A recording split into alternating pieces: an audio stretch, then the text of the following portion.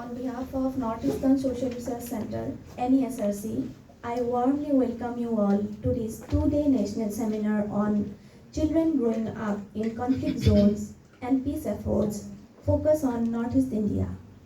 I am Pallavi Deka, Research Associate at NESRC, and I will be your host for today's proceeding. We are delighted to begin the two-day event with Inaugural Session. To chair the session, may I now invite Ms. Ketaki Bardalai, Director of Sarothi, Center for Rehabilitation and Training for Multiple Disabilities, Guwahati.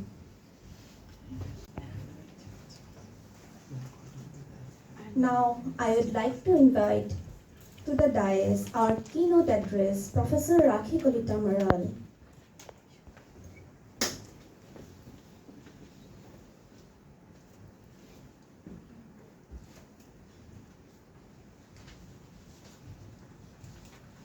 I'd now like to invite our esteemed director, Dr. Walter Fernandes, to the dais.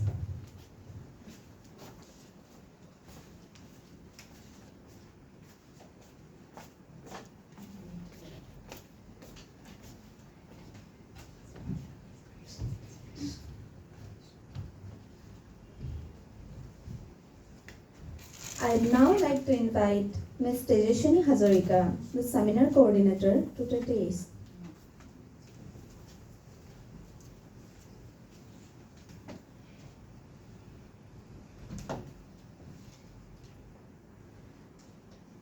I'd now like to invite Dr. Walter Fernandes, Director of NESRC, to give the word of welcome. Everybody, and thank you for coming for this seminar. It's a pleasure to welcome you to this seminar, which has come out of our efforts in Assam. It has come out of our efforts in Assam, Tripura, Nagaland, and Manipur, where we are involved in peace efforts during the last 15 years with local partners. Our work is to support their efforts, to train their activists in peace activities.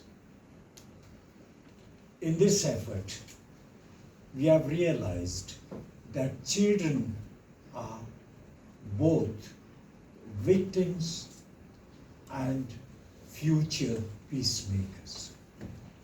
And that is the reason why we decided on this seminar, this theme for the seminar this year.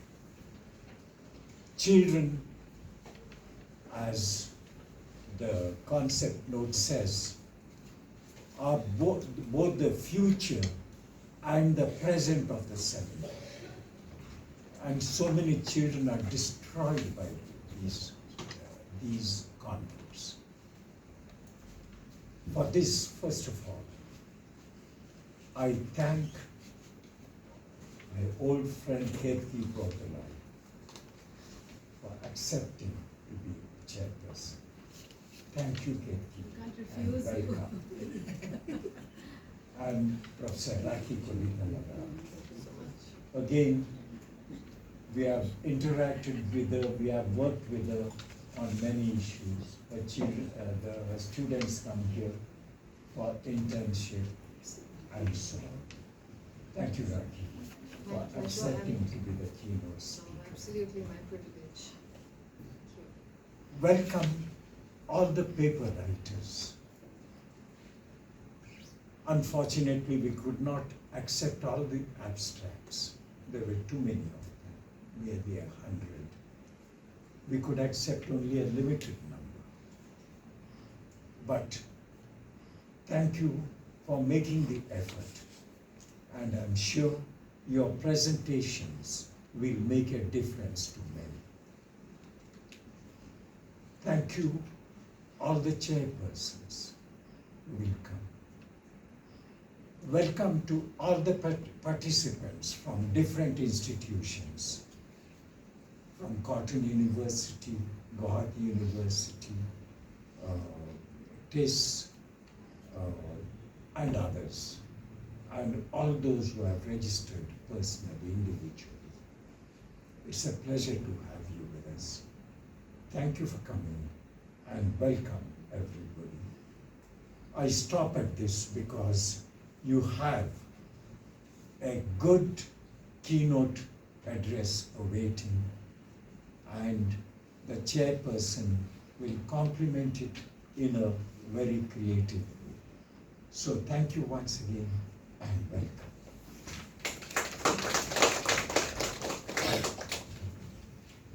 Thank you so much, Dr. Fernandes. Following that, I would request the coordinator of the seminar, Ms. Tejaswinee Hazarika, to present the introduction to the seminar. Good morning to everyone, and welcome you to this National Seminar on Children Growing Up in Conflict Zones and Peace Efforts focused on the Northeast India. It is a privilege to gather here today with scholars, activists, community leaders, mental health professionals, and policymakers to dialogue on an issue of immense urgency, the lives and futures of children in conflict zones. Children are among the most critical subjects of study and policy in our times. Childhood itself is not a simple universal experience, but one rooted in multidisciplinary and intersectional contexts. It is shaped by history, politics, culture, and identity, and it is childhood that lays the foundation for who children become as future adults. But when childhood unfolds in the shadows of conflict, it is deeply constrained. As Pina de Costa reminds us, children often become the subject, the object, even the instrument of violence. Across the world, we see them killed, orphaned, displaced, and at times forced to participate in armed struggle. This seminar therefore asks us to look closely at what it means to grow up in conflict zone. We especially focus on Northeast India, but we also keep in mind that these concerns resonate across the country and the wider region of South Asia. Our first theme is theories and conceptualization of childhood in conflict zone. We cannot talk about child rights in abstract. We must ground them in local, state, and regional context. How do ethnic conflicts, political violence, exclusion, and marginalization reshape what it means to be a child? How do societies, stories, memories, and lived narratives eliminate the experiences of childhood amidst violence? These are the questions we begin with. Turning to the context of Northeast India, we see a region whose history has been shaped by colonial neglect and post-independence securitization. Once identified as a buffer zone, later as a frontier, the region's aspirations for autonomy often clashes with national integration projects, which results in decades of militarization, ethnic contestations, displacement, and instability. And children in this continuum have been among the most vulnerable. Their education, mental health, and physical well-being have been disrupted, their futures clouded by instability. But children are not only victims, they have also been drawn into resistance movement, whether during the Assam movement, the demand for Nagaland, the conflicts in Tripura, or ongoing struggles in Manipur. Sometimes they participate as an extension of family and community. Sometimes they are recruited or coerced. This raises difficult questions. Are they stripped of agency, reduced to mere instruments of violence, or are they to be recognized as political agents in their own right? Here, civil society and advocacy plays a crucial role. Across India, movements like Bachpan Pachuau Andolan, Save the Childhood movement, have mobilized children's voices against exploitation. Yet in Northeast, child rights in conflict zones have not received adequate national attention. Local bodies and community organizations, however, have stepped in to provide care, rehabilitation, and advocacy. This efforts raises important question. What can we learn from these local initiatives? How might they inspire more responsive policies for children in conflict situations? And how do we ensure that children's own voices are included in these peace processes? A critical dimension here is gender identity and social location. Conflicts are patriarchal in nature, and boys, girls, or young people experience them differently. Girls often face sexual violences, while boys are forced into armed participation, framed through ideas of masculinity. When layered with ethnicity, caste, and class, their vulnerabilities multiply. Recognizing intersectionality is therefore essential in understanding the differentiated impacts of conflict on children. Another urgent concern is the psychosocial and socio-spatial needs of children in conflict. Conflict does not only wound bodies, it leaves deep scars on minds and memories. Children may be physically injured, disabled, or emotionally scarred by traumatic experiences. At the same time, their socio-spatial environments, homes, schools, neighborhoods, playgrounds, are often destroyed or converted into camps. The loss of these spaces of belonging and interactions adds another layer of distress. How do we address both the emotional and the spatial dimensions of childhood in conflicts? Closely connected are education concerns. Schools and playgrounds are not luxuries. They are crucial for children's growth. Yet in prolonged conflict zones, schools are often closed, burned or destroyed. Displacement interrupts education. Poverty forces children into labor. And going back to school can itself become a site of stress and fear. This undermines not only children's right to education, but their broader development as citizens. How do children bargain for access to education in such disrupted conditions, and what can be done to restore their learning with dignity?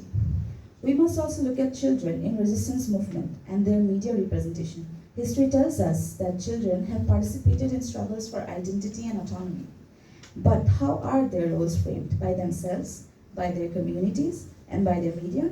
Civil society and militant groups alike have mobilized children in non-children issues, for territorial disputes to armed resistance. And today, media coverage, whether print, television, or digital, plays a powerful role in shaping how we perceive these children. Too often, it reproduces biases based on gender, race, and ethnicity. We must ask whether media narratives amplify children's voices or further marginalize them. Finally, we come to the rehabilitation, reintegration, and peace education. The aftermath of conflict begins its own set of urgent challenges. Who provides care when families are torn apart and schools are gone? How do orphans or children in conflict with law find their way back into society? What roles can legal frameworks and state institutions play in protecting their rights and ensuring long-term healing?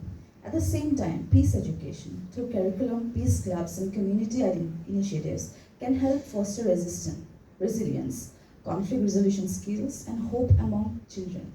Local civil society groups in the Northeast have already piloted models worth learning from. The question is how to scale and support such efforts. All of these themes come together in the sixth technical session of the seminar.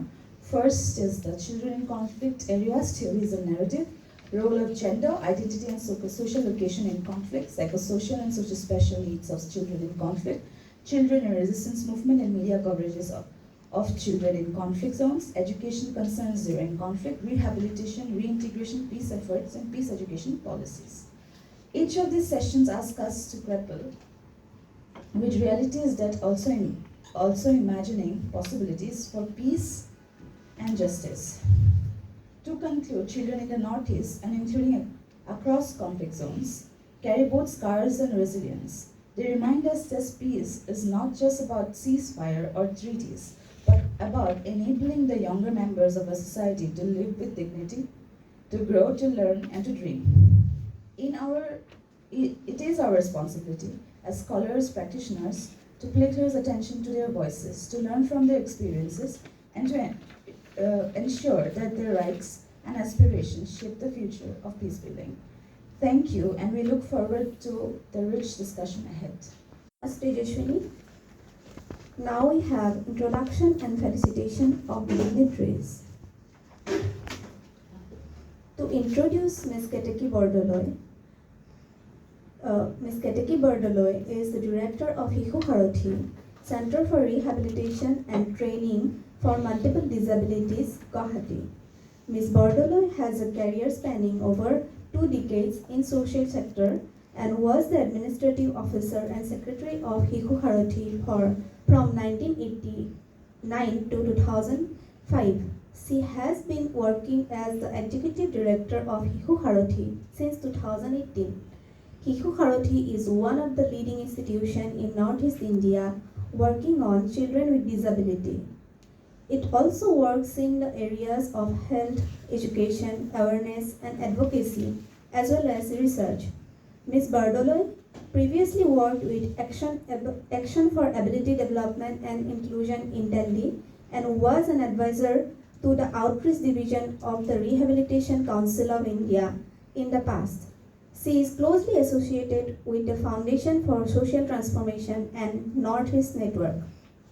Now, I request Vizo, our Senior Research Fellow in NESRC, to felicitate Ms. Bardalai. Taniya, please help me.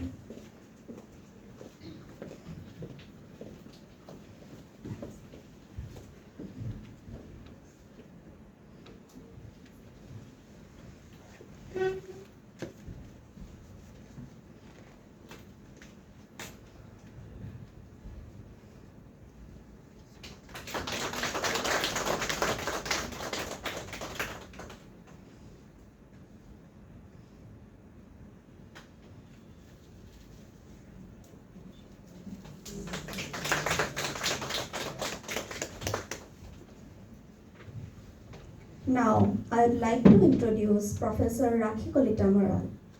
Dr. Rakhee Kalita is a PhD in American literature and has worked on sociology of T.S. Eliot's poetic identity and sense of nation, with later research concern in postdoctoral studies, and has worked at the intersections of literary theory, gender, Northeast India studies.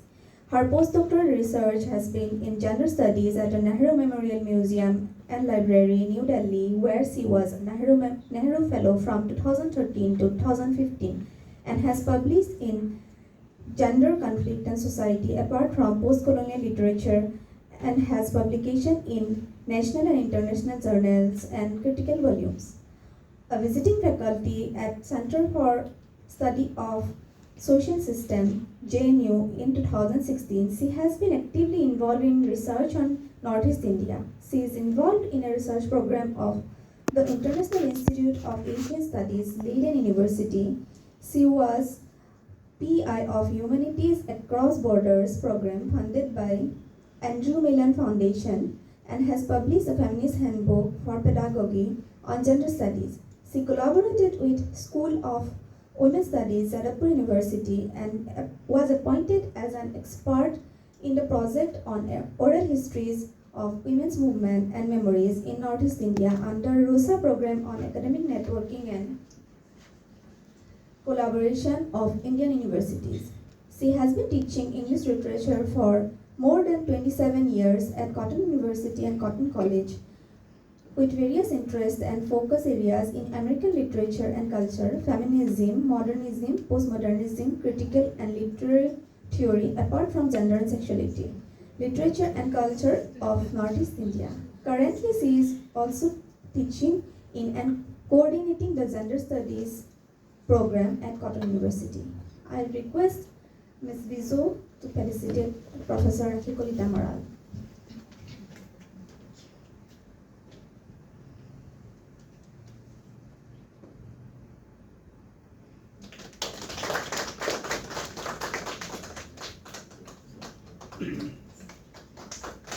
Thank you so much, Vizo and Taniya. Now, I request Professor Rakhee Kalita to deliver the keynote address for the two-day seminar. For that rather long and somewhat embarrassing introduction. I think the moot point is that I am an interloper. Although Director NESRC, Dr. Walter Fernandes, my long-time friend and collaborator in many projects with mutual respect for each other, kindly asked me to deliver the keynote. I was a little, zapped looking at the real theme of the seminar, children growing up in conflict zones. I am no child psychologist, nor am I a specialist in that exact domain. The chair of today's session is perhaps better equipped to talk about this theme, more succinctly and with many more details. However, I thank Dr. Walter Fernandes, your team, Tejaswinee Hazarika, the convener of this national two-day seminar, chair, of course, Ms. Ketaki Bardalai, Executive Director, Sarothi, also a very good friend and someone I engage with both professionally and otherwise. So it's a pleasure to be here, and especially to see so many young researchers, professionals, teachers, and specialists in the area drawn from different institutions, both within the region and outside.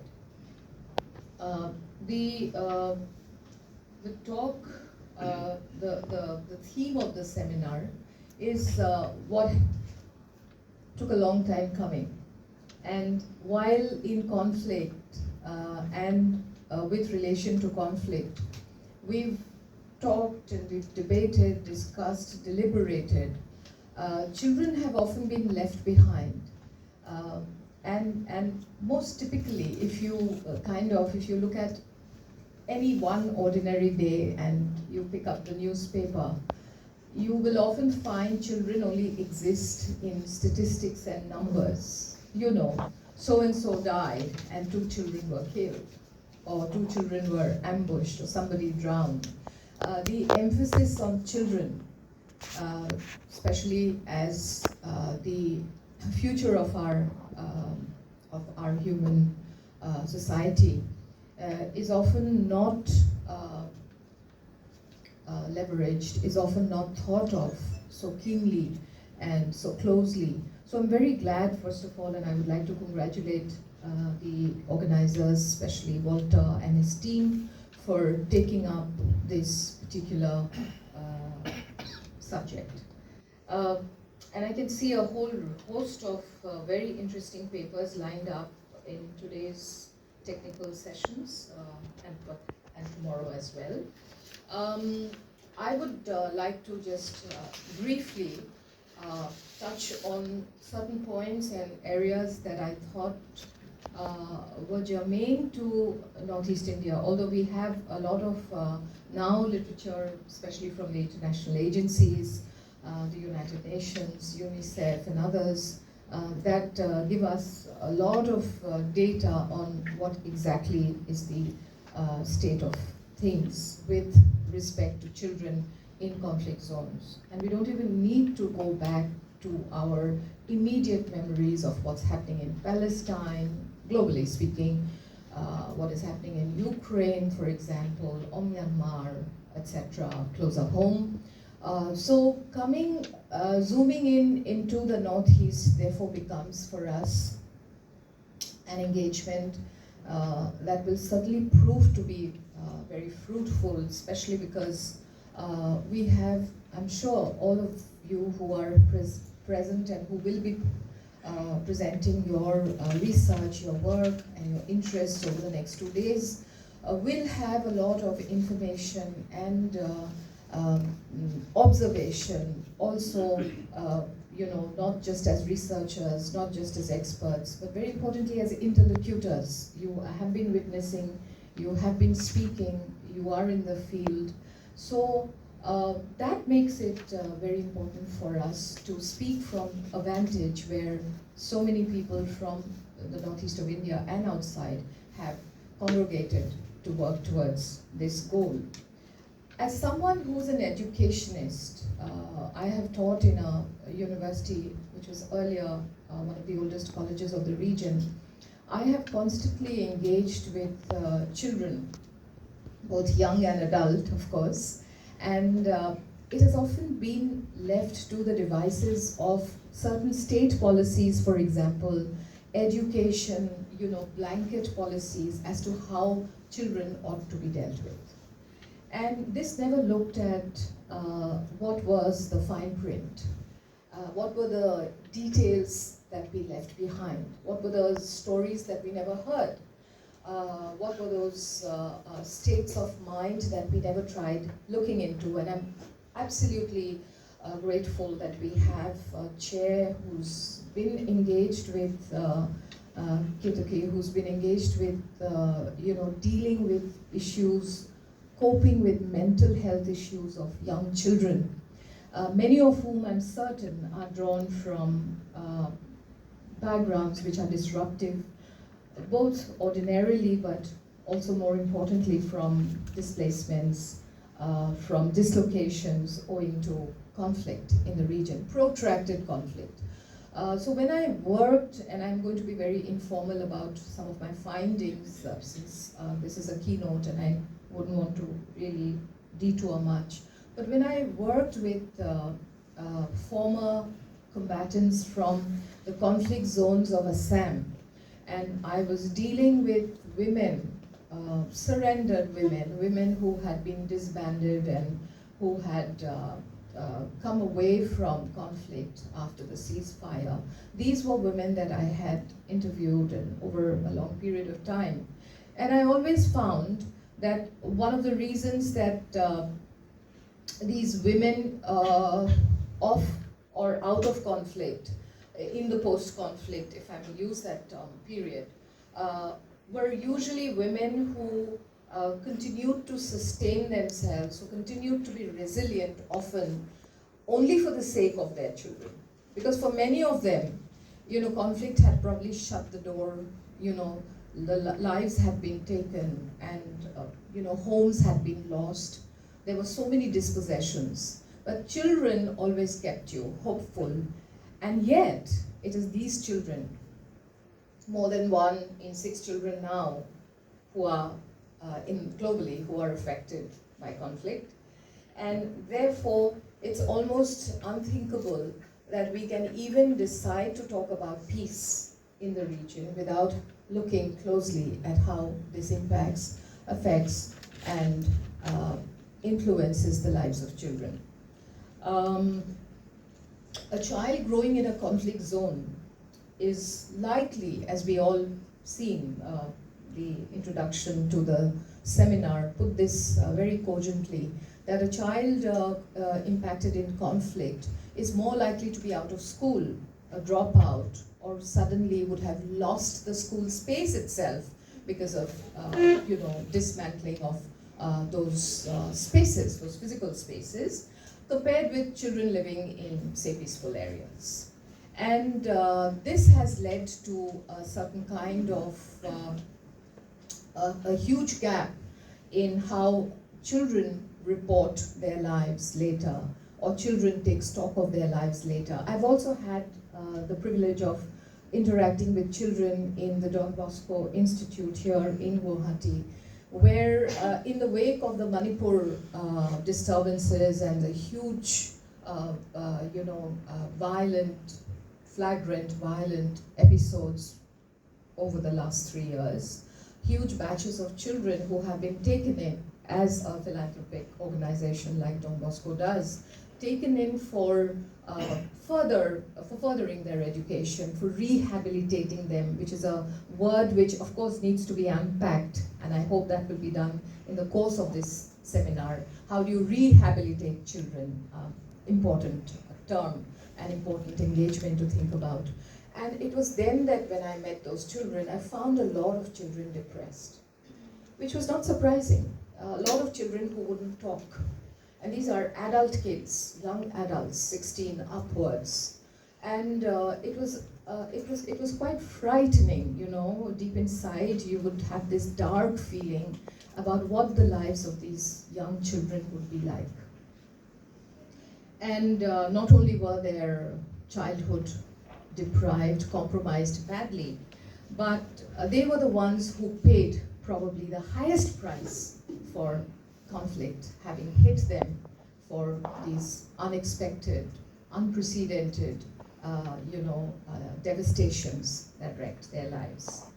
Many young kids, I'm told, and I have access to a report on testimonies from Manipur, both from internally displaced persons from Manipur, IDPs, as well as people who have engaged with civil society for their rehabilitation, for bringing them back, and for peace efforts. From both these quarters, the stories and the reports that have come have been very disturbing.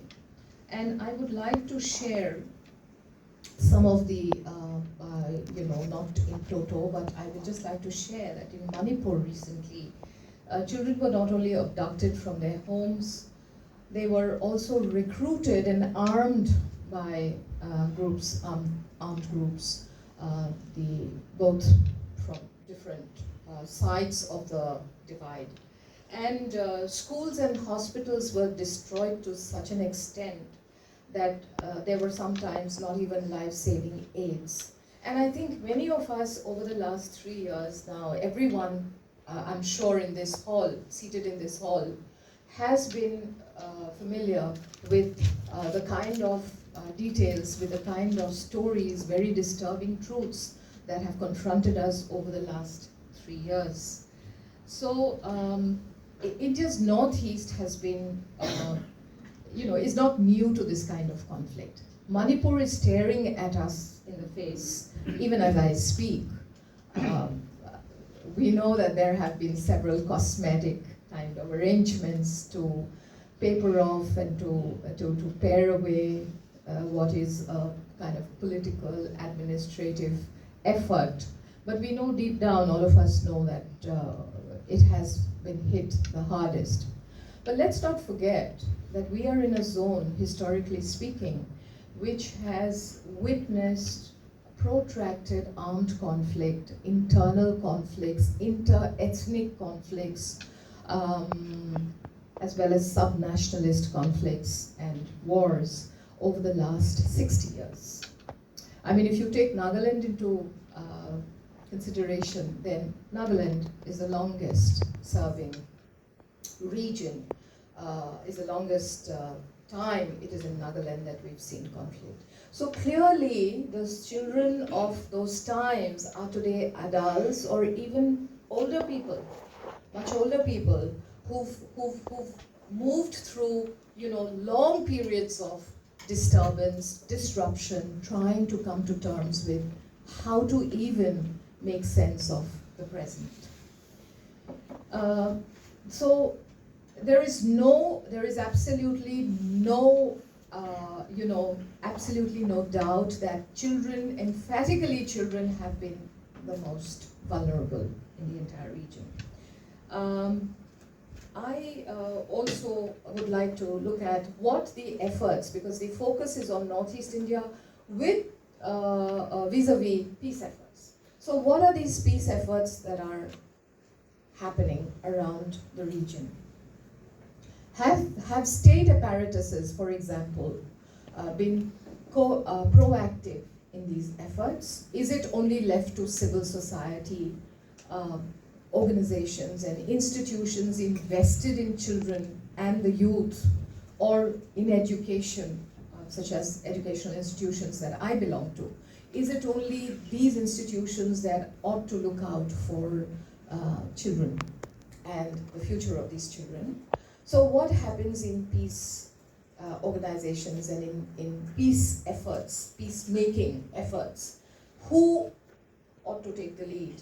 And what do these show? So I have some information from the Assam Police, for example, which claims that over a long period of time, since Assam was also, for the last 40 years or so, we had been in conflict, and now, of course, it's one hopes that conflict is over, but not quite. And as everyone would agree, the absence of war is really not peace, okay? And so peace is a very discredited word in our, both in the institutions, in the academy, as well as in peacemaking organizations, in civil society, voluntary organizations that help out. Peace comes as a kind of, it's a term that is often not looked at squarely in the eye. And therefore, peace packages seem to tell us that, okay, this is done, so many bags have come, so many children have been admitted, so much of food has been sent, these children have received fellowships or scholarships or have been given bursaries, and therefore everything is hunky-dory. But that's really not the truth.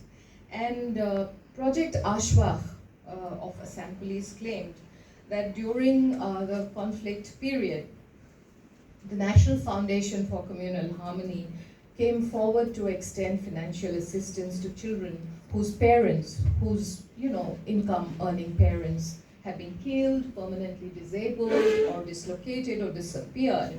And these children were identified through local police stations. Now, this is just one of the ways, is what the government claimed.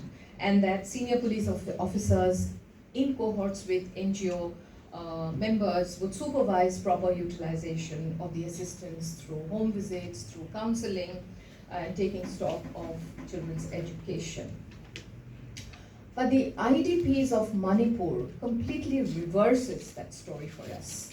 And in the last 3 years, the recent sight of such displacements and terrible lives tell us an entirely different story. And I want to come back to the report that I had from these testimonies. Sorry? Yes, I'm sorry. So the reports that came from these testimonies were so horrifying. And I would just like to read a little, not verbatim, but just crunch some of the data that I had, that some of the children in these camps and in these relief organizations, in these relief camps that were installed by both the government and sometimes by NGOs, had no separate provisions for women or young girls. And that was a most difficult, very difficult reality to face. So women faced a lot of not only hardship, but they suffered for it, resulting in long-term disabilities, physical disabilities, because of the kind of pressures that they had to face. And hundreds of people crammed into small spaces led young children to suffer, mostly young children and the old, to suffer from diarrhea and fever. As a result, many children who were brought into these IDPs and who were notionally also enrolled in schools, schools that sometimes did not even exist, they were children who one had to go back to the children to figure out and to ensure that the children didn't escape. There were many stories of children escaping, running from these spaces in the middle of the night, quietly taking off from these IDPs, because the camps and these institutions sometimes were much more horrible than their own broken and dismantled homes, where there was no security, no food, no prospect for the future. In fact, one of the IDPs had a theme called "Leave No One Behind."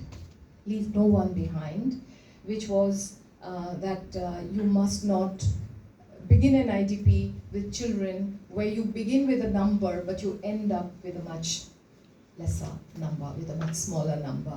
Because in the process, in the interim, as Amartya Sen had long back iconized the term missing women, here we have missing children. So where are these children? What happened to some of these children? Do they escape? Are they killed? Are they taken away? So peace efforts to that extent need to be focused on how perhaps both agencies from the state, agencies from the non-state, voluntary organizations, institutions, civil society groups, all put their heads together to figure out the future of our children. I am not competent to talk even about, to go anywhere near the psychosocial influences and the impacts. And Ketaki Bardalai here, our chair, is absolutely the person for it. And she's probably witnessed so many children who go through different stages and degrees of mental disease and mental health, mental illness that compromise them for life forever. However, having said this, these are grim stories. What is uplifting, though, is the intervention that writers, artists, scholars of humanities have made in this field. And in recent times, we've also seen, for example, writings that have used or that have children as protagonists, increasingly so, because we are constantly aware that we haven't spoken enough for them. In fact, over the long years and decades of conflict and disruptions in Nagaland, in Manipur, in Assam, some of the best known Anglophone writing from the region that I know of, there could be many more in the Bhasha languages, in the languages that are regional, but in the Anglophone languages, there are so many writings that ultimately boil down to the lives of young people, and among them, Temshula Au is important. Her stories from a war zone, These Hills Called Home. The Last Song, for example, these are heart-wrenching stories that are actually not fiction. And the truth is that nobody is creatively imagining a scenario here. The scenarios lend themselves to be represented, to be written about, to be thought about. So this thinking group is very important because we are dealing with the most important, most valuable, most precious assets of our human condition. We are looking at young people, and the oppression and the partition 30, 40 years ago had also resulted in such poignant stories, narratives. Especially I'm reminded of Munnu Sajad's A Boy from Kashmir. If some of you have read that, that comes to my mind. Also from Kohima, A Respectable Woman, Easterine Kire, who deals with the growing up, exactly the growing up of a young girl through the eyes of a mother who's actually seen this violent catastrophe of the 40s, and then who grows up to remember through her mother's eyes and write about coming to terms with conflict, with war, with disintegration, loss, dispossession. And yet, and that's the best thing, and I think hope and resilience lies in the fact that as human communities, as human societies, we can all put our heads together and think about how hope and how certain thoughts and action that go into the making of peace efforts ought to dwell for a large measure on what do we do with these children? How do we convince them that life is not so dark after all, that there will be a ray of hope, and there will be the sun, shining from among the clouds. And I think A Respectable Woman does that. War-torn Kohima, and in the end you see this woman emerging with her child, who's now grown, and the stories that they filter through to their communities are stories about waiting and about hope. I think it is in the waiting and it is in the hope that peace becomes promising. In Assam, I'm also reminded of Orupa Patangya Kalita. I will just take 2 more minutes. Whose Felani has been, is the signature work with which I think the emphasis from adults to children was made. That was a transition that was necessary. We didn't think about children so much. Children were always collaterals, so to speak. That's not a term that I would anyway like to, it's not a term that I'm offering. It's just a way of saying that children were always, part of the kit.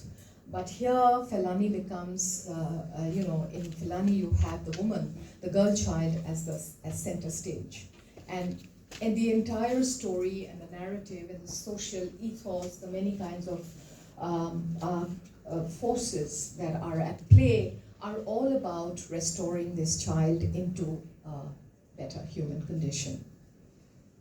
So I think that an insider view of conflict and mission towards peace is possible from these many directions, that we look at peace through efforts made by people. I know of people, for example, who travel all the way from Europe and who come into Northeast India, with nothing but a backpack, only to be amidst young people only to be amidst children in order to instill some hope and some life in these orphans, sometimes many of them who are completely abandoned children, like Felani was. So interethnic violence and racial military terror, which still inscribes many of our societies in Northeast India, has resulted in these psychosocial traumas that we are now both witness to, we live with, we try to cope. In institutions such as ours, and I'm just bringing on a little bit of fact here. So for example, in the institution that I teach at Cotton University, we have gender champions drawn from among students. And these students are actually selected and they are also voluntarily, they offer themselves to the, I'm sorry, I've been fiddling too much with the screen. Okay, so these are young people who try and engage with the young people who are oppressed, young people who have mental issues, people, mostly young children who come from such backgrounds that report conflict, that report terror, that report psychological trauma.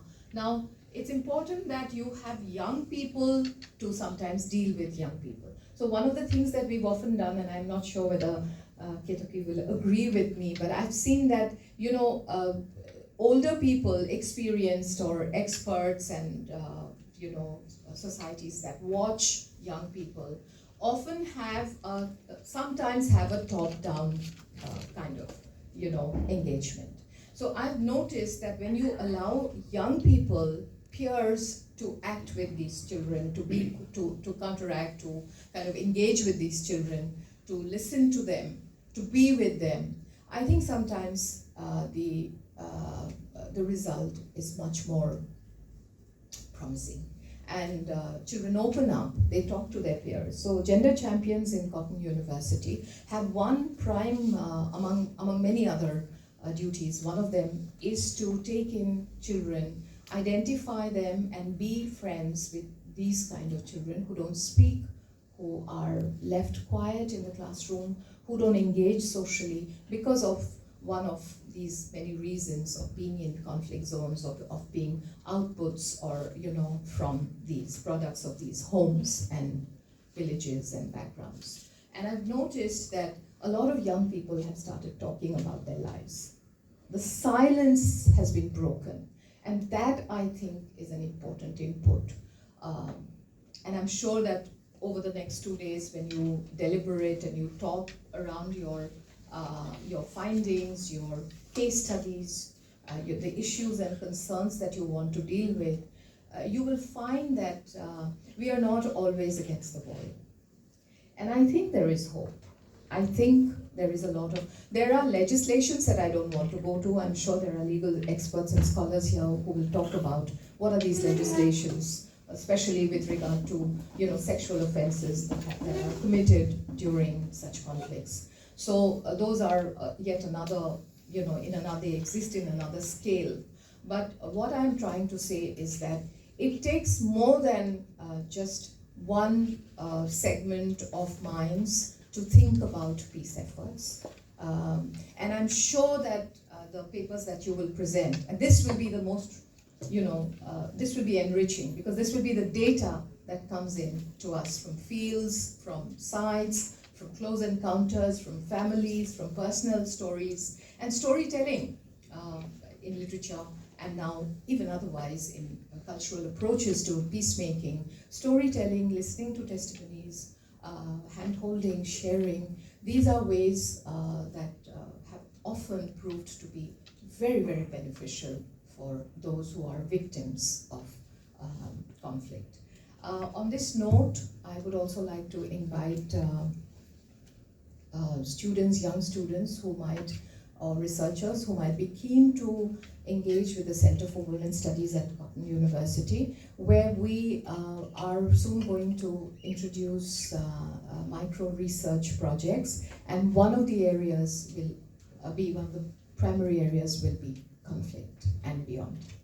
So with these words, thank you for giving me this opportunity. I know that I've been sketchy, I've been kind of hammering around everywhere, but I do hope that this will sort of, open the page for new writing, the page that is blank just now, to be written, to be read, and to be listened to, so that we have 2 very fruitful days of engagement on children growing up, being raised into future adults and future humans with personhood in conflict zones of Northeast India. Thank you very much. Thank you so much, Professor Kalita, for such an insightful keynote address.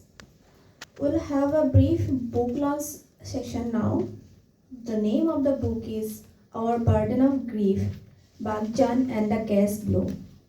The author of the book are Hanjoy Barbara, Dolly Kikon, and Noiri Gogoi.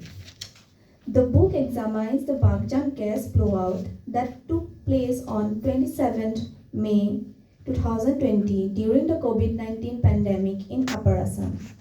By drawing on the experiences of the survivor as well as media reports, official inquiries, and interviews with the advocates representing the survivors, this book analyzes the historical context of recent environmental conflicts in Assam.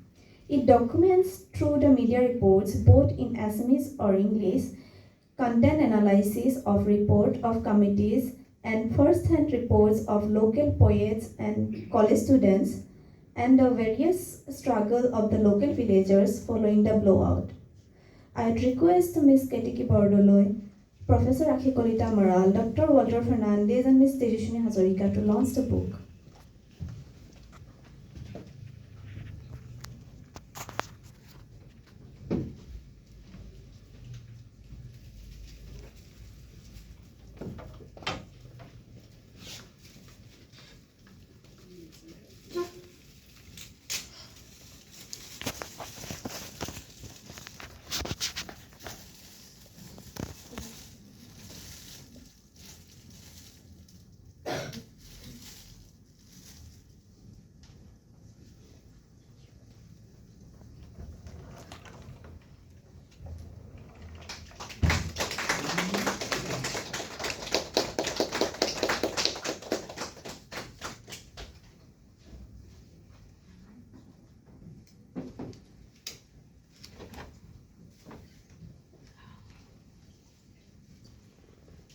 Now, I'd request the Chairperson, Ms. Ketaki Bardalai, to give her speech.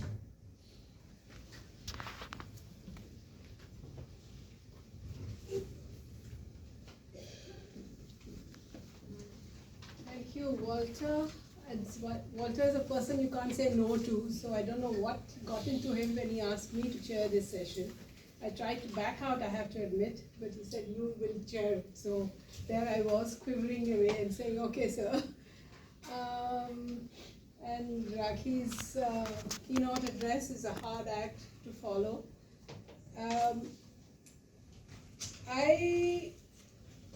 Although you've talked about my work in Shishu Sarothi, I would like to just, like a disclaimer, say that I'm not, my understanding of the theme is, I have some understanding, but it's still very, it's not, I haven't got any kind of immersion in the topic. As a person, I have also been on the fringes of conflict that has ravaged and battered the region for so many years. And some of the information and knowledge that I have is anecdotal. Some of it is from experience.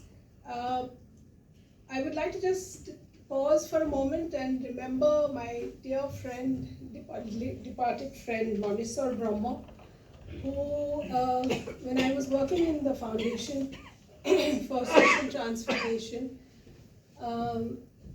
we had given a fellowship to Monisar to use art he was a fine artist, as some of you may know of him. He used art to work with children in conflict-affected areas. That was the name of the fellowship that was given to him.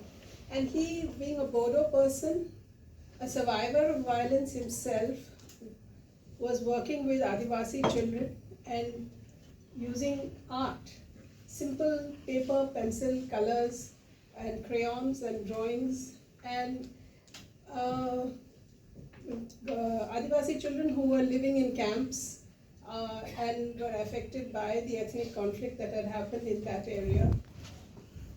And I was really humbled by that sense of purpose that he had about this fellowship. And he said that, I'm hoping that through art I will make them think in a different way. I'll make them think in an alternative way.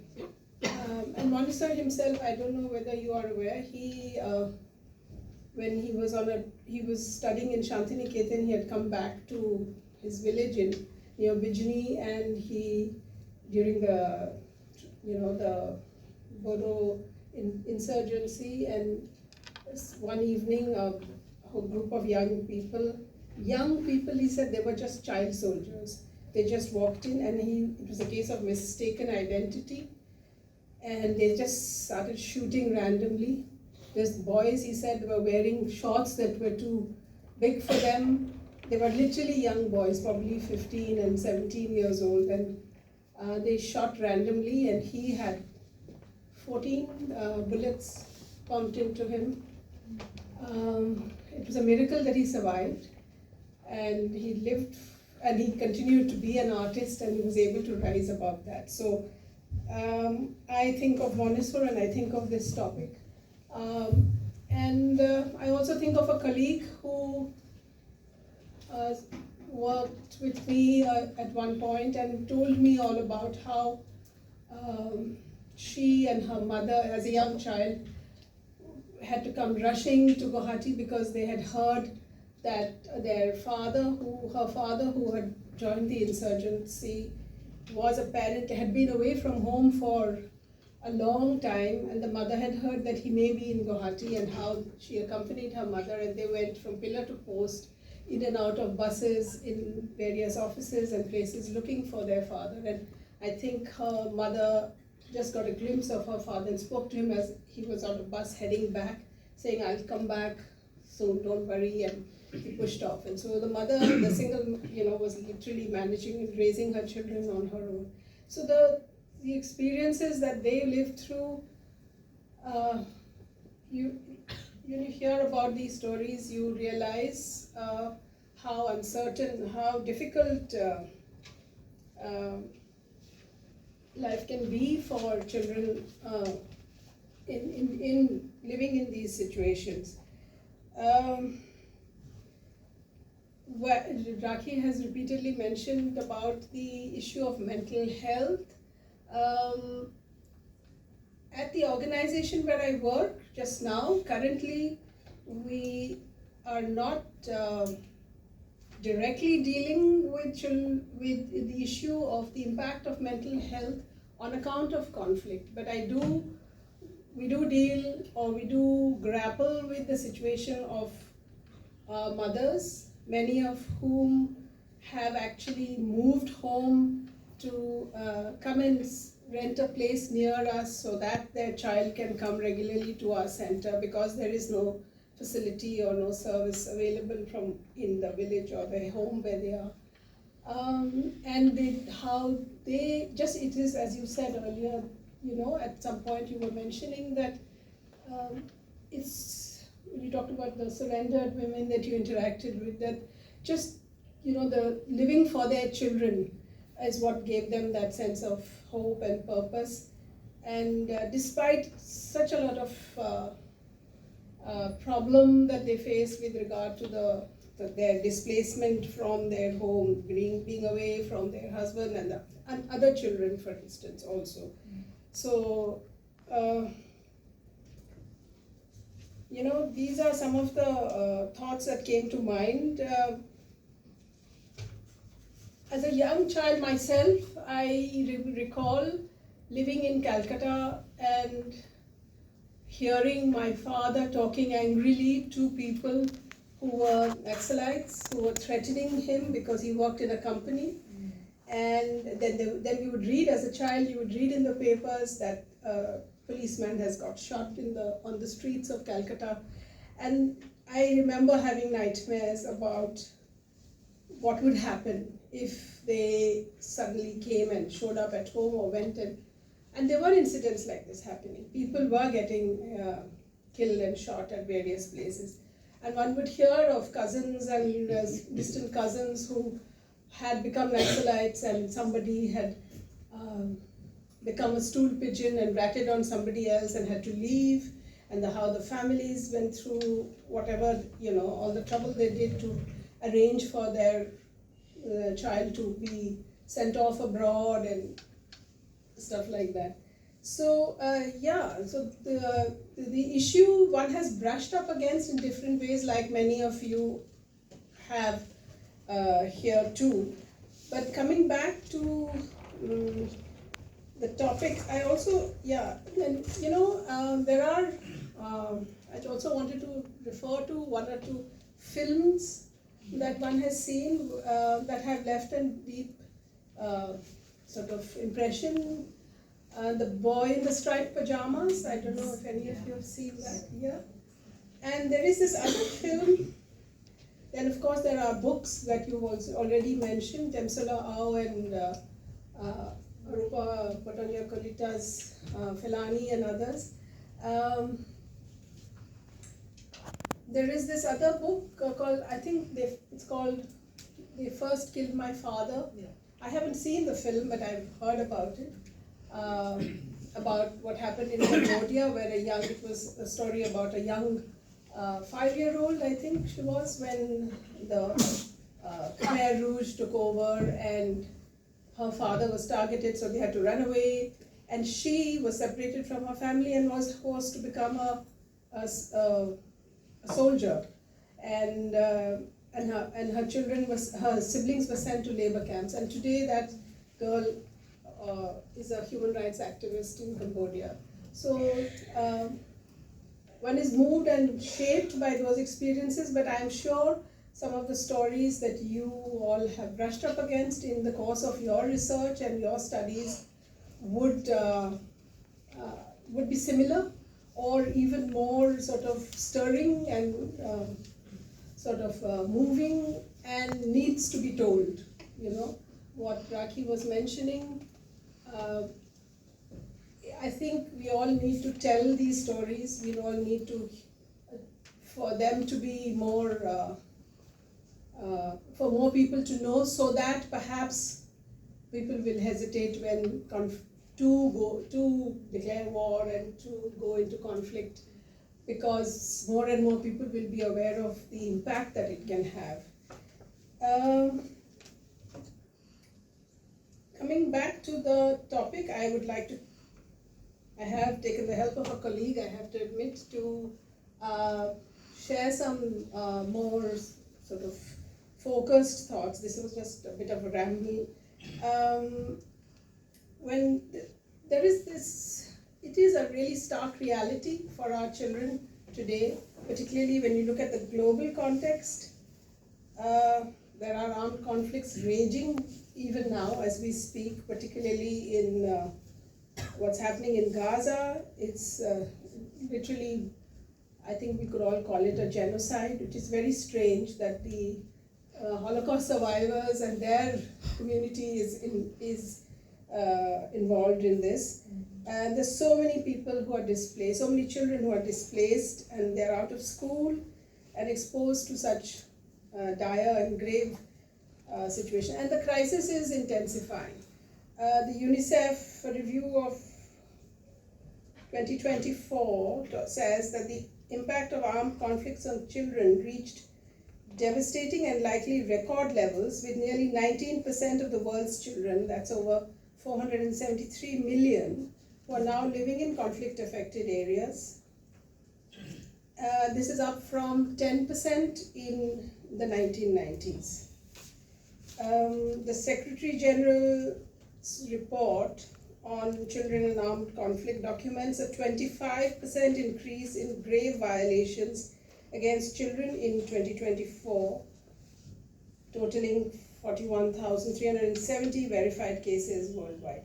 When we come to the Northeast, decades of conflict in the region, in Assam, Nagaland, Tripura, Manipur is simmering even as we speak, and even what happened in Mizoram. It severely disrupted the lives of children.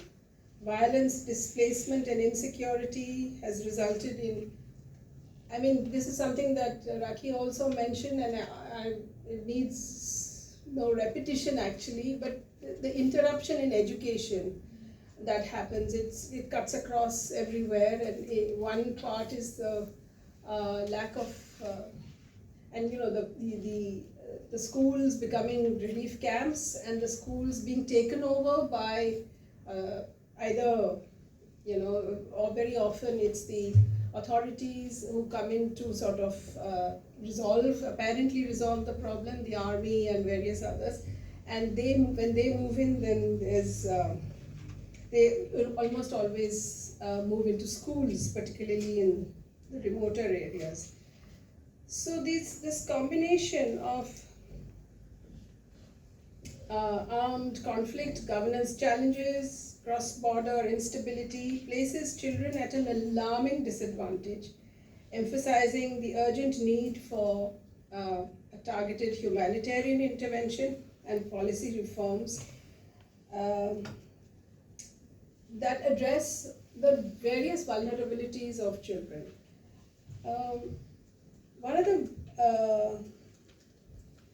there is some data. The Save the Children 2024 analysis says that 1 in 3 children in conflict and fragile affected countries, especially those in India's northeast, are out of school, displacement and resource constraints. They cite that children in the region face long-term psychological challenges such as anxiety. I mean, that's all something that Rakhee's also mentioned, anxiety, post-traumatic stress disorder. None of us really know. Even we don't work directly on the issue of mental health. We work primarily in the area of disability-related intervention, but a mental illness is a disability. We don't have enough expertise, but we are realizing that we are failing by not addressing this issue. And dealing with post-traumatic stress disorder is at another level, and there is such a desperate need, and it's something that I think even Sanjay Hazarika had pointed out in his work on Mizoram about how there is such a desperate need for counseling, and particularly to deal with PTSD. As far as the issue of children with disabilities is concerned, I don't think I need to reiterate that they are highly vulnerable, particularly girls with disabilities.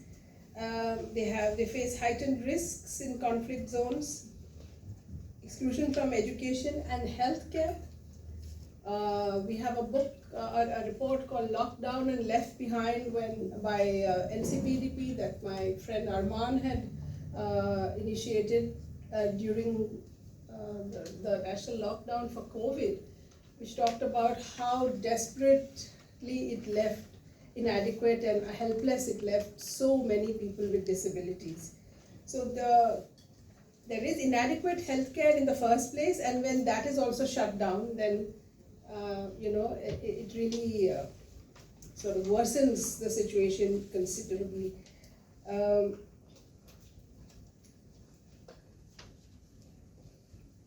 The other thing that I feel that really worsens the situation is this erosion of trust that happens, erosion of trust trust in the authorities. It's people who are supposed to have saved you, who are supposed to have looked after you, who are supposed to have protected you. There is a UNICEF 2024 review that highlights that children in conflict zones, including those with disabilities, are disproportionately excluded from education and services. 52 million children overall out of school due to conflict disruptions, and children with disabilities are 3 times more likely to face such exclusion. This is compounded by the infrastructure damage that occurs due to conflict and the resultant resource scarcity. When it comes to long-term impacts, the effects of conflict on children are profound. Educational setbacks, malnutrition, psychological trauma, and erosion of trust, that's what I mentioned. Girls are especially vulnerable. We've had so many incidents of girls with disabilities presumed to be unable to speak or explain what happened, hence considered easy targets by people. But girls with intellectual disability, girls with hearing impairment, who are often, singled out, and they really are extremely vulnerable because it is presumed that nobody will believe them and nobody will understand what they are saying.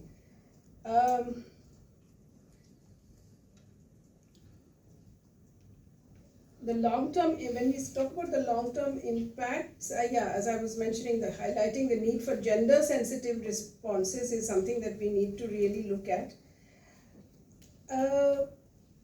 Why this matters for policy and practice. Effective interventions require region-specific approaches that reflect local realities, particularly in Northeast India. That one-size-fits-all approach of many interventions, and as you mentioned, giving away a few scholarship, a few bags of rice, well, not even scholarship, it's mostly giving a little money, and a few bags of rice is considered enough, and authorities tend to absolve themselves of responsibility after doing just that. So that is something that we need to really look at. Children are not just victims of war, but bearers of inalienable rights, and Article 6 of the UNCRC guarantees every child's right to life and survival. Article 19 demands protection from all forms of abuse, and India is a signatory to the UNCRC. We have laws that are in place that align with the convention. Article 28 upholds their right to education. Article 38 calls for shielding children from the horrors of armed conflict. Yet we see millions of children across the globe facing extreme violence, missing schools, healthcare, proper nutrition, or worse, killed. So when we come to this issue of children's agency, something that Rakhee also touched upon, going beyond the victimhood, they often contribute to peace efforts and community resilience, and supporting their agency and participation is key to recovery of and for peace building. So getting them involved in the process and not seeing them merely as passive victims or as collateral, as she was mentioning, when getting them to and when they do participate, knowingly or unknowingly, in both conflict and peace processes, recognizing and supporting their agency while safeguarding them from exploitation is essential to fostering empowerment, promoting their mental well-being, and that's how they will cope and sort of recover or be, getting on with life in the aftermath, even though there are scars and telltale effect of what has happened, but moving on is so critical and so important. There is also this whole intersectionality issue about gender, about location, ethnicity, ability, disability, and so many other factors that need to be considered. There is a note that my colleague pulled out that which says that women and girls in conflict settings are particularly vulnerable to infectious disease displacement and gender-based violence. Over 676 million are affected globally, and marginalized groups including tribal communities, ethnic minorities, I'm coming to the end now, are often subject to stigma, discrimination, and reduced access to essential services. And this has been clearly seen in Manipur. We have colleagues who are running NGOs in both Imphal and in Churachandpur, and we hear very different stories from the people who are in Churachandpur, how difficult it is for them to participate in any activity and how isolated they are.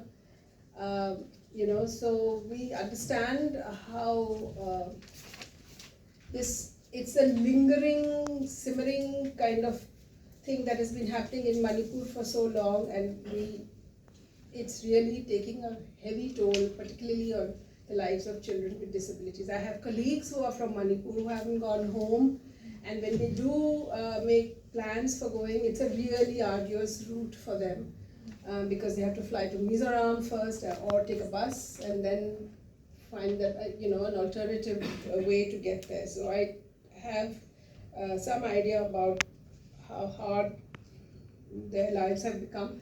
They haven't seen their loved ones for long spells, and they're completely isolated here. I'd like to end on a note of hope and future direction, that despite challenges, children do demonstrate resilience and creativity, and supporting, as Rakhee mentioned, youth-led initiatives. Maybe one of you should be speaking here, not me. A child should have probably been speaking here instead of me, because when children, that we shouldn't be doing this top-down kind of, having this top-down approach, where they themselves, when they support youth-led initiatives, support other young people, one has seen some very positive stories coming from, say, the YMA in Mizoram, which has really taken on a lot of, responsibility of helping other young people in their community. So there are stories. I'm sure you all know better. You all, my sort of understanding is still comparatively light touch, but. Together, I think we all have a stake in changing the situation for children across the region and making life, children who are affected by conflict and who are growing up, as the topic suggests, in conflict zones. Thank you. Thank you so much, Ms. Bardalai. This was a very engaging speech. And with this, the inaugural session comes to an end. We have an announcement. The book that has just been released is priced at 200 rupees, but today and tomorrow it will be available for you at 30% discount, that is at 140 rupees. Also, we have a stall for our publication outside the hall. The books that are on the registration table are sold at 20% discount, and the books that are spread out on the smaller table to its left are sold at 50% discount. You can avail it there. Another announcement is that the participants who are not presenting papers, you will be provided the seminar certificate only if you were present for both the days. Thank you. Now we all have a tea break, and then we'll begin our technical session. Tell the time. Yeah, at 11:10. Our child welfare, rights and protection, disability, mental health, HIV/AIDS, green social work, social policy and development. He has published several books, research papers, book chapters during his academic journey. He has been included in Limca Book of Records 2019-2020 for contribution to establishment of first Center for Disability Studies in a central university in India. He also has received the award of Young Investigator Award category, Co-Investigator, ICMR, IA 6, 2021. He is also awarded by Institute of Behavioral Science IBS, University of Colorado Boulder, USA, and SPARC Award, Government of India. The paper presenters for this section are Dr. Sangeeta Rani Kalita, writer and professor at BRM Law College, Guwahati; Lina Pegu, doctoral research scholar, Advanced Center for Women's Studies, TIS Mumbai; Taniya Khangembam, research associate, NESRC. Proceedings.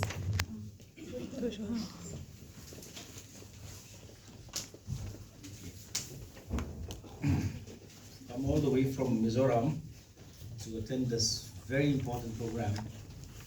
Thank you to the organizers from NERC for having invited me here. It's been quite a while that I visited Guwahati actually, even though it's so close. I've read a lot of course, Mr. Fernandes' work. Not met him personally, but it's a privilege to meet you today, sir. And so I'll not go further. I have lots of things to say, and I do have a slot in the afternoon, so we'll discuss about that in detail. Without further ado, let me introduce some of the presenters for this first session. Number one is Dr. Sangeeta Rani Kalita, writer and professor at BRM Law College, Guwahati. So the title of her paper will be "I Still Am Looking Back to the Most Frightful Days of my Life," highlighting my book, My Father Was Not a Part of Alpha. Dr. Sangeeta Rani Kalita is an assistant professor in law and a popular Assamese writer. She did her LLM from Guwahati University with specialization in human rights and criminal law. She obtained her PhD from the same university in 2015. Her area of interest was an analysis of the rights of children in armed conflict situation, with special mention to children soldiers of northeastern states of Assam, Manipur and Nagaland. She has published many research-based articles on child rights issues, especially on the use and recruitment of child soldiers by different outfits of Northeast region. She has been a regular writer in different Assamese newspapers. She was interviewed by a noted journalist and writer late Homen Borgoheim in a popular TV talk show Katha Barta, especially for the discussion on child soldier issues. She had published 3 books, namely Zabadikotar. Is it correct? I'm not sure that I okay. All right. Like it's quite so Langzimi direct. Okay, forget it. I mean okay. Compilation of various articles in media. Hilaini Lama, The Way of Guns, Real Stories on 13 Child Soldiers.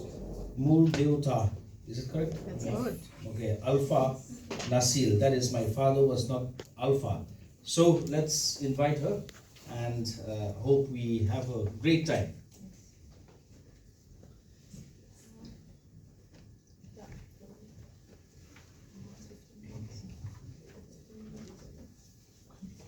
Thank you so much, sir, for nice introduction. Good morning, everyone present over here. Distinguished chairperson, distinguished guests, and participants. I stand before all of you to share some bitter experiences of my own, whatever I encountered during the last president's rule. This is not a story of my own only. It is a story of many people who used to be the worst victim of that situation, that carnage during the president's rule. So before going to start my presentation, I'd like to share a particular, experiences which I witnessed during that particular time. Of course, this presentation is going to highlight the bitter experiences, the bitter memories of my own, but in this particular presentation, I humbly try my level best to incorporate lots of things regarding the child atrocities by the state actors as well as non-state actors. Child soldiers issues we have already witnessed so many incidents regarding this one. Even respected Ketaki ma'am, respected Rita ma'am have already explained to these particular issues of great concern, basically in Northeastern region. I did my PhD especially on the use of silent combatants by different outfit groups of the Northeastern region, especially Assam, Manipur and Nagaland. Because lots of evidences are basically there, but people are not yet able to dig out all those information. People wanted to hide all those, stories, which are basically, they are actually harsh reality, stark reality of different kind of children who have been recruited by many more outfit organization of Assam, Manipur, as well as Nagaland.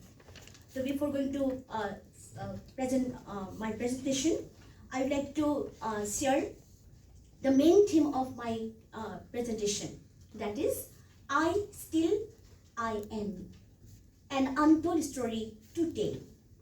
Looking back to the most frightful days of my childhood days, highlighting my memory, my father was not a part of Alpha.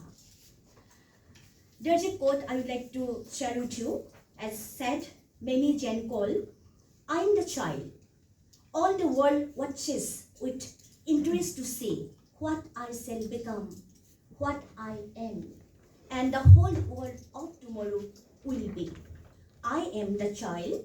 You hold in your hand my destiny. Train me. I beg you that I may be a blessing to the world. Yes, of course, sign are the blessings for us. Sign are the blessings of God. There is no doubt. There is no any kind of dubious conception that they are not the, the blessings for all of us. But basically our generation, because I want to focus on those particular frightful days of President's rule, which was imposed on Assam on 28th of November 1990. That means last part of 20th century. So most of our, generation, people of our generation, they have constantly witnessing the plethora of different kind of conflicts, be it armed conflict situation, be it ethnic stripes, be it any sort of internal armed conflict situation, or to say non-internal armed conflict situation.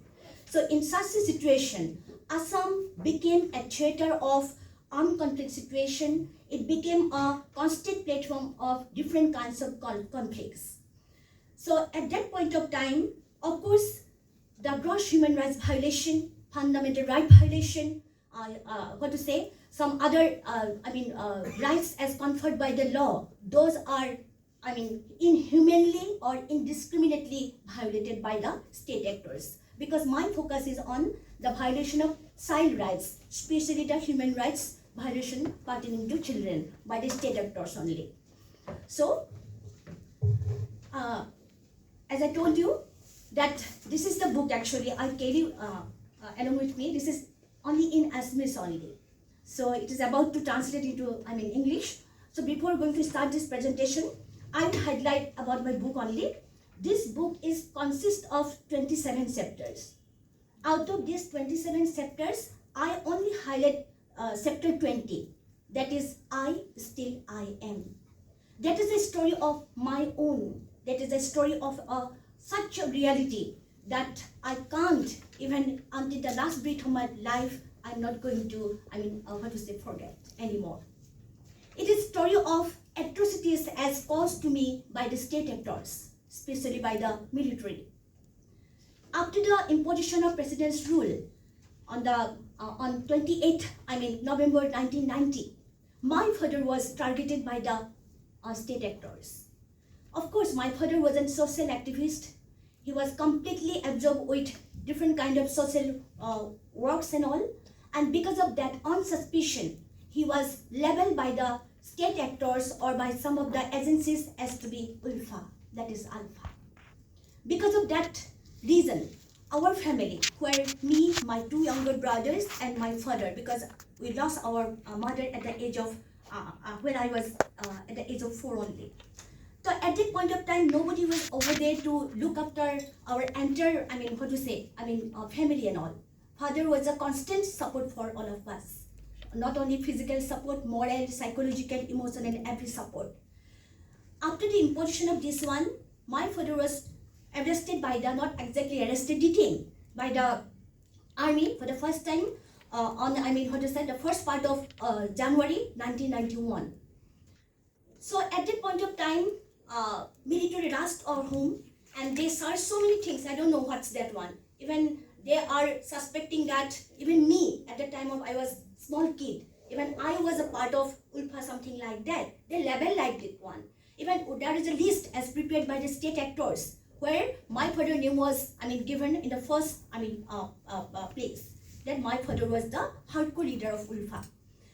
Later on, what happened? More than 7 times he was interrogated, he was taken away by the military at that point of time. And we remain aloof. We remain already discarded from the rest of the society, even for the family members too.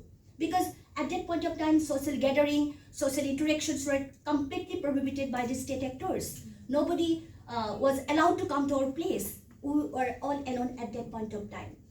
This day, the frightful day for me, whatever I have highlighted in my presentation, on that day, 2 army persons, they entered into our home. At that point of time, me and my 2 younger brothers were alone. At that point of time, 1 army was drunken probably. Still, I'm quite not sure enough, but still, I thought that he was in a drunken position and he rushed to me and he tried to molest me. Because I was so young at that point of time that I was not able to actually understand what's going on, what's happening to me. At that point of time, I felt that whatever is happening to me, it is not for good probably. So I shouted a lot. At that point of time, fortunately enough, I don't know whether my mom sent that particular lady, that maid of our house, or it is sent by God, or I don't know. Still, I'm in a particular, emotional, stage. At that point of time, she rushed to our home and she found that particular military, that army, whether the particular army is from Punjab regiment or Gorkha regiment, I didn't have any idea about this one. But from their language, I felt that they may be from Punjab regiment. So somehow I managed to escape from that sort of atrocities. But the particular incident which actually strikes to my mind immediately after that incident, I felt that I should disclose this one to someone else. Whatever happened, because at that point of time, my father was not at home. He was detained by the military. So at that point of time, I felt that should I share this one to some other people or not? Whether it be able to, if I'm going to share this one to some other people, to what extent they are going to accept it easily. Social retribution, social solidarity, social, acceptance part. That is a big question for me at that point of time. So later on, I felt that no, this has not only happened to me, that was happening to most of the children of that particular period to different places of Assam as a whole. Rape cases, extrajudicial killings, torture, not only physical torture, mental torture, psychological torture. So many problems were on rise at that point of time. That at that point of time, even the story which is basically going to be portrayed from this particular book is that it is, as I told you, at that point of time, many more stories are basically responsible to, enrich the document regarding the execution of different kind of rapes, extrajudicial killings by the state actors. Then now the question is, what is state actors over here? State actors means basically the governmental machinery, because we're talking about armed conflict situation. So according to international humanitarian law, what does it mean? International humanitarian law means the confrontation, the conflicts between 2 groups, especially in one hand, the governmental troops are basically there, and in another hand, the not governmental, that means the rebellion groups, or to say dissident groups are basically there. So as per international humanitarian law, these conflicts are basically become so much prone in this particular region, there is no doubt. But the thing is that to eliminate this sort of atrocities from our society during that sort of carnage, that is a myth till today. So because I do feel that lots of laws are there, lots of legislative measures are adopted in international level, in national level, but still those instruments are not able to eradicate or control or to say eliminate the ongoing atrocities against the children. As I told you firstly, that this is not a story of my own only. It is a story of different people, many more people who are the worst sufferer during that particular period, even today also, that is happening in our society. Now, main purpose of this presentation is to highlight certain human rights violation of children, especially by the state actors. And second point is to what? To portray a clear picture on the state atrocities. Okay, so now because these are basically based on personal data only, non-doctrinal method I have applied over here. So now I would like to focus on certain points of my book. Number one, the imposition of President's rule along with APSA, that is Armed Forces Special Power Act 1958, plus other draconian laws like Assam Disturbed Areas Act and all were responsible to empower the state actors in discriminate way or manner.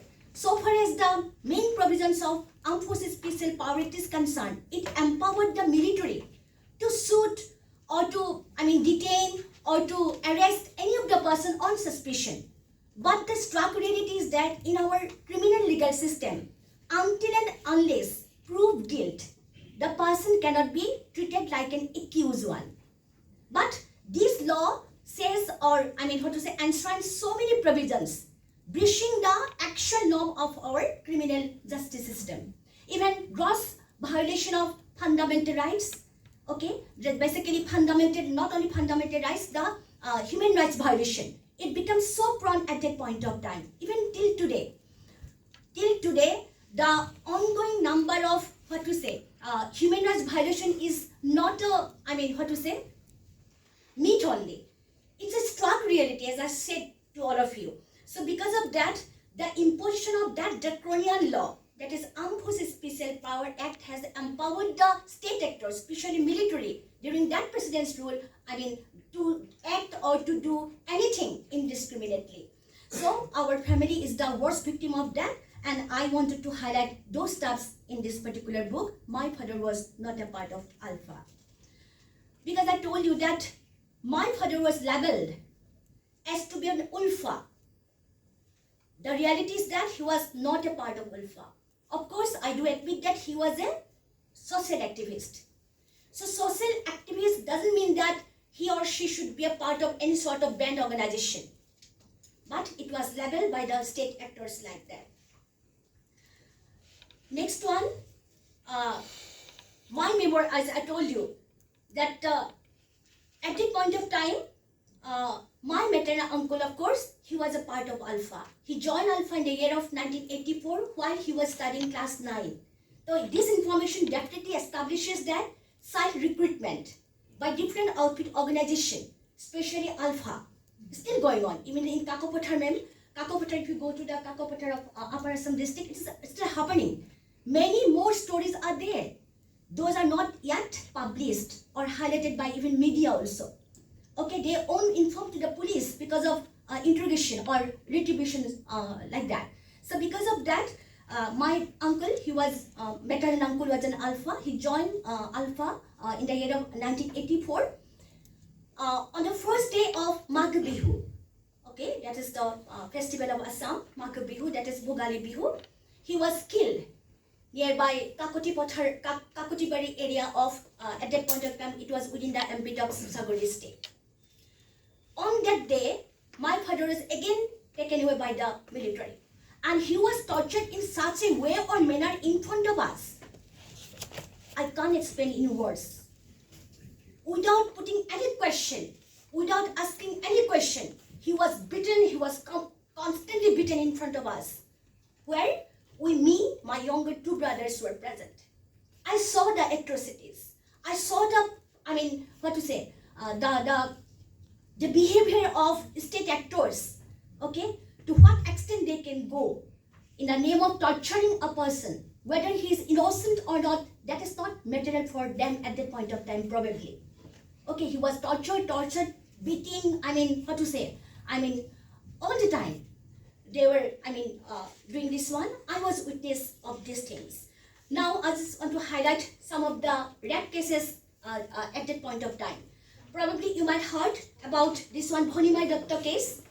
Those people who are from Assam especially, they may know about the Bhonimai Datta case. It was a, really very pathetic story. Not only Bhonimai Datta, even in Putala Bora of, Tinsukia district, then 4 minor girls from, Lakhimpur district. Bhonimai Datta, as I said, this is from North Lakhimpur of Assam. It will portray, it will establish the army's atrocities against children.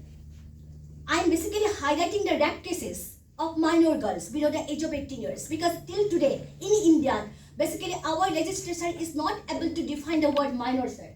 Not today. Okay, many more legislations are adopting or they are passing. But till today, who is a child? Who is a minor? That has not been defined yet. I don't know what's the reason behind all of this. Majority access, different one. Okay, personal laws defines in another way or manner. We are basically following the international convention instrument, that is CRC, Convention on the Rights of the Child only. Over there only, a comprehensive definition has been given as to be a child. Who is a child? A child is a person who is below the age of 18 only. Yeah, as of now, many more recent amendment has been already taken place in terms of BNSS is also over there. So that is a matter of another debate. But these stories are the ample evidences so as to establish the atrocities, the torture, indiscriminatory behavior by the state actors. Even one story I'd like to highlight over here. One girl, that is Mamoni Kus, she was sexually abused, physically abused by the army, and rape was also committed against her. But later on, because she was at that point of time only 12 years of old. Only 12-year-old girl, she is from Sonitpur district. Okay, so she was also raped, and after that incident, after that particular carnage, she was given ₹10 by the culprit, that is the state actor. 10 rupees were given to her. Just imagine, she was at that point of time only 12-year-old. The impact of all those stuff, that is not at all admirable for the well-being of children. We'll be discussing in the third technical session the psychological, emotional, trauma, even the addresses relating to this one. Okay, now you see, even that incident, she is carrying the 10 rupees along with her. Okay, so of course it should be eliminated as early as possible, this sort of atrocities against our children and all, because children are the person who are not only the future generations of us, they are the blessings for all of us. Thank you so much. So much, Dr. Kalita. I think there will be the question after the whole presentation. So we'll leave her presentation to ponder about, while we listen to the rest. So now, for the second speaker, let me introduce to you Miss Lina Pegu. Miss Lina Pegu, yeah. I forgot my specs, I'm sorry. Doctoral Research Scholar, Advanced Center for Women's Studies, TES Mumbai. So her paper is on children of violence, resilience and remembrance in Chen Sula, Our Story and My Own Personal Narratives. Lina Pegu is a PhD researcher at the Advanced Center for Women Studies, School of Development Studies, Tata Institute of Social Science in Mumbai. Building on her MPhil from the same center and a master's in English from Delhi University, her research is focused on tribal feminism in the context of northeastern India. Her specific interests include tribal film studies with a dedicated focus of the representation of missing women and the emerging canon of missing language films, exploring the intersections of identity, gender, and indigenous narratives. May I please call Ms. Pegu? You have 15 minutes. Kindly stick to the time so that we can leave space for other people and of course the audience too.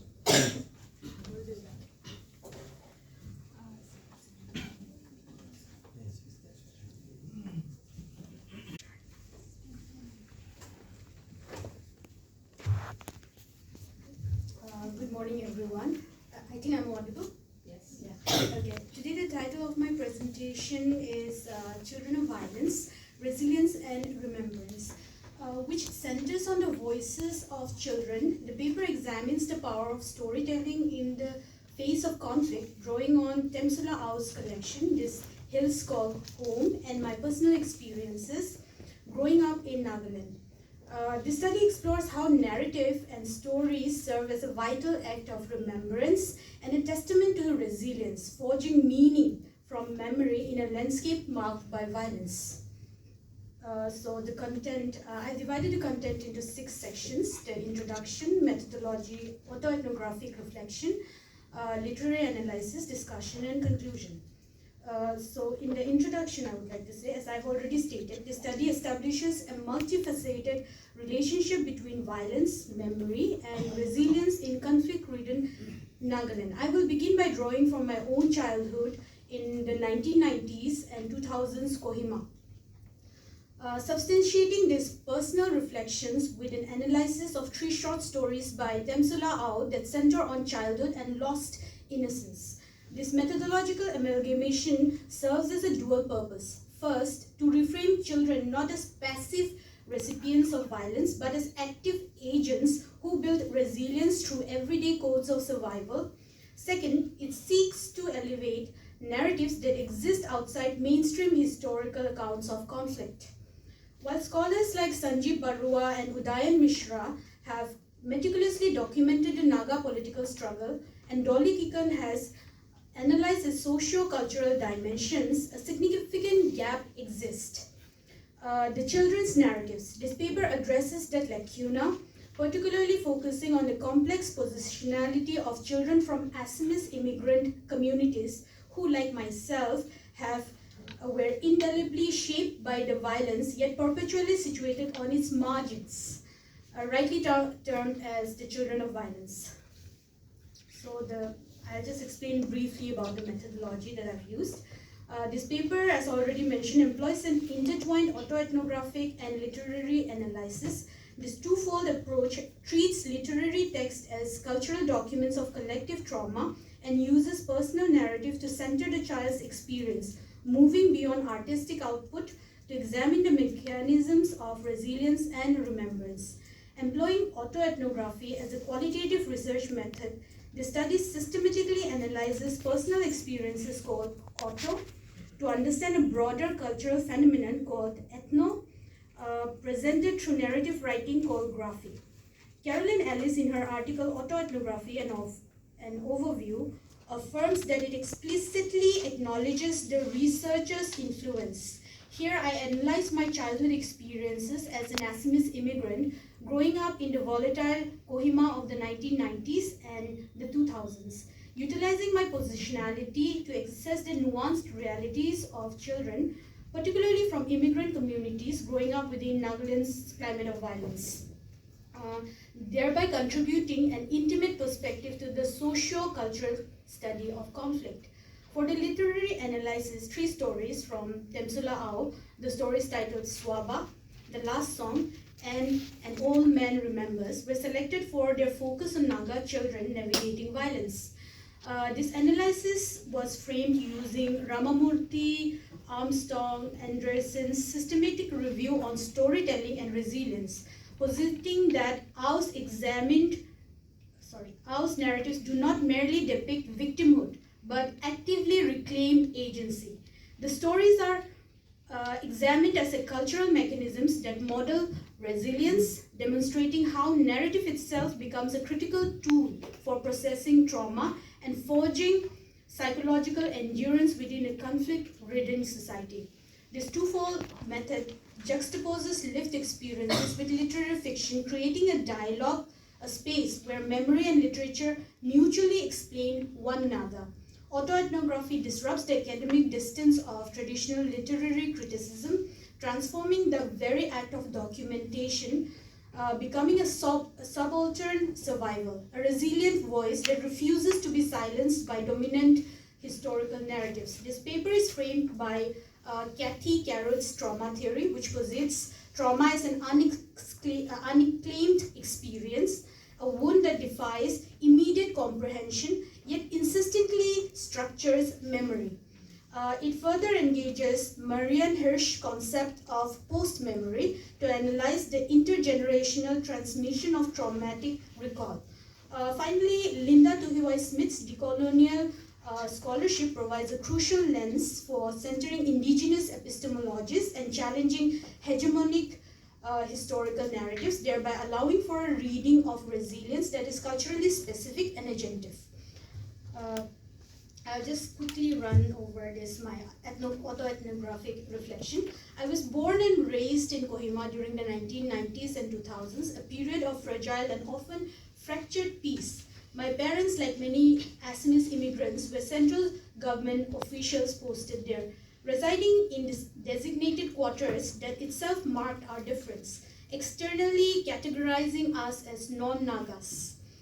This identity was a precarious one to navigate. The soldiers deployed were suspicious of anyone appearing Naga, a reality that forced non-Naga communities to perform their austerity for safety. My mother, for instance, wore her vermilion prominently, not solely as a religious observance, but as a strategic, visible marker to avoid harassment from mistaken identity. I witnessed our Métis neighbors accentuating their sandalwood tilak, women consciously wearing their faneks, and Kuki and Zo individuals their traditional pon. These acts were not merely cultural. They were calculated performances of difference, essentially codes of survival to navigate the pervasive checkpoints and avoid persecution. For us children, the management of identity was a daily, life-preserving ritual. We carried identification documents all the time, a necessary shield against the dire consequences of mistaken identity, which could mean abduction by militant groups or detention and interrogation by state armed forces. Parental instructions were not about morality, but survival tactics. Rush home before curfew. Memorize safe routes. We were drilled in the grim logistics of violence. If caught in crossfire, stay low as grenades explode upwards. Take cover in the nearest shop and mimic the crowd. Public space was strictly utilitarian. Loitering was forbidden. The cover of darkness brought heightened peril as it signaled the movement of underground cadres. Thus, our childhood was structured by constant internalized calculus of risk, where mundane acts were reconfigured into our essential strategies of resilience. In Kohima, violence was routinized. Atrocities committed by armed forces were a subject of hushed neighborhood conversations. While perilous system of militant taxation operated under the cover of darkness, this extraction demanded financial tribute from everyone, business owners, public officials, general public, simply for the right to exist. My mother's traumatic experience exemplifies this pervasive economy of fear. When militants demanded money at gunpoint in my father's absence, her request for a receipt, a pragmatic attempt to avoid double taxation, was met with a weapon in her head. This event inflicted lasting psychological trauma, resulting in agoraphobia that required another adult presence for her to leave home and feel safe within. Consequently, my father was forced to forego essential out-of-station work for years, a professional sacrifice that directly stymied his career advancement. This single incident illustrates how political violence permeates the domestic sphere, crippling both psychological well-being and socio-economic mobility. This dynamic established a deep paradoxical new normal for Kohima, where civic life, schools, offices, markets buzzed with activity atop as substratum of persistent violence. Immigrants like my family occupied a uniquely precarious position, perpetually suspect in the eyes of the larger Naga society, perceived as allies of the state, yet never fully trusted by the state apparatus itself. This interstitial existence fraught with dual alienation generates a powerful narrative that challenges simplistic binary portrayals of the conflict, revealing a more complex and complex social fabric of mistrust and simultaneous coexistence. Actually, I have written all of this. I think I wouldn't be having that much time to go through each one of them. So I'll just run through the PPT and probably just dive into the discussion and conclusion. So, I mean, there is 3 stories that I've taken. Swaba, who is kind of like obscured. So his whole idea of his existence itself is a challenge. And then if I'm going to look at the last song, it is also seen as the song of resilience. Then if we go on to The Old Man Remembers, this is a classic example of post-memory where grandson's innocent question triggers this whole chain of events where he remembers his past, his own traumatic past. And it's very interesting to talk about this because in this context, what I would like to point out is how Temsula Au, in her own introduction, she flags off this whole idea of why she has written these stories. The stories are not just a testament of the violence or the inhumanity that people had gone through, but it is something that you pass on to your next generation, the vision why your ancestors had given their lives, or why the violence had permeated, to assimilate that into the future, so that the whole vision is not lost on. So I'll just quickly make this final remark, I guess.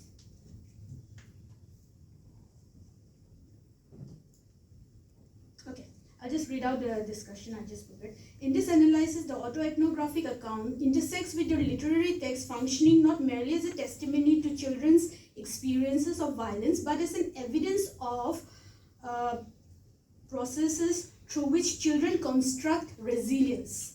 As Temsula Au asserts in her introduction, this narrative transcends accounts of injustice. They depict humanity stripped bare, yet persistently reconstituting itself.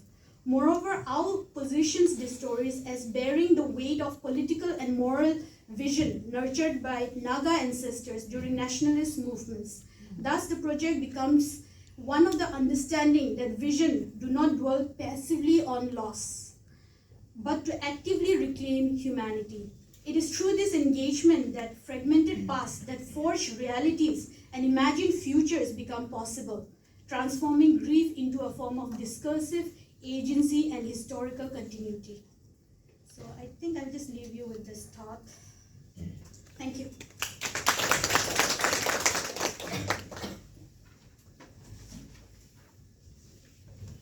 Thank you so much. I'm afraid Ms. Pegu actually was so much in a hurry that she left a little bit of space for the last speaker. We did have a little bit of time, but I think it's very clear, from what she has said. Taniya, yes, Taniya Khangembam. I hope I pronounced the name correctly. If I do not, please forgive me. She's a research associate of this institute, of this center, Northeast Social Research Center. The name of her paper is Between Classrooms and Curfews, a Clash of Ideologies in Manipur. Right? So, Taniya Khangembam is currently working as a research associate in Northeastern Social Research Center, Guwahati. Her area of research interest lies on sociology of health and environment. She holds an MA in sociology from Guwahati University. Please.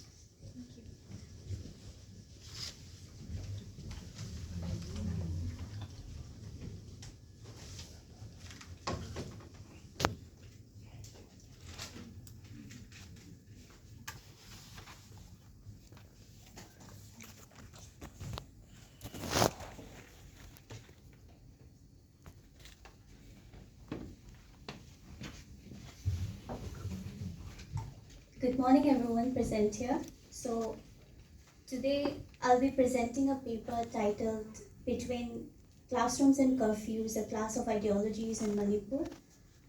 So this study emerged from both the academic interest as well as personal interest. And it shows the contradiction between what they're taught in the classrooms, like what the students actually learn in the classrooms, as well as what they are experiencing in times of curfew and militarization. The contradictions between what is taught in the classrooms and the other one is in the lived realities since childhood and even when they're grown up.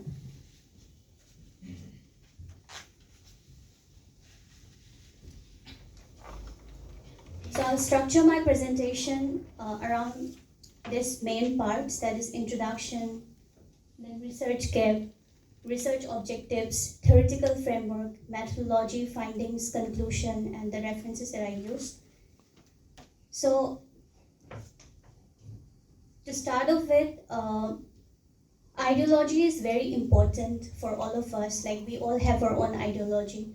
Even for our children during the socialization process, ideology influences a lot from their environment as well. And if we have to look at particular northeastern region of India, then what we are experiencing is a constant processes of militarization, development deficit, and the problems of territorial integration. So to speak of particular in Manipur, there are many haunting experiences regarding laws like Armed Forces Special Powers Act. And here I would like to state one of the concept given by Sanjeev Barua, that is durable disorder. So if we talk about a durable disorder that has been experiencing in northeastern region, then it is a condition where militarization, insurgency, or counterinsurgency become a normalized features of daily life. So people have already internalized these things, and it persists over decades as a permanent way of managing the region. And if we have to look at the consequences, children are one of the most affected ones due to this. For many reasons, such as they face the impacts of curfews, displacement, trauma, as well as the schools, which should be the safe spaces, they are actually disrupted. So here I would like to quote a statement given by one of the respondents, that what he told me, he was only 15 years old, and he had learned that India is a democratic country. India is the largest democratic country. And what he mentioned to me was that what I learned in school about the glorification of India as the largest democratic country is contradictory to what I'm experiencing since childhood in my home state, that is Manipur. So the entire paper is going to examine how children negotiate between these classroom ideologies of democracy and unity and lived realities of violence and insecurity.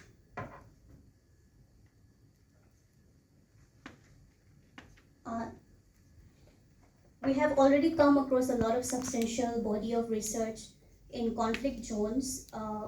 However, there are, in terms of Manipur, there are many research going on for these consequences of ethnic conflict and all. But I think the ideological contradictions are lacking on this. So most existing works focus on ethnic conflict or militarization, not on the ideological conflict that children experience between this portrayal in the textbooks and lived realities. So this is the gap.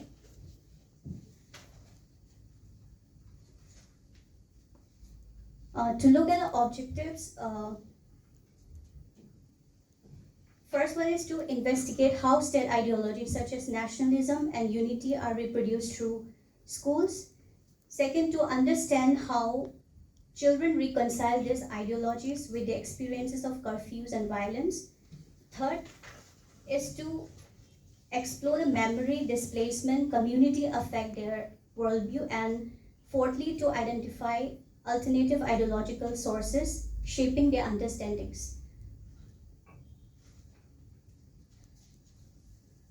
So the framework that I use for this study is the Levi-Althusser's concept of ideological state apparatus. This will highlight how schools are central to reproducing state ideology. So there are two types of concept regarding to this, that is ideological state apparatus and repressive state apparatus. So school is one of the ideological state apparatus that does not force or coerce to indulge into this type of ideology. And if I have to connect with this framework and the study that I have taken, it shows that the textbooks glorify India's democracy, soldiers, and unity in diversity. However, in Manipur, this ideological function of schools is disrupted by everyday militarization. Then curfews, checkpoints, and violence often overshadow what is taught in classrooms. So therefore, instead of accepting state ideology passively, children reinterpret, challenge, or reject it. So moving to the findings, the first one is obviously the educational disruption. So 63% of them agree that there is full closure of this educational institutions when they were students. Then 21% agreed to partial. That means almost 84% agreed that there were or there are school disruptions during this conflict.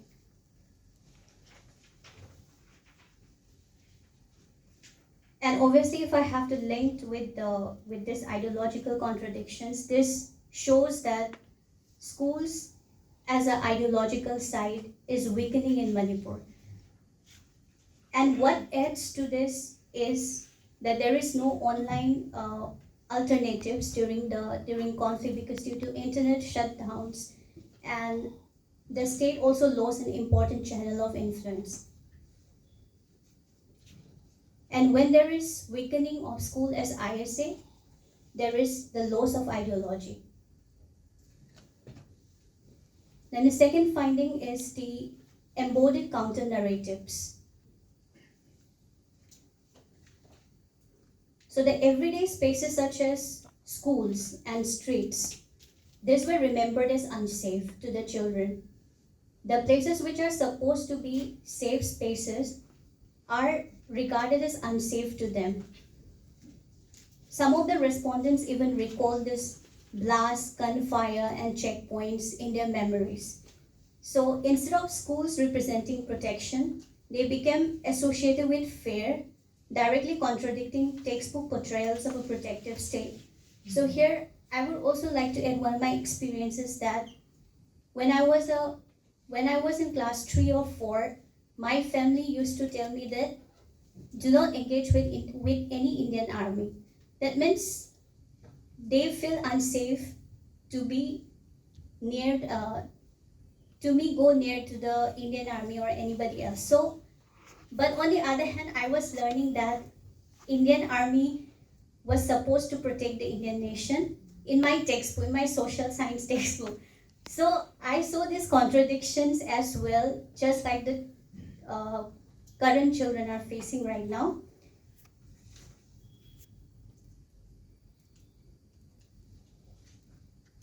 Then the third findings is that the ideological dissonance.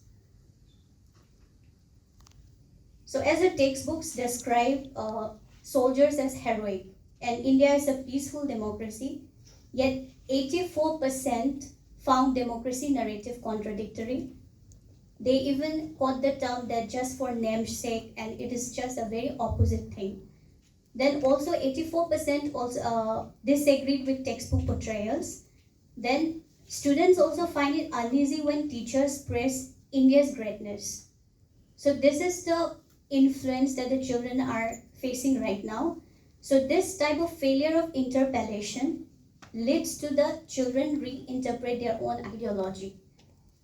Then the fourth finding is that the rise of alternative ideologies. So social media has played a very important role in influencing their ideas, especially the children. Then the second thing that influence them the most is the families and communities. So families and communities have emerged as one of the key ideological sources, mainly during this conflict period.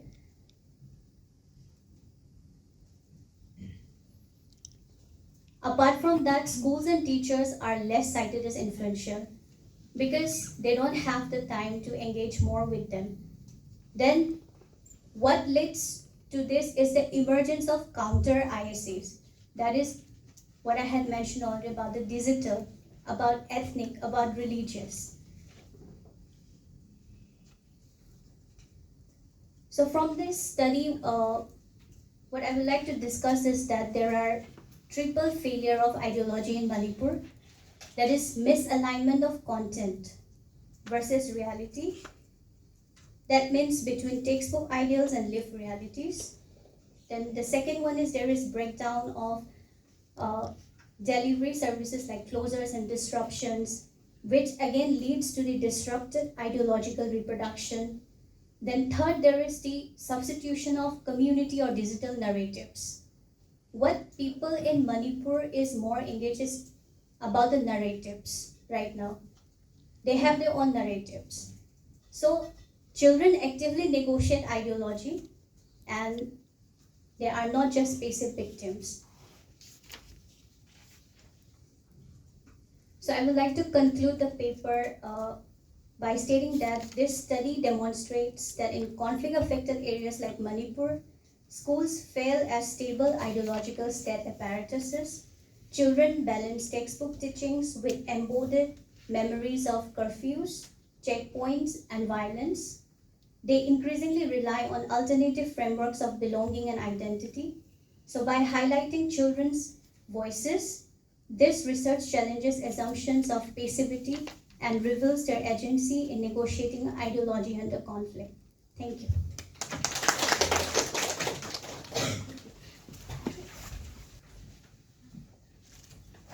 Much, Ms. Taniya.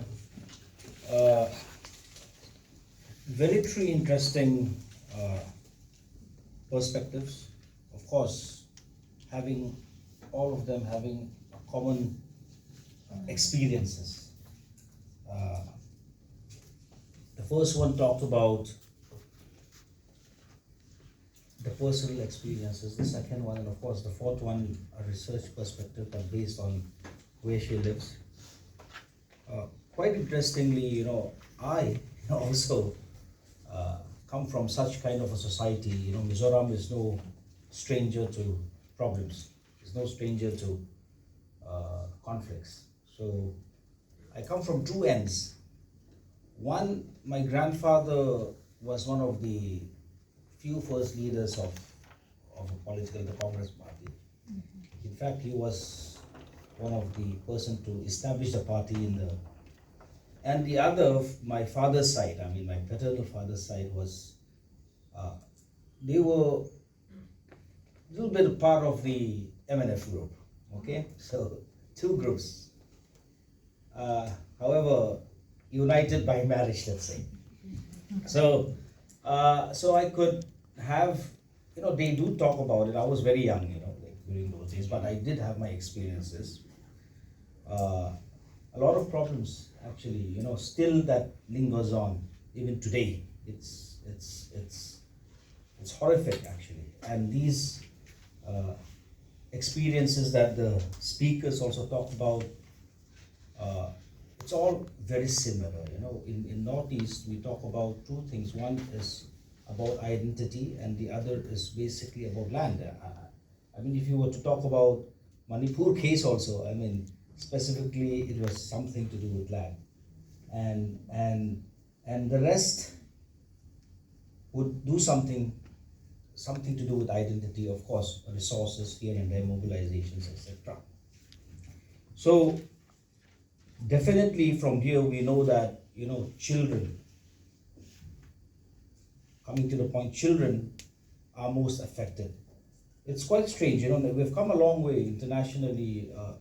what's the irony is that, you know, the League of Nations, you know, the UNICEF and all this actually started off with a program in 1919 called Save the Children Fund, okay? Actually, it started off with that, and only from that idea, the League of Nations was born in 1924, and they did include a lot of things. Now, why did they do this? Is because it's very evident that the whole world knows, people know, all countries know that children are most affected in conflict zones. So, and then from there we came, where in 1974 we had the National Policy for Children, and that did not talk much about conflict, in fact. They don't talk about much about conflict. Then after we ratified to the Conventions of Rights of the Child in 1992, then we had a little idea about how, you know, we could have at least have a kind of plan of action that took place in 1992 to 2000, sorry. And in 2000, the JJ Act came. Okay, there was a JJ Act already in 1986, but it never covered, you know, anything to do with children in conflict zones. It was basically about juvenile delinquency. So, but in the 2000 Act, when the definition in section 2, you know, of the clauses, when the definition of children in need of care and protection was there, then it included children in armed conflict zones. So it took how many years, you know, from, let's say, from 1947 to actually, let's say, we should have been more sensitive to this actually, India, because even after independence, there was a lot of problem, you know, displacement, migration, the Pakistan, Bengal, you know, the whole situation, the whole diaspora of, you know, problems that took place after that. But however, it took so many years, you know, only in 2000 to finally understand that, of course, children, mind you, who are most affected, of course, including women also, I would like to add, because, of course, children and women are very much, you know, connected to each other. So, 2000, and then from there, where have we gone so far? You know, today, we know in Northeast, especially in Northeast, of course, the most recent one in Manipur, a very, very sad situation. Are these mechanisms or are these laws actually working? You know, before, if it didn't work, at least there was an understanding that we had little understanding about it. Of course, the whole society had little, especially Northeast, you know, they can't, from an emic perspective, it's very difficult to understand why the rest of the world in India doesn't understand Northeast. You know, talk about children, that's a very far-fetched thing. So I think this whole seminar is a window for people to know about these situations that's actually happening, and to relate some of the few, you know, incidences that even took place in Mizoram. Today, people still can't function well. Later on, they'll talk about the psychosocial aspects, and the way that they cannot function well has actually impacted not only their lives but also the whole, you know, economic lives also. And today we are talking about other related social problems like drug abuse, addiction, so many things taking place, and then related problems like HIV/AIDS, so on and so forth. These things are all products of actually, you know, conflicts that actually took place, that actually our grandfathers, our mothers, our fathers, and maybe most of us also are actually experiencing. So these are the things that actually, you know, I kind of reflected when all of you were presenting. I think the same goes for all of you also. So very, very important eye-opener. And I was especially, you know,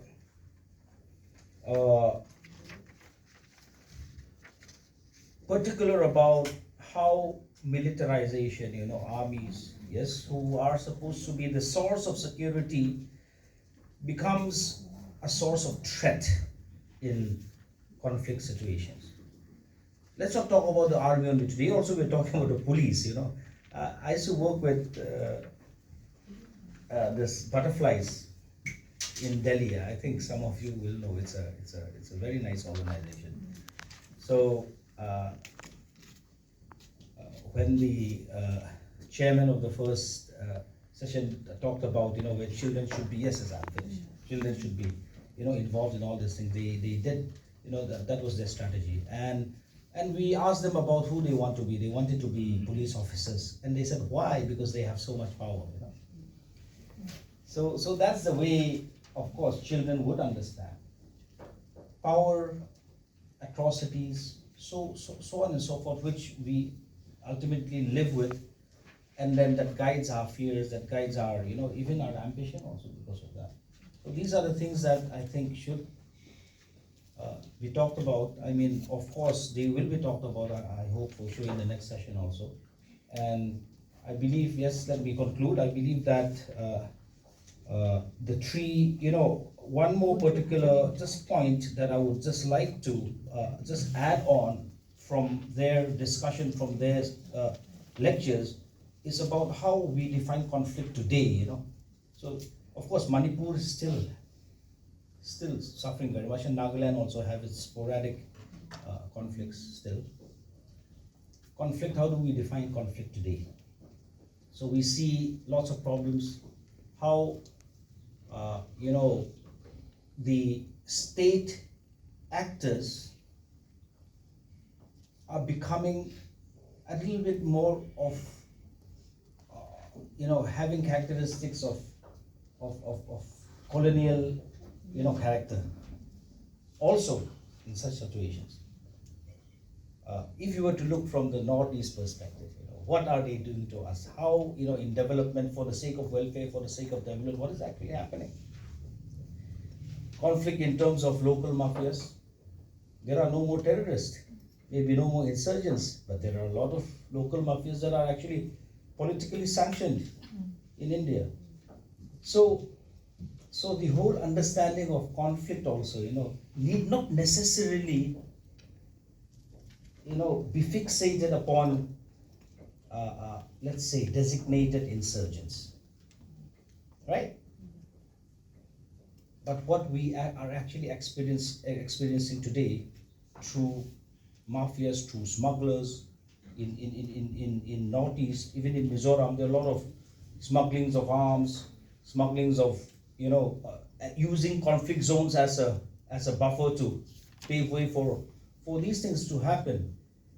So I would like, from their lecture and experiences, so these are the things that I think we should question and that we should delve upon in, of course, today and tomorrow. So thank you so much.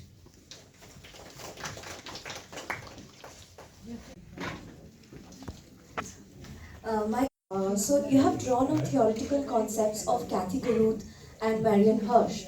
But I was wondering, did you also look at some Indian theorists to contextualize the tales of violence and trauma in Northeast India while also dealing with Temsula Au's stories?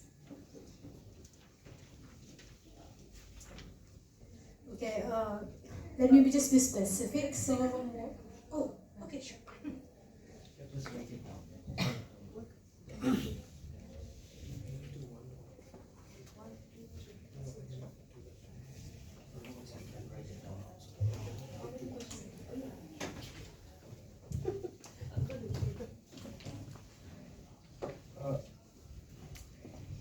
My question goes to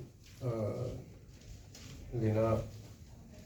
Your abstract mentions decolonial twice, but I think, I don't know if I missed anything on that when you were speaking. How does decolonial expression and indigeneity arrive in your topic? Because when you have stated your positionality, the indigeneity perspective in discussions did not come up. And to Taniya, I think this is more of a comment.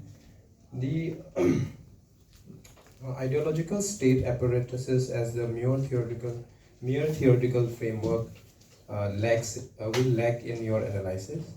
So probably you will have to use more other theoretical frameworks, because your concept is very nice, but with the lack of theoretical framework, I think it will be paralyzed.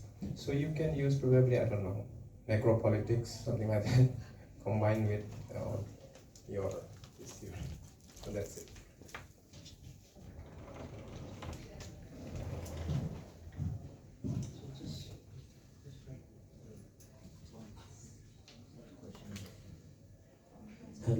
Hello. Yeah. So my question is for Sangeeta ma'am. So hello ma'am. I've read your book and I remember it impacted me a lot when I read your book long back. So I just want to ask you. I believe the Assamese society, Assam in general, have kind of moved on from the past. Moved on in the sense we don't talk much about what happened in the 90s nowadays. I've been to Punjab. I've been to Kashmir. I think the insurgency movement or the militancy movement, in those three states kind of started like during the same time, right?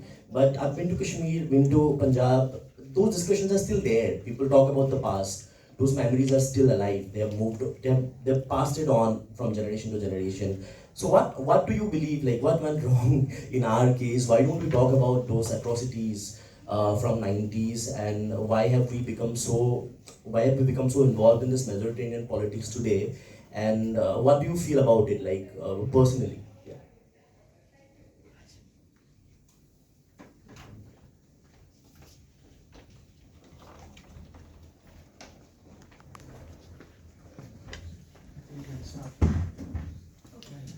All right, coming to the first question about using Indian psychologists. Actually, I'm not very well read on that part. For me, when I was reading up on the three stories of Temsula, I felt when I was reading through that, I came across Ketaki, its unclaimed experience, and also I was reading post-memory because it felt like the stories, because I did not have time to explain. In one of the stories, we are talking about intergenerational trauma. So Hirsch's post-memory seems to be very applicable. So I kind of like used that. I did really want to reflect on the indigenous, obviously the aspect of it, but then I was not able to bring in any readings of them. And I'll be very happy if you could point out to some so that probably I can include that also in my study. I would definitely be very open to that. And coming to the second question, you were talking about the Smiths. I have particularly mentioned Linda Tuhiwai Smith's decolonial experiences. Although, like I said, I was not able to go through each slide and explain, like, you know, especially like the stories, Temsula Au stories. If you see, in the second story, the last song, it is about recollecting. If you say the story comes 30 years back, and through a woman who is retelling this story, and that is where you can talk about the indigenous like storytelling that reclaims that like experience, not in that quick moment, but in an unclaimed trauma, that collective trauma that you kind of explain later on. And I've also tried to bring in like, you know, in one more story, what was that? Yeah, like I said, these like, you know, the second story, An Old Man Remembers, that I have pointed out, where the intergenerational trauma is being put. So the stories are not coming out from, like, you know, only the immediate experience, but if you see, the story comes out much later through the agents of indigenous discourses, through storytelling from a grandmother, or storytelling from this this old man Imtisashi, who tells this story to his grandson. And this is a way we see that indigenous storytelling is also about the orality, which we transfer this memory. It's not written anywhere, but it is that memory that we transfer to our next generation to talk about that vision. That is what I was trying to emphasize. Maybe because of the cutting short of that, probably I missed a lot of this. So I hope I answered. Maybe I think there was a comment. Maybe. Thank you for the comment. I always welcome positive criticism. Thank you. Thank you so much for your question. You're talking about the mentality of Assamese people, why we are so much absorbed with the past experiences, why we are so much reluctant to forget the past and all. That is the main question, isn't it? Yeah, I mean, I basically meant that Yeah. we don't share our stories Oh yeah, that one. from 90s Yeah. and what happened in We the no longer 90s. talk about those stories anymore. Yeah. We moved on. very Yeah, easily with that. of course, yes. Of course, yes. But the thing is that it's all about, as I told you, that this is all about our mentality. Because the atmosphere, the circumstances, the society, whatever they used to think that this, yes, according to their, fabricated kind of rules and regulation where to, live. So probably till at this point of time also, I do feel that so many stories are there, which are basically hurts reality as a whole, but still we are reluctant to share with other people. Because basically for women and for girls, it's very much difficult task to share so many things to other people. Because don't take it otherwise, but as a critic, I must tell you that most of the cases, women are targeted, girls are targeted, whereas they are the worst sufferer of any sort of atrocities. So because of that, mentality, we are still lagging behind to cope up with the situation. Plus, I must say that though we are educated one, even at this point of time also, we are hesitant enough to share each and everything to other people because that is a lack of trust probably. So because of that, thank you so much. Just add to that is it's not so much as we have moved on, but more about that we don't want to relive the pain. I think so. You can really never move on from violence. It's very difficult, especially when people have personally experienced it. Today people still clench their teeth talking about it, for those who actually talk about it, and they are usually emotional. So from here, the whole psychosocial aspect also comes into play, where Freud talks about the certain disposition of experiences that we put in the unconscious now, or and then we pretend to forget. Now what happens is, in these situations, again, narration, talking about it, why it's very important also is because it helps the person also. And if people just subdue their pain, it becomes a mental health problem again. So, a child, we have seen so much in our experiences, even in Mizoram, where a child experiences such form of abuse, may not necessarily be symptomatic as a child, but the repression, the long years of repression will definitely be symptomatic when they grow up after, when they become adults. So, like, silence is not always golden, like so, and even if it's silent, it does come out in some way. Maybe not about accepting or not about moving on, but it shows itself through health, mental health, so on and so forth. So I'd just like to add on that point. Thank you. I think this forgetting and not sharing the story is also more kind of an institutionalized way of letting to forget. See, when we ask an Assamese kids under whose regime the Operation Rhino took place, they are not able to answer. Yes, they are not reading also. Yes, that is true. Yeah, because culturally, for example, in Mizoram, what happens is the religion teaches us to forgive. So I think it's the same for everyone. So, but in our forgiveness, does it really help us? And it still goes on even till today. One person, one criminal kills a young teenager. There's that sense of forgiveness within culture. That is not necessarily good. I mean, forgiveness is not, and I don't think it's an act of justice. No? If injustice is being actually done.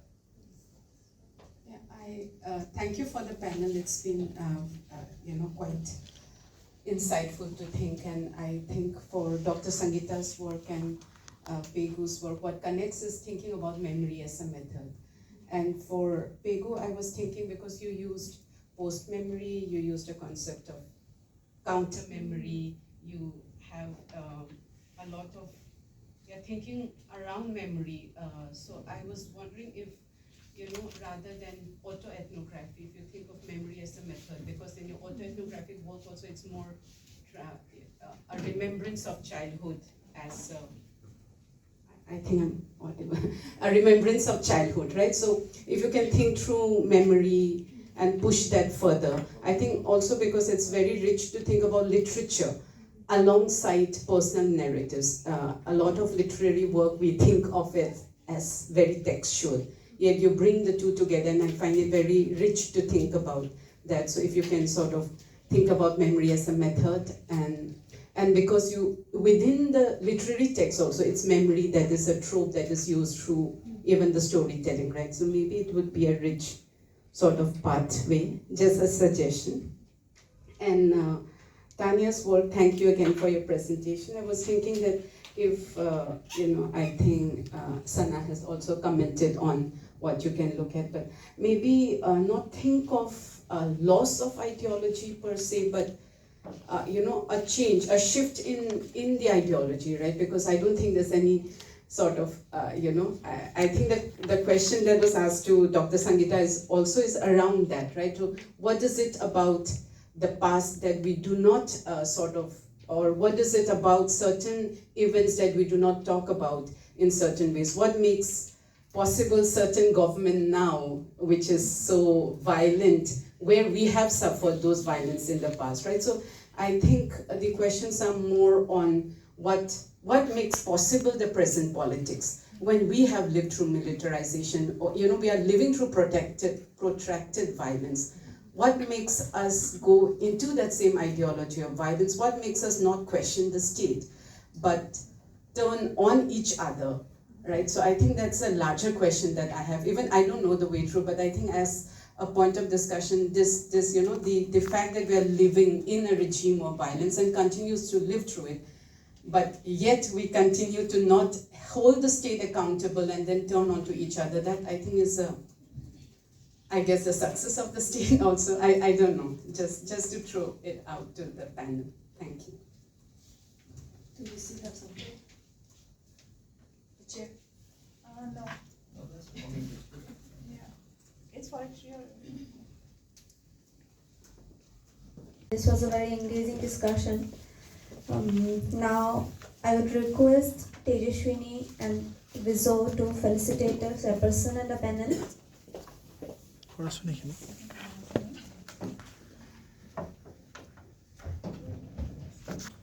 Tejaswinee will felicitate Dr. Henry.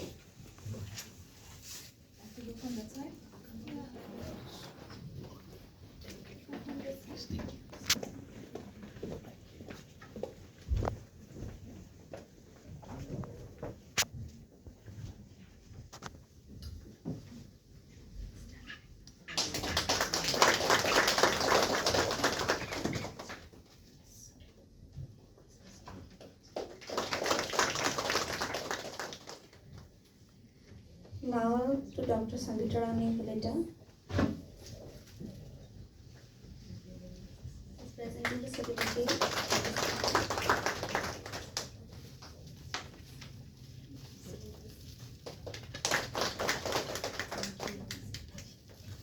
Next to Rani, Lina Pegu.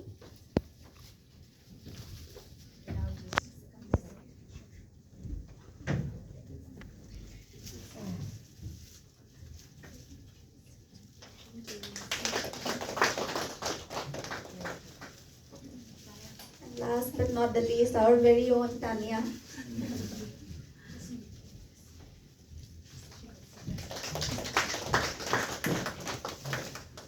Thank you, Vizo and Tejaswinee. Now I would request the panel to stay back here for a group picture. Will sit or will stand? You want to sit or stand? Standing would be better. Standing Kind of time, but yeah. Let's start the second session of the two-day national seminar. The theme of the session is role of gender identity and social location in conflicts. There will be 4 presenters for the session. Please note that the presentation will be 15 minutes each and the question answer will be for 30 minutes at the end of all the presentation. I would like to invite Dr. Vizokhule Luto, Senior Research Associate at NESRC, to share the session.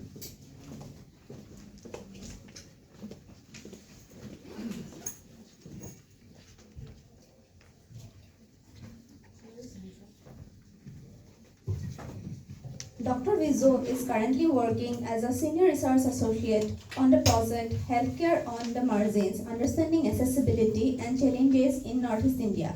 Before this, she has worked on the project Tribal Land in Northeast India, Constitutional Provisions and Law, Implications and Solutions. She has completed her PhD from Jawaharlal Nehru University, New Delhi. Her area of interest includes customary laws with a focus on land, gender and inheritance rights, mobilities research with a focus on people, commodity and infrastructural initiatives. The paper presenters for the session are Dr. Soibam Haripriya, Assistant Professor, Department of Sociology, IIIT, Delhi. Niharika Sakia, Doctoral Research Scholar, Department of Women's Studies, Savitribai Phule, Pune University. Yana Azad, Delhi-based researcher. Suman Talukdar, PhD Research Scholar, Political Science Department, Northeastern Hill University, Meghalaya.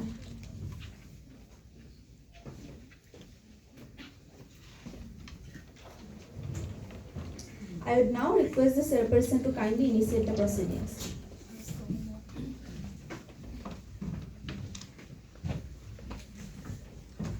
Thank you, Pallavi. Thank you, Pallavi.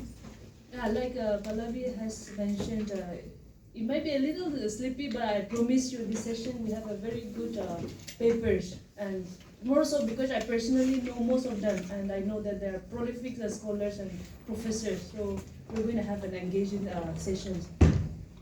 Before we start,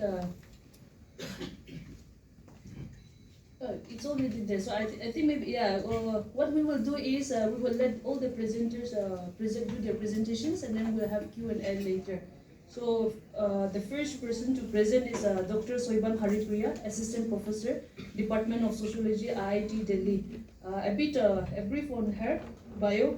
So Soibam Haripriya is an Assistant Professor of Sociology at the Indraprastha Institute of Information Technology, Delhi. She was a Fulbright Nehru postdoctoral fellow at the South Asian Institute, University of Texas at Austin.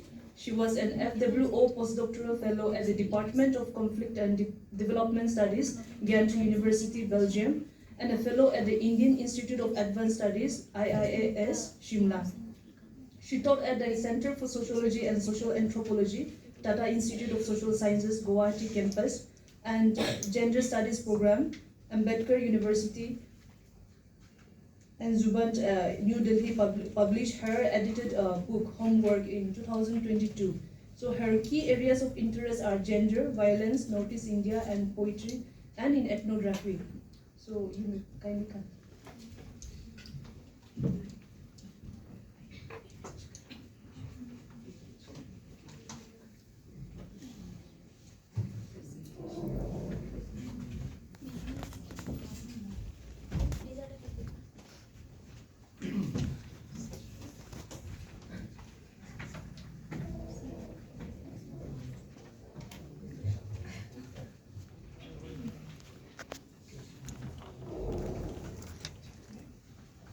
Thank you so much, Vizo, and thank you to NESRC for giving me the opportunity to share a work in progress. I tried to wriggle out, and I wrote to Tejaswinee that I'll not be able to come, and if you haven't booked tickets, can I wriggle out? Then Walter wrote back saying, tickets booked, come, and here I am. Yeah, so in this paper might be a slight digression from the subject of children growing up in conflict zones, but one of the things that I wanted to look at is on the question of indigeneity and attires and the relationship between the two. And that's why I've titled my presentation, Policing Gender, Militarization, Indigeneity and Attire. So these are just a series of images that I wanted to show. But in the presentation itself, what I wanted to do was talk about the imposition of panik. I think Taniya is wearing one, so you can see that is the panik. But this is another, not the striped panik that she's wearing, but the plain panik with the border, right? So the panik was imposed as a school and college uniform in for girls and for women in Manipur since 2002, right? So I wanted to look at that event and post that to understand how culture is centrally talked about and weaponized in the context of a place of protracted violence like Manipur, and how attires are used in ways that are violent to the act of wearing it. And what I want to use this as an opportunity to think through is to understand panik as a symbol of culture. And also it is interesting because the panik is also understood as a polluting attire. And I remember one of a very stark childhood memory that I have, and I've written a poem about, is of my father looking at this bamboo clothesline, we call it polanco. He's looking very sadly at the bamboo polanco where my mother's muga panik is there. And it's a very precious item of clothing, very expensive, but also very precious because it was a family heirloom. And the nature of the fabric is such that if even raindrops fall on it, the panik will get stained. And I remember waking up from my afternoon nap and see my father trying to take the panik out of the polanco, but without bodily contact, right? He just cannot pull the fabric. So he's using another piece of wood, another piece of slit of bamboo to try to, remove it. And I thought, I was thinking of that as something very, we were talking about memory and childhood in the previous session. And I thought of it as something very, very, very sort of emblematic of how women's attires are looked at. And so I wrote this poem, 5 Days Untouchable, thinking of that memory. If I can start the session with the poem, I wanted to start the discussion of the panik with this poem. Is this blood of life merely to mark me impure? For Genesis says, I'm not a creator, but created from a man. For 5 days, quarantined from the rest by this unholy fluid, wrapped with untouchable panik. Panik after panik, carrying my untouchableness, accused, piece of cloth, contaminated for a lifetime. Neither nocturnal tries nor daytime assault defiled the hands that tore it away, yet lying apart from me in the pale, weather-beaten bamboo polanco, he watched the muga fabric soaked up the rain, droplets after droplets. So the panik is an attire that is both polluting as well as sacred, right? Because for the longest time, I used to also have what we call something akin to a jantra, right? So to a taviz, where I have inside it is the panik my mother wore when she gave birth to me. And it also has a piece of panik that my grandmother wore while giving birth to my mother. So, and it is said that if you can have 7 generations, maternal line, it symbolizes you still being in the womb, and therefore you are protected, right? So there is a sacredness to this cloth, whereas there's a polluting attribute to this cloth as well.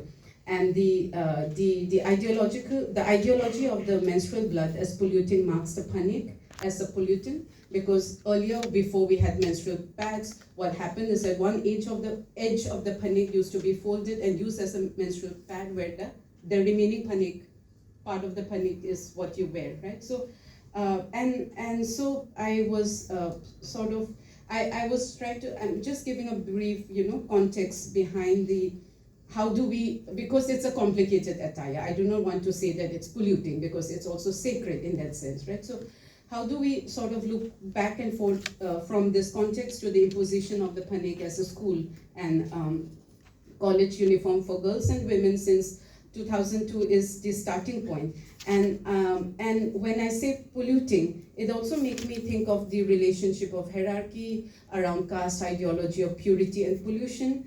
And of course, again, what is happening is that caste is as I'm a student of sociology, social anthropology, and within my discipline, especially while looking at the Northeast as a field, caste as a framework for understanding, we think that caste is a framework for understanding mainstream Indian society, right? I mean, I'm saying, by we, I'm saying the scholars of sociology. And so caste is taught as the concept to understand Indian society and tribe as the conceptual framework to understand the Northeast. So how do we think of so if we sort of resist caste as the framework, then how do we understand ethnic relationships that mimics caste relationship, at least when it comes to the ideology of purity and pollution? And also in the previous session, the chair mentions land as a marker for ethnic relationships and a marker for violence as well, right? So I will not go further into the nuances of an inter-ethnic relationship, but suffice to say that the imposition of the panik as a uniform in all educational institutions, at least in Imphal Valley, regardless of whether they are government schools or private ones, also have very different ways of understanding it, right? So in non-Métis majority localities, it is thought of as a cultural imposition as well. Whereas one of the most interesting aspects of this, I thought, was when the state started giving loans for self-help groups for women weavers, because the state said that now there is a boost in the handloom industry. So I thought it's also, so in the previous session also, the chair said that let's not think of the state and the non-state as very, very bifurcated entities. There's a relationship between the state and the non-state. And he also mentioned something which I think is something we should remember at the backdrop of our discussion when he talks about the non-state armed group as now becoming, contractors and so on and so forth. So I'm not saying that, but I'm saying that this is a certain backdrop to understand the relationship between the state and the non-state. So if you have a non-state armed group imposing something like this, and the state also saying that now the handloom industry there's a boost in the handloom industry and let's start giving out loans.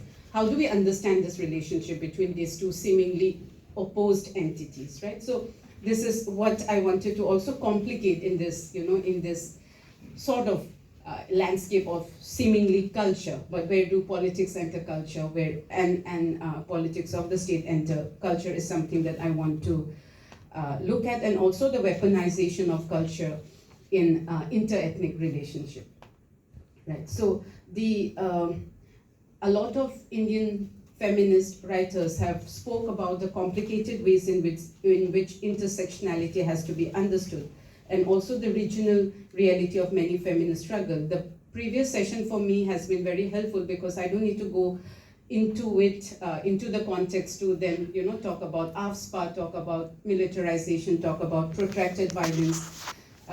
But I think one of the ways in which one of the things that I take from the previous session is that when we talk about AFSPA, it's not a law, right? Sanjeev Barua mentions in his text In the Name of the Nation that AFSPA is AFSPA regime. It's a regime, and when we say it's a regime, and when the chair says that the state and the non-state cannot be bifurcated, what is also happening is that it is very difficult to sequester violence and says that now that this is, we attribute this violence to the violence of the state, we attribute this violence to the violence of the non-state. We are at the juncture where it's very difficult to sequester violence and attribute violence to one entity, and that is what Barwa meant when he says that AFSPA has manifested a culture of impunity. And when he says that it has manifested a culture of impunity, he's not talking about one entity responsible for it, right? So I have 5 minutes. So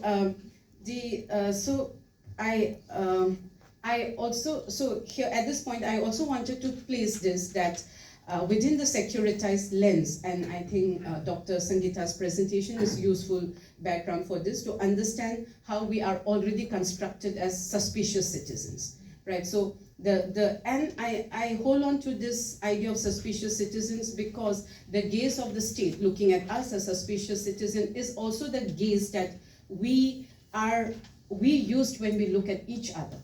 Right, so a lot of my students, when I was teaching in Guwahati in Peace and Conflict Studies, they talk about going to Kashmir for fieldwork, going to Manipur for fieldwork, and says, ma'am, everyone is suspicious of each other. And I asked them to think of it as a systemic structural issue. It's not an issue of I hate my neighbor. It's an issue of how suspicion becomes the overarching gaze through which we look at each other, right? So the suspicion is an overriding mode. Then a category of innocence also becomes what is claimed, right? To say that the demands for justice inevitably fall prey to the alignment of innocence and justice, right? So when we talk about suspicious citizens, what we also do is we hold on to innocence as a category and say, I deserve justice because I'm innocent. No one says that even though I'm not innocent, I should not be killed in a particular way, or So one of the, I don't have time at all, but one of the ways in which I wanted to understand the context of the Panik is also through the play,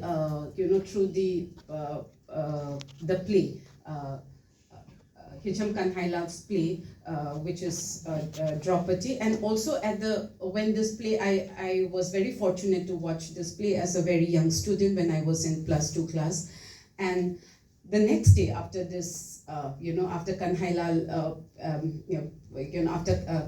after Kalachetra performed this in Imphal, was that there were a lot of newspaper articles that really sort of, criticized the director, actor, husband and wife team, saying that Manipuri women should not appear without the panik, right? Manipuri women should not disrobe themselves of the panik in public. And actually this, after the custodial rape and murder of Irom Sharmila in 2004, that the play itself became recuperated and people, proclaimed that Haishnam Kanhailal is an oracle, right? They did a prediction of what is going to happen, right? So I wanted to look at this, then the panik then is not just a piece of clothing. In any case, women's attire are never clothing in that sense, right? So how do we understand the use of culture as a tool of resistance and the way in which women are seen as embodiments of culture in a militarized context is not adequately discussed. So when KYKL, the proscribed armed group, imposed the panik as a dress code in schools from 9th standard onward, it was celebrated as a blessing in disguise for the handloom industry.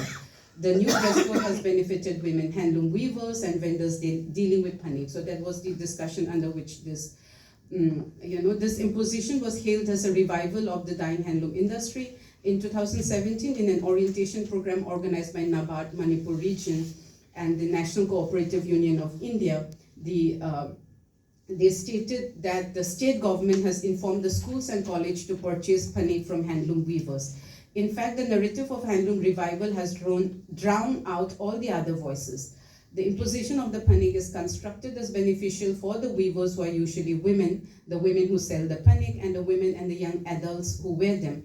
For the former, it is constructed as financial benefit, so much so that even state institutions and state-sponsored self-help group are roped into this, bank are roped in to provide loans for the weavers, and so on. Right? So for the latter, that is for the young adults who wear them, benefits accrue as the intangible but important benefit of their modesty being preserved and at the same time upholding the property of the collective indigenous self. The dress code imposition was part of KYKL's operation titled, I quote, Operation New Kanglei Park. Right, so again, Kanglei Park is a very, it's a very Meitei name, which is also part of the self-determination movement. But it's a movement which perhaps have its issues, because when we call Kanglei Park, then it suggests a movement that is only for one ethnic group, the Meiteis. When the Operation New Kanglei Park was launched, one of the aim was to cleanse the, I quote, the rotten education scene, close quote, for which policing the attires of women and girls were imperative. The few protests by women's organization died down after the group warned of death penalty for women refusing the attire. And the warning itself was couched in this, as an appeal. Women's role in preserving culture was quoted by the group as a reason for that imposition. The traditional Meitei dress for women, Iong Pi Panik, is now uniform for all ethnic religious groups, at least in Imphal Valley. For the proscribed group, it became one of the ways to consolidate their legitimacy, and for the state, their complicity through silence and activities like the above, directed from the state to by Panik from weavers, suggests a complicity to the larger moral discourse on the modesty of women. The shared ideological cultural value that women need to be modest is shared by common people as well. Many parents hailed the move of Panik as a uniform, stating that it will be easy to identify college-going young women when they are bunking class. It either seems that in Imphal Valley only girls and women students bunk classes, or that if only girls and women do it, then it's a problem for Operation New Kanglei Park. The Panik is then a panacea for all ills of immorality, right? So my time is up, but I hope to take this up more in the Q&A session. I just wanted to sort of end with this one sentence where I try to look at the violence of the state that also co-construct communities, and the overall breakdown of the social become manifest in the bodies of the women, and how body is in the heart of the discourse around culture. Right?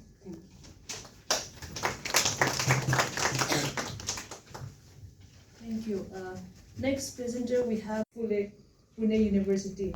She is also an assistant professor for Masters in Public Policy at Jain Online since 2022. She has been awarded the UGC NET Junior Research Fellowship in Political Science in 2020. Niharika.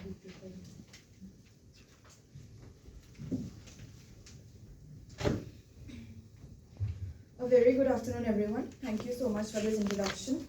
I'm Niharika, and I just want to begin my topic, which is intersecting vulnerabilities, gender, matrilineal, and childhood in Bardalai, by sharing something a little personal.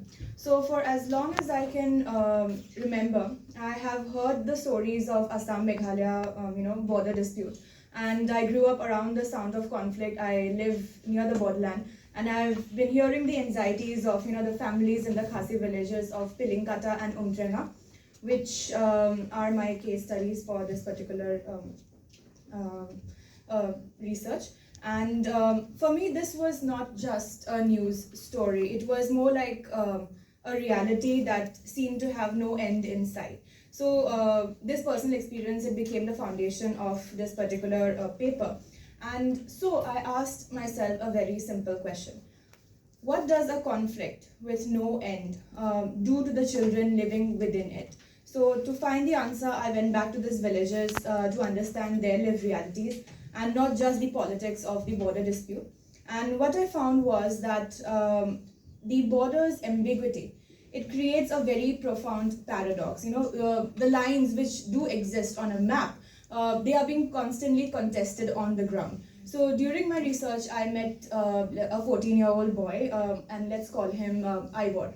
So one day, Ivor, he was working in his family's rice field, and a field that belonged to his mother, mother's family for generations. And when a group of armed men from Assam, they approached, and they claimed that that land was theirs. Ivor knew that he, needed to step up, he needed to fight it, and, he should protect his home. But he felt this feeling of powerlessness because he knew that the land wasn't his to fight for, because he wasn't going to be the one inheriting it. And this feeling of powerlessness, which, I call the double bind in my paper, is something that I found is shaping an entire generation of children in Meghalaya. And it's the central question of my research. What happens to children when their home is a disputed territory and their culture is caught in the middle?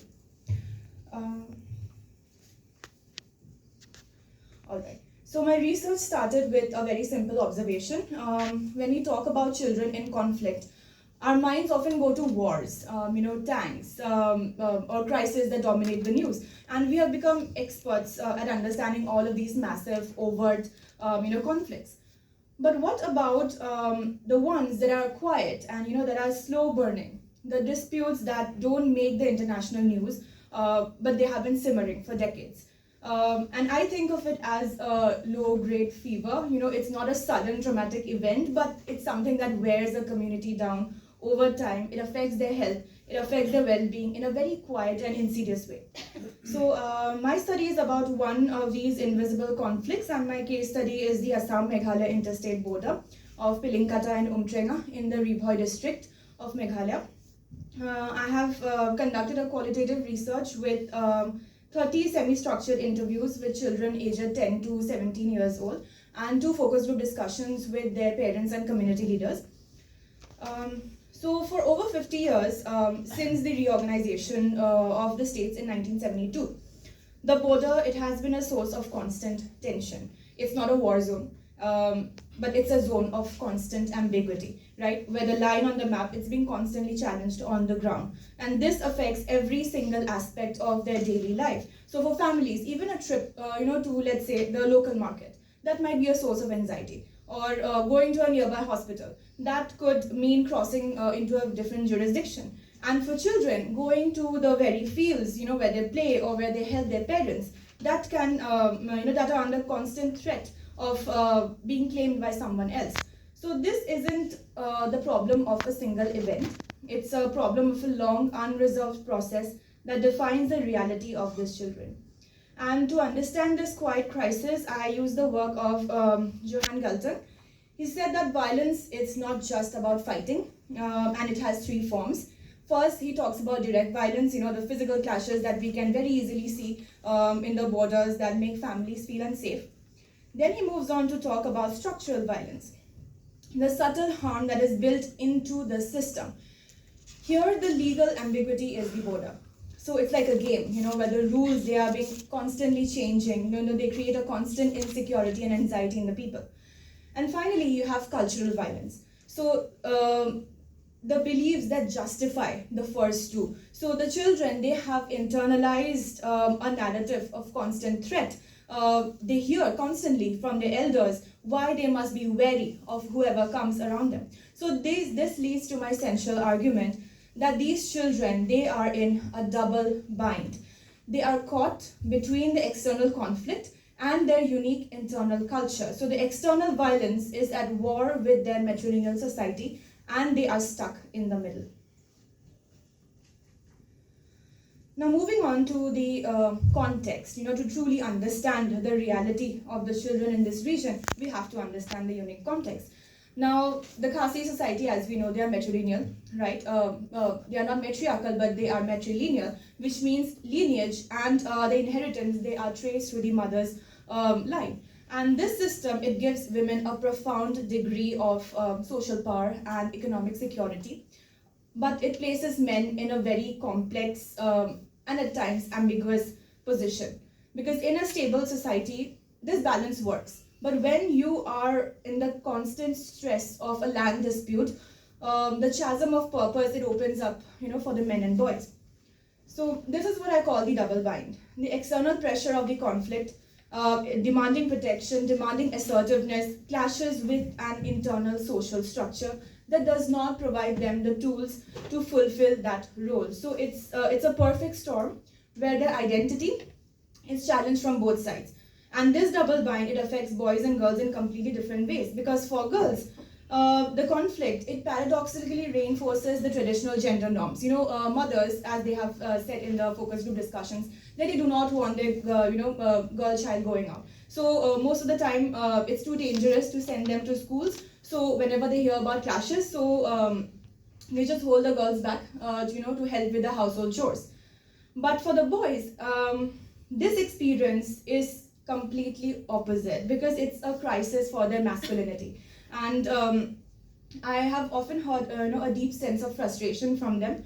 One of the young boys, he commented that this land is my mother's land. So what do I do when people from the other state come? I can only stand here, I can only watch, and I feel very useless. And he felt responsible, but he said that he had no authority to act on it. So this disconnect, from duty and from the structural power, it creates constant emotional tensions.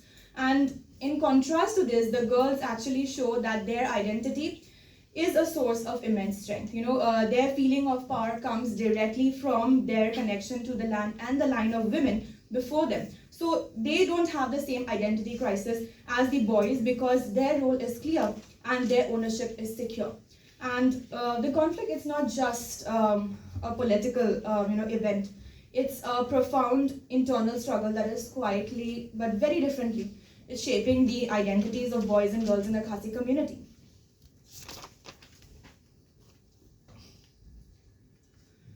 Okay, moving on to the most significant and nuanced findings of my paper.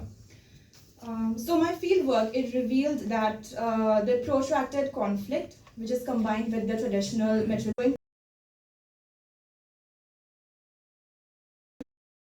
fascinating and profound observation that the boys are beginning to develop aspirations for patriarchal control. They want their state to become a patriarchal state, and this is not just a simple rejection of their culture. It's a very pragmatic, it's a crisis-driven response, and they see it as a way to enhance community protection and to feel a sense of purpose in a world that feels increasingly out of their hands. So they believe that if they had more say, if they owned the lands, they could keep their families safer, or they could make decisions faster to fight back when people from the other states come into their lands.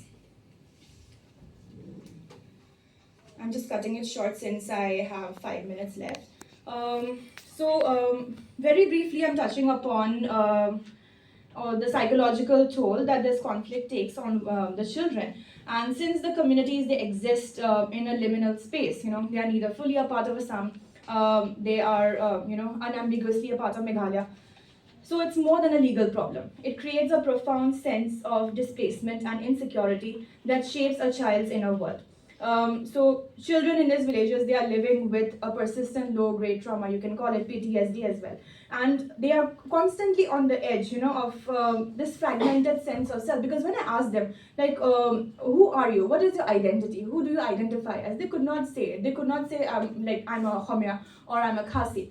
They just said which village they belong to. I belong to the Pilinkata part of Assam, or belong Pilinkata part of Meghalaya. So and they almost always they had this response that we don't know where we are from nowhere. So this feeling is actually very heartbreaking when you listen to it, and it's a clear sign of emotional toll of all the jurisdictional disputes.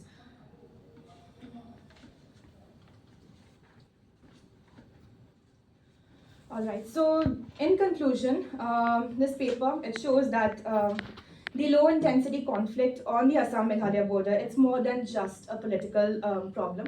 It's a profound human crisis that affects the very identity and well-being of the people and the children who live there. And the double bind that they face, the collision of external violence and internal cultural norms, that is a key insight that pushes us to look beyond generic understanding of childhood in conflict. So what do we do about it? My findings, they have 3 key policy implications which are in line with Galton's model of conflict resolution, which focuses on the conflict triangles, that is the ABC models. The first is attitude. Our interventions, they have to be gender sensitive. We cannot approach this village with a one-size-fits-all model. We need to acknowledge the emerging aspirations for patriarchal control among the boys.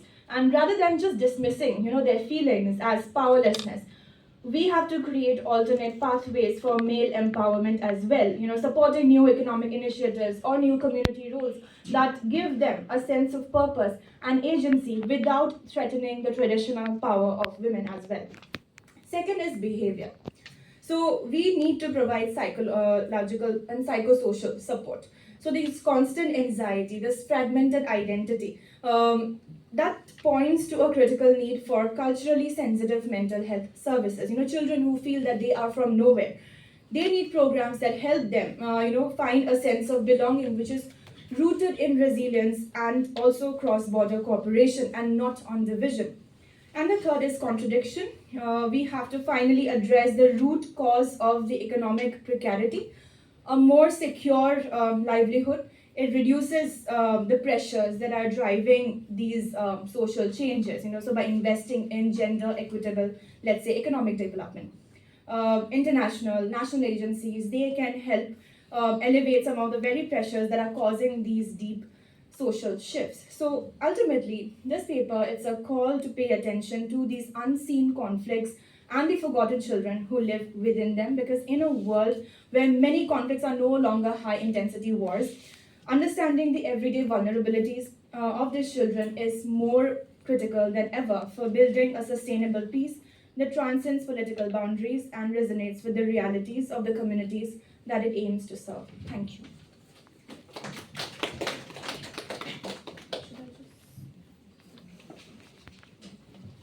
Thank you. Next we have Yana Azad. Her paper is titled Conflicting Identities. An exploration of inter-ethnic childhood in Manipur. Also the founder of Lekha, a northeastern writing collective focused on sharing voices from the regions. You can try Lekha. Hello everyone, thank you for that introduction, Mizo. So I did send in a PPT, but last night I restructured it entirely because I was very unsatisfied with how it was turning out. And so I encourage you to focus on what I say and not my PPT, except when I tell you to focus on the PPT, then focus there.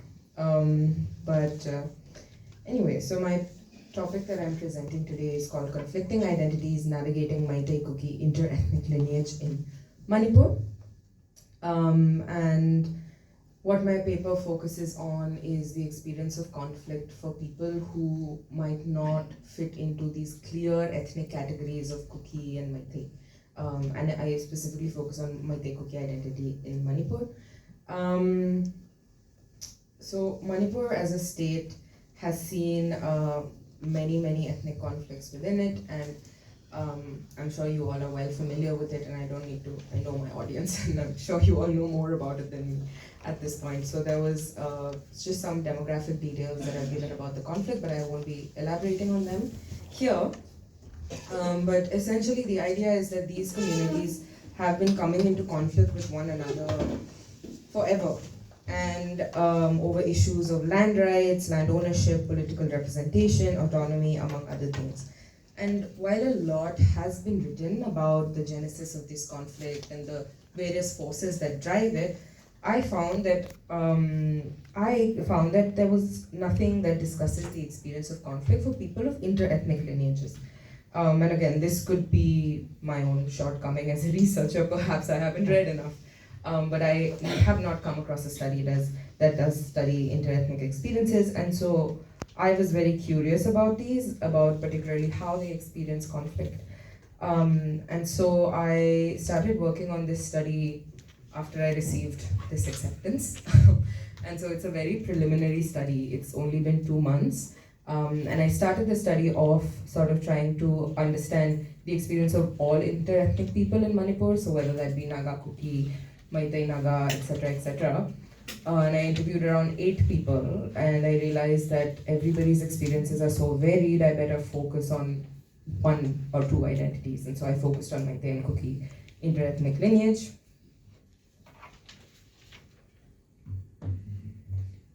And I think a large part of this research is also driven by my own identity as somebody who's half Meitei and doesn't clearly fit into a clear-cut category or something that can be defined easily.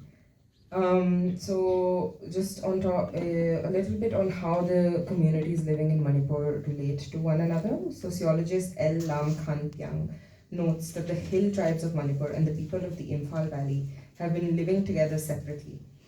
And so while these communities live in close proximity with one another, there's very little intermingling between them, and as a result, very little intermarriage. All communities have strong endogamy rules, and inter-ethnic marriages are frowned upon. And so really what this project is an attempt at documenting lived experiences and narratives that often go ignored when we're talking about conflict. It's an attempt to keep a record of voices that are ignored when we're writing about conflict, and it's also an attempt at complicating how identities are understood in conflict. So it is within this context that I asked the research question, how do those whose identities reside on the threshold, those of inter-ethnic lineages, experience conflict? So my paper will follow the following format. I'll first be discussing a little bit about the method that I used for this study, and then I will be presenting the sort of recurring themes that came up as I was interviewing. And again, since this is a very beginning stage study, I would appreciate any sort of feedback that you have on theoretical readings that I could possibly find that could help situate my study better. Right. So,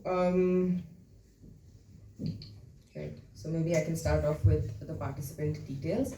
For this study, so far I have interviewed 3 people. These were all people who were between 18 to 22 years of age, and they all used he, him pronouns.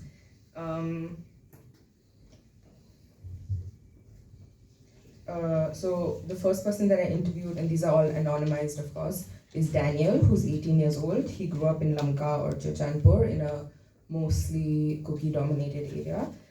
The second is Henry, who lived in Imphal in a mostly Meitei-dominated neighborhood.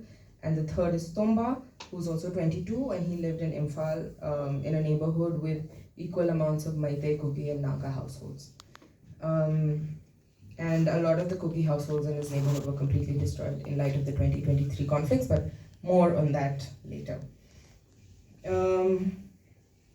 Right, so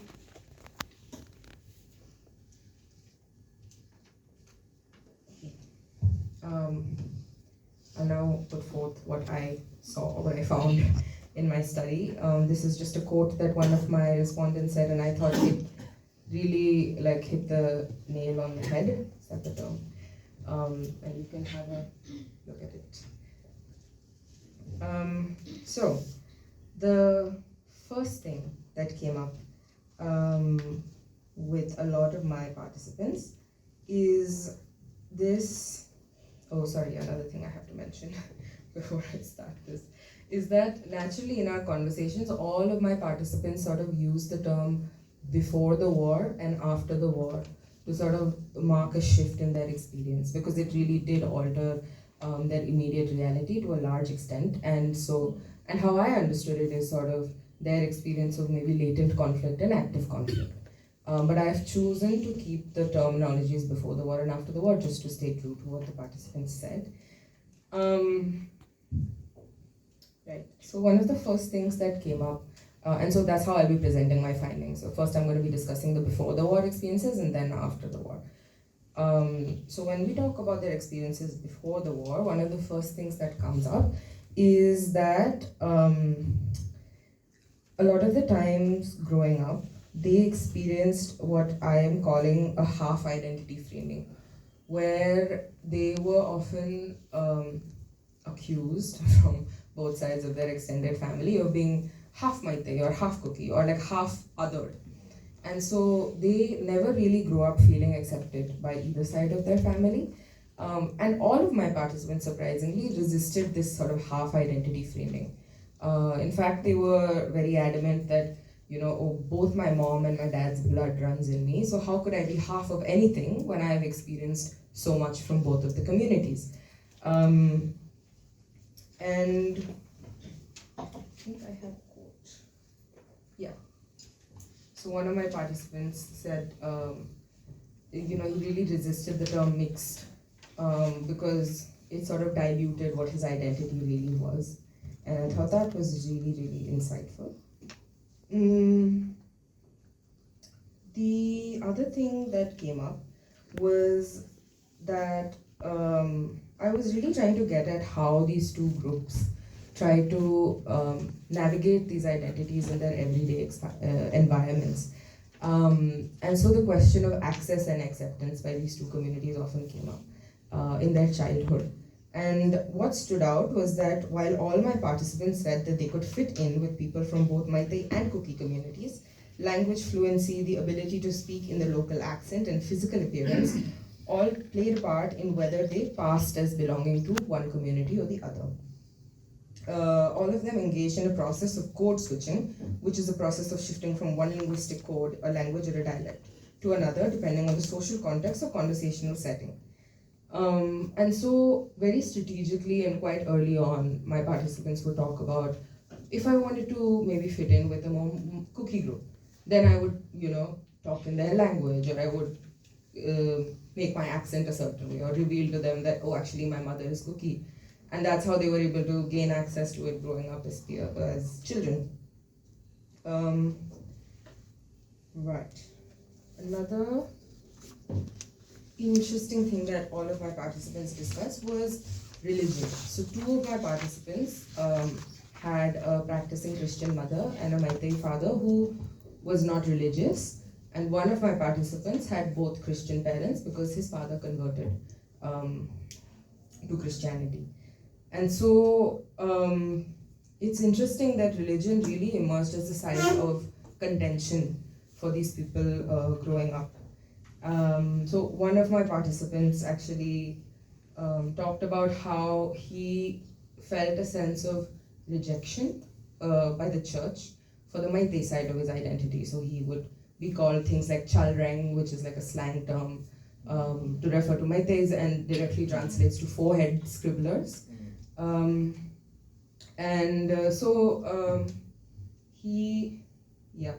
this is a quote that I thought was sort of very, very insightful, where he thought that he was destined to go to hell because he was Meitei. And so a lot of his prayers were driven by this desire to not go to hell. And he also wrote a poem about how his mom actually passed, and he wrote a poem about how his mom would go to heaven and his dad would go to hell, so where would he go? He's a very insightful participant.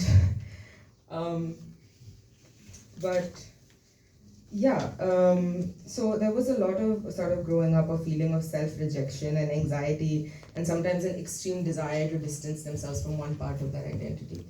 I'll now move on to the section that discusses my findings of their experiences after the war. And I think a key difference is that while growing up as children, their environments didn't feel imminently threatening. After the war, it was a survival strategy for them almost, to have to conceal one part of their identity and to reveal one part of their identity. And I will talk about this more as we move ahead. So the first thing that I want to discuss is what fleeing meant for my participants who are interethnic in the case of a conflict. So all my participants had to flee their homes, either temporarily or permanently, in the conflict. And what's unique about their experience is that they found themselves unsafe in both the communities that they belong to. So where do they flee? And I think what is a case that I discussed is one of my participants had to stay back in Imphal because he had an ailing father and he wanted to take care of him. But when he discovered that there were people of mixed ethnicities being killed, he decided to go to Mizoram, where his mom's side of the family resides. Turns out in Mizoram, he felt at risk too, because he would go around and see posters like "Death to Meiteis." It was an extremely scary time for him, even though he was in Mizoram. And so this experience of really no place where they could feel safe in the midst of the conflict unless they completely escaped the region was something that I think has not, or something that I haven't come across. The second thing is that people of inter-ethnic lineages are easy targets.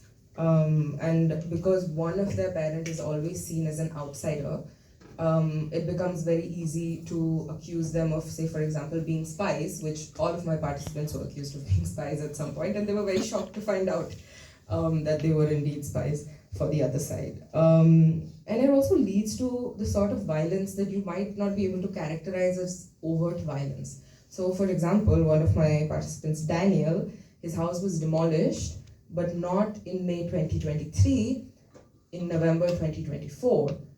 And this was, and I'm going to read directly from my paper, is Daniel's family, like many households in the locality, derived their livelihood from alcohol production. Following the outbreak of the conflict, the village chief prohibited brewing activities. Daniel's mother had prepared approximately 7 liters of alcohol as a favor to some acquaintances. However, community informants reported the violation to authorities, resulting in a house search and a discovery of the wine. Village members with pre-existing grievances against his family lobbied for severe punishment, which ultimately led to the demolition of his house. And yeah, I don't think I've put a quote in, but essentially this is not something that had been done before. In fact, after his house was demolished, there were other people found with alcohol brewing in their house, and those were cookie houses, and their houses weren't actually demolished. And so this is what I mean by how do you characterize this violence? Does this count as ethnic political violence? Because on the face of it, it might not be, you know. The sort of last thing that I want to discuss is one of my participants who lived in Imphal. His house was attacked by a Meitei mob. And when the house was attacked, it was his father who's Meitei, his mom who's Kuki, and him in the house. And the mob set one of the rooms on fire, and they were accusing them of being Kuki. And what he had to do in that case, because his father is quite old, is try to convince the mob that he was Meitei. And so remember how I talked about this process of concealment and strategic negotiation that takes place? In active conflict, this is an act of survival. And so the mob asked them questions like, to verify their Meitei-ness essentially, and if there were neighbors that could vouch for them. Let me try to find it. Yeah, this is the quote, if you guys can read. And essentially, the mob, once they were convinced that he is actually Meitei, his mom was in the room but she was completely quiet, helped put out the fire that they started, and told them that they were going to help them get away safely, and then they were again held at gunpoint by another mob. So it's interesting how these sort of mixed identities come into risk in the case of ethnic conflict, and oftentimes I think they go unreported. And lastly, okay, my time's up, so I'm just going to conclude very quickly. The last thing that I want to discuss is a little bit about social media monitoring for interethnic people. I think conflicts today, in the case of Nepal, we can see how important social media is. That's where discourse is formed, that's where people are sharing their thoughts. For people of interethnicity, expressing any sort of opinion leads to betrayal of one part of their community. And so they're like doubly unsafe, I think. And so, for example, one of my participants was actually threatened by the Arambai Tengol for saying something pro, Kuki, and him and his family. And so after that, he realized that maybe he shouldn't be as vocal online, and so he's not really sharing anything anymore. Those are a few things that I could find. Again, I would love any insights on how to maybe theoretically ground my research better. I'm sure you guys know it's been really insightful even listening to everybody else. And yeah, there are a few things to conclude, but I think that's more or less what I wanted to say. Thank you. Northeastern Skill University, Shillong. Her doctoral research explores processes of belonging and identity formation in urban spaces in Shillong, with a particular focus on the everyday negotiations and lived experiences of marginalized communities to examine how identities are shaped and contested within shifting urban landscapes.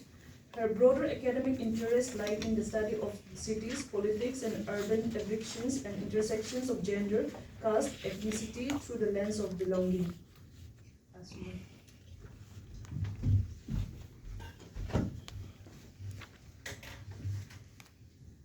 afternoon, everyone. Thank you all for such a welcoming presence. I'm very happy to be here. Today I'll be presenting my paper titled Childhood in Contested Spaces, Evictions, Identity and Everyday Discrimination in Punjabi Lane, Shillong. Urban evictions and resettlements are usually studied through the lens of law, governance and economics. This work is based on my field study in Punjabi Lane, a locality in Shillong that has been a subject of long-standing dispute, eviction threats and even communal tensions. Through this paper, I wish to engage with children who live in this contested space, children who have grown up negotiating belonging, exclusions and stigma, and children, despite it all, continue to dream of a future beyond the spaces they inhabit today. The focus of my research will look at 4 broad themes. Children as active producers of belonging, how they transform the spaces of exclusion into spaces of play and identity creation and meaning making.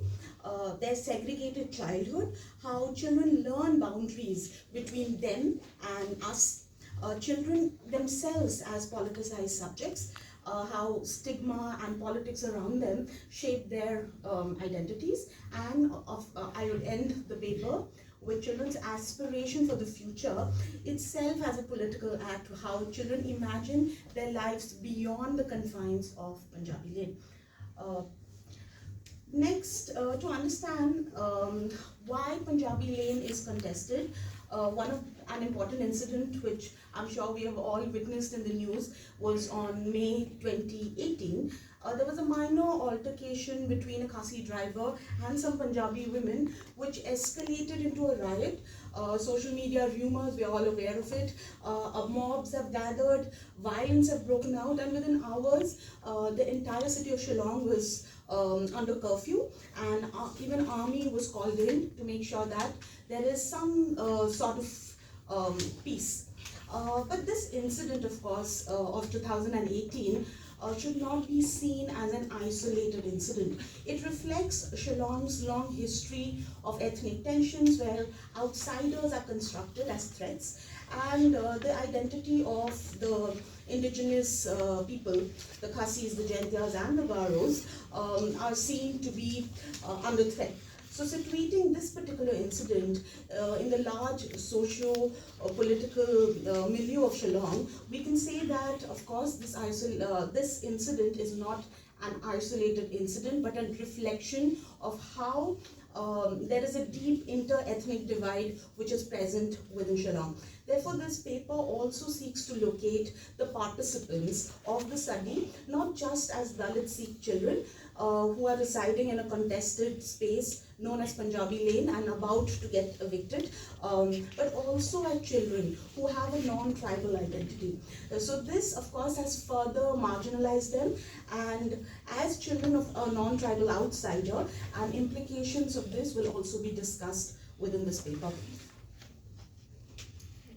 Yeah, so my basic study is based on a fieldwork that I've conducted over the months of July and August. I've worked with 18 Sikh children who are aged between 8 to 15, and I've used an unstructured, in-depth interview and participant observation. I've spent time in their homes, in the bylanes, in the rooftops, playgrounds, and have tried to analyze the stories thematically, not just to document their experiences, but also to understand how these children themselves create meaning, create belonging, and also create a sense of hope in this contested space. So the first theme is the micro-geographies of belonging, that I call it, where children in Punjabi Lane have transformed the congested by-lanes, the rooftops, open corners into spaces of play and into spaces of joy. So what outsiders might see it as a slum, as an encroachment, these children have reclaimed them as spaces which can be understood as playgrounds, as hiding spots, as meeting spots. So these everyday very mundane practices are not inconsequential. They actually contest a hegemonic narrative of Punjabi Lane as an illegitimate encroachment, of course, which in a wider scholarship, especially out of the media reports, says that this is an area which is ridden with crime and must be cleaned by the state government. The next slide shows, I've taken a few excerpts from the interviews that I've taken, and we can see that all these stories basically show how children have made a home out of the contested spaces. And all the state narratives of illegitimacy, of eviction, children have co-created their own geographies of belonging. This also shows that children always do not identify to the descriptions that adults give to people and also to places they inhabit, and the strict binaries of what is safe, what is unsafe is also understood and also navigated differently by children. So the creation of these micro territories, for example, a space for cricket, public walls are scribbled, narrow by-lanes where they hide, all basically demonstrate how children's everyday spatial practices reproduce their own sense of belonging, especially to the contested spaces they inhabit. The next thing which I look at is segregated childhoods. One of the striking findings that I found was a near complete absence of friendship between the Khasis and the Garo children, with the children living within Punjabi Lane. Friendships were majorly confined within Punjabi Lane. So children did not basically learn about who the other is through an interaction, but actually through what the adults have told them. They have inherited also boundaries, they've inherited stereotypes, and also a sense of exclusion, because there is little to no sense of contact between the Khasi children and the children of the Dalit Sikh community. The next slide, where I've shared a few examples, there's somebody called PS, age 14, says, I have no Khasi friends. I've never wanted to play with them. They want to just relocate us. And, there's a girl, AK, age 12, she says that her mother has strictly asked us not to share food, not to eat food from the tiffins of the Khasi or the Garo children that she encounters in her school. Okay, so all of these are basically examples of segregation. And segregation is always not of maintaining a neutral distance, because children are socialized into exclusions, and these boundaries are often a creation which mirrors the larger ethnic divides of Shillong. So children themselves have internalized these hostilities. Often they interpret their Khasi peers by looking at them through a sense of anticipated rejection, not through play, not through ordinary friendship. Hence, the absence of a close interaction between the children of the Punjabi Lane and their Khasi contemporaries is not, as I said, a case of neutral distance, but it's actually a reflection of how socially and historically produced segregation of people and places take place, especially in areas which are ridden with conflict. Yeah. The third thing is politicized childhood. So we often imagine childhood as innocent, as neutral, maybe apolitical, but in contested places like the Punjabi Lane, children are already marked with different kind of identities, like that of their caste, of their ethnicity, of the outside politics. So their very identities are also politicized. They're not simply seen as children, but as children belonging to the Dalits of the Sikh, and often as outsiders. So I'll quickly go to the next theme, where I look at how they aspire, what are their aspirations for the future. So despite the exclusions and the stigma, all the children's narratives, which were filled with a sense of positivity, with a sense of hope and a dream of a distant future. And here I basically draw upon aspiration itself as a cultural capacity. And I'll share also a few of their interviews where most of them want to become a doctor, or there are dreams of owning a big car or owning a big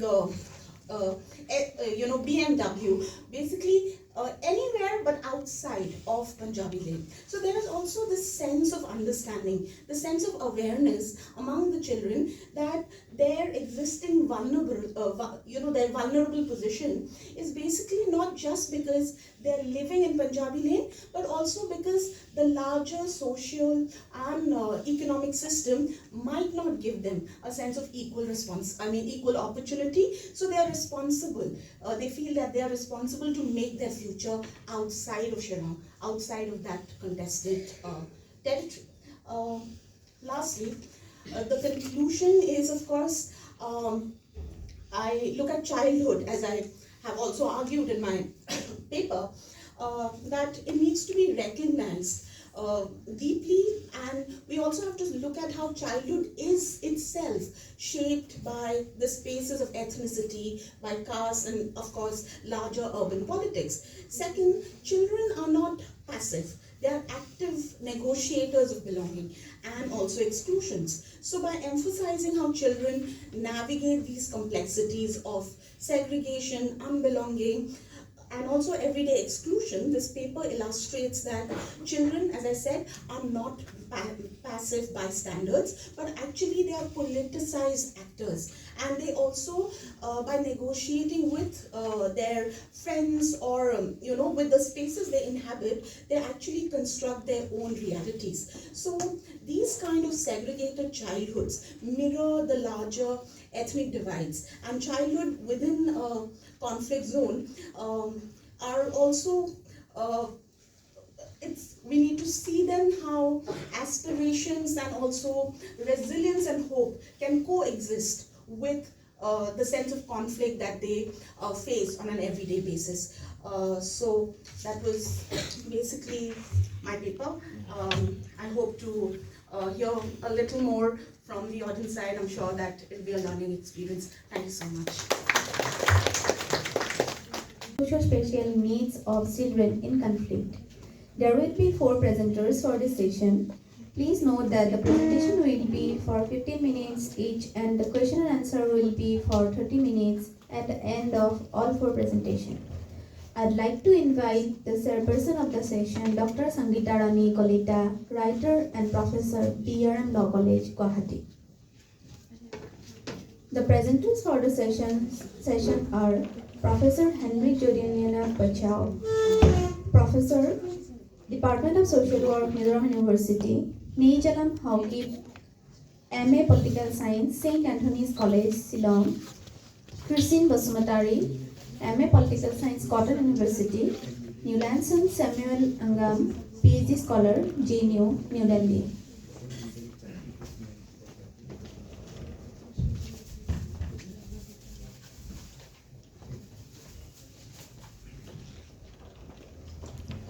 I would now request the chairperson to kindly initiate the proceedings.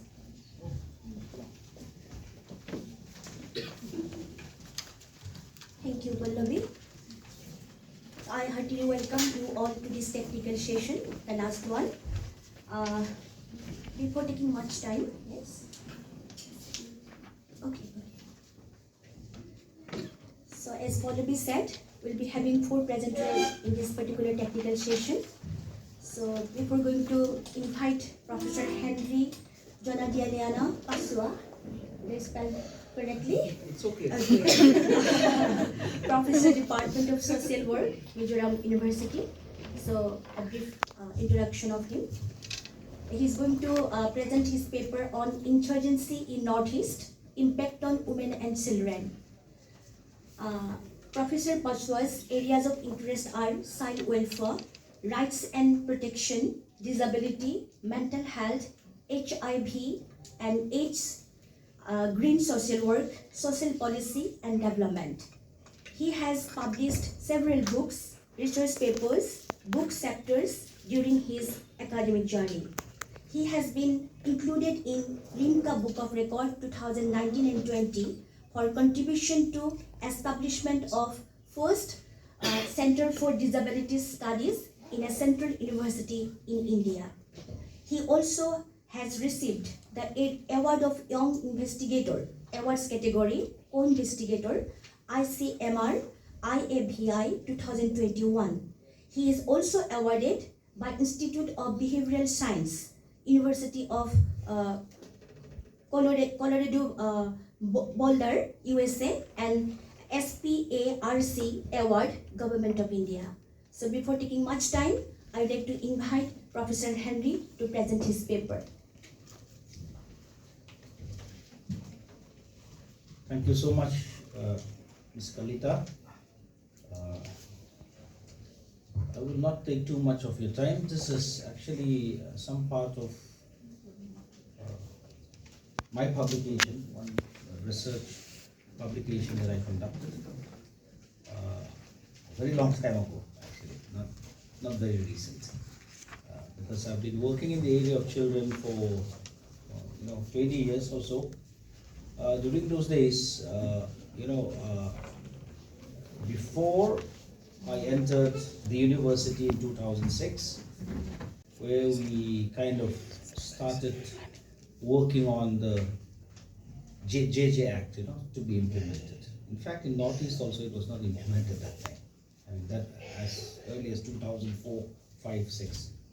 So we started doing all those things, and this thing came up when we were working on abused children.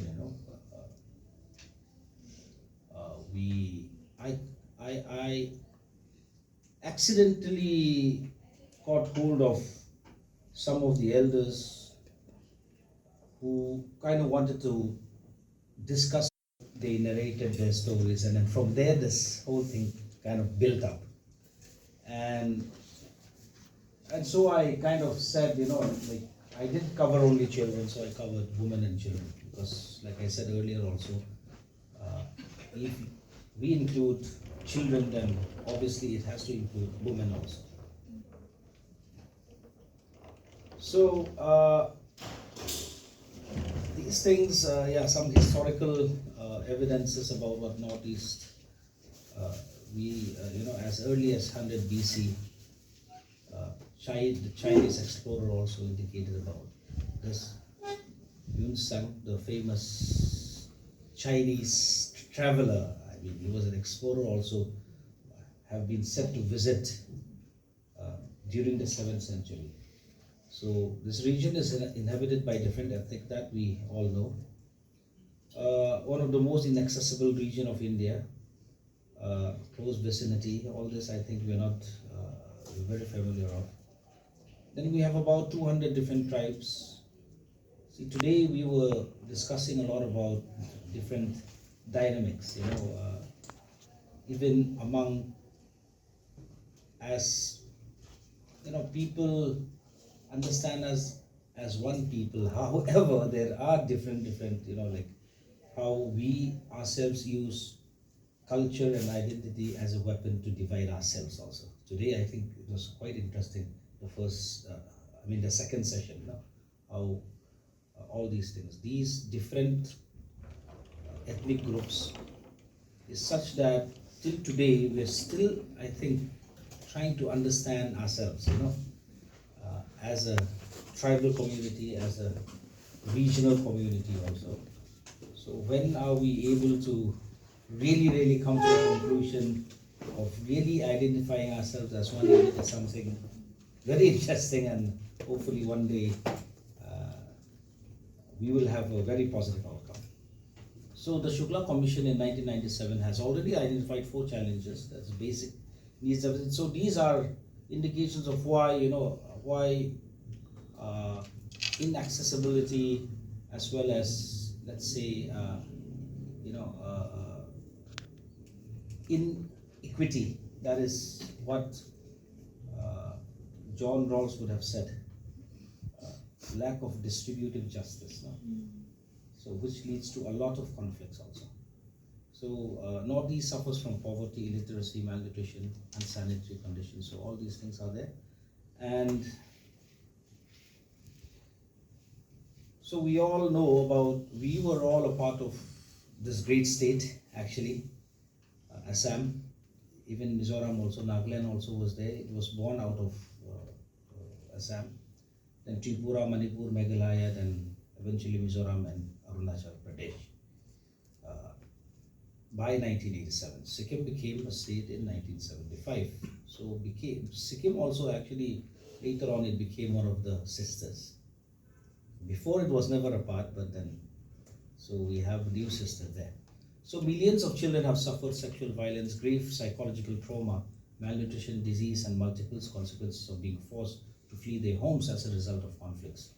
So women and children are always the more vulnerable groups, major victims of violence. You will not see men, really thwarted by the ravages of war, but it's always women and children actually in any narratives or even in history. Like earlier also I said that the League of Nations was actually a product of the Save the Children Fund that was initiated in 1919.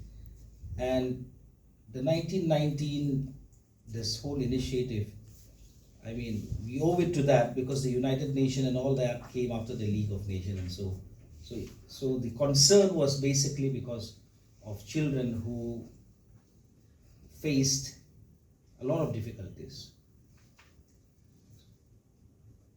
Then there are a few impacts. Physical impact is there, so it includes physical attack, abduction, bomb blast, and destruction of property. Then, of course, today also we were discussing about how, it impacted education, closure, and even today also we know that even in Manipur, I cannot but mention Manipur because this is what's still happening today. So a lot of schools are still shut down. Normalcy has not yet been maintained, and as a result of which a lot of children are facing problems. So we don't know yet what the outcome will be now. People are still not going to schools. I'm not very sure what to say also actually.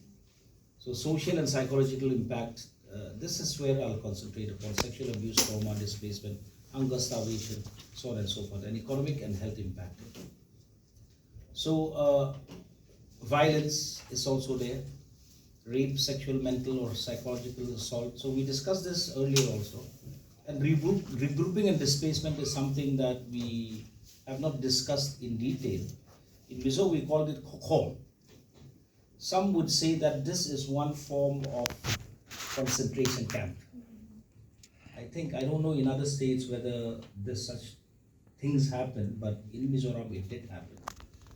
So in order to monitor people, people that they feared would deviate away from the whole sense of nationalism in India, so they regrouped different localities, different villages into one group.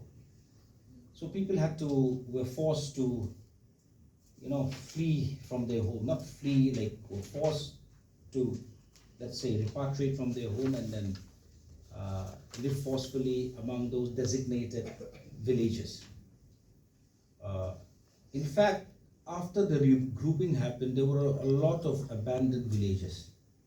Some people went back, but it never really worked again, after that. So where they buried their near and dear ones, where they spent their childhood, for the entire lives. So that got kind of totally extinct. So that also brought a lot of trauma. Have you heard about regrouping? I don't know. Yeah, we can discuss it later on. So, this is one thing, and of course it led to displacement, a lot of migration that's taking place. And today, I cannot but mention, the recipient of migration as a result of ethnic conflict. Mizoram is one. We have been receiving, from Myanmar side, close to about 40,000 to 50,000 illegal immigrants from Myanmar, Yes. As a result of which is creating a problem even within the social context of Mizoram. So there is that fear, even among the local people, changing the dynamics of economics as well as the social fabric of society. And today, yes, it was interesting to find from, I think, Madam there,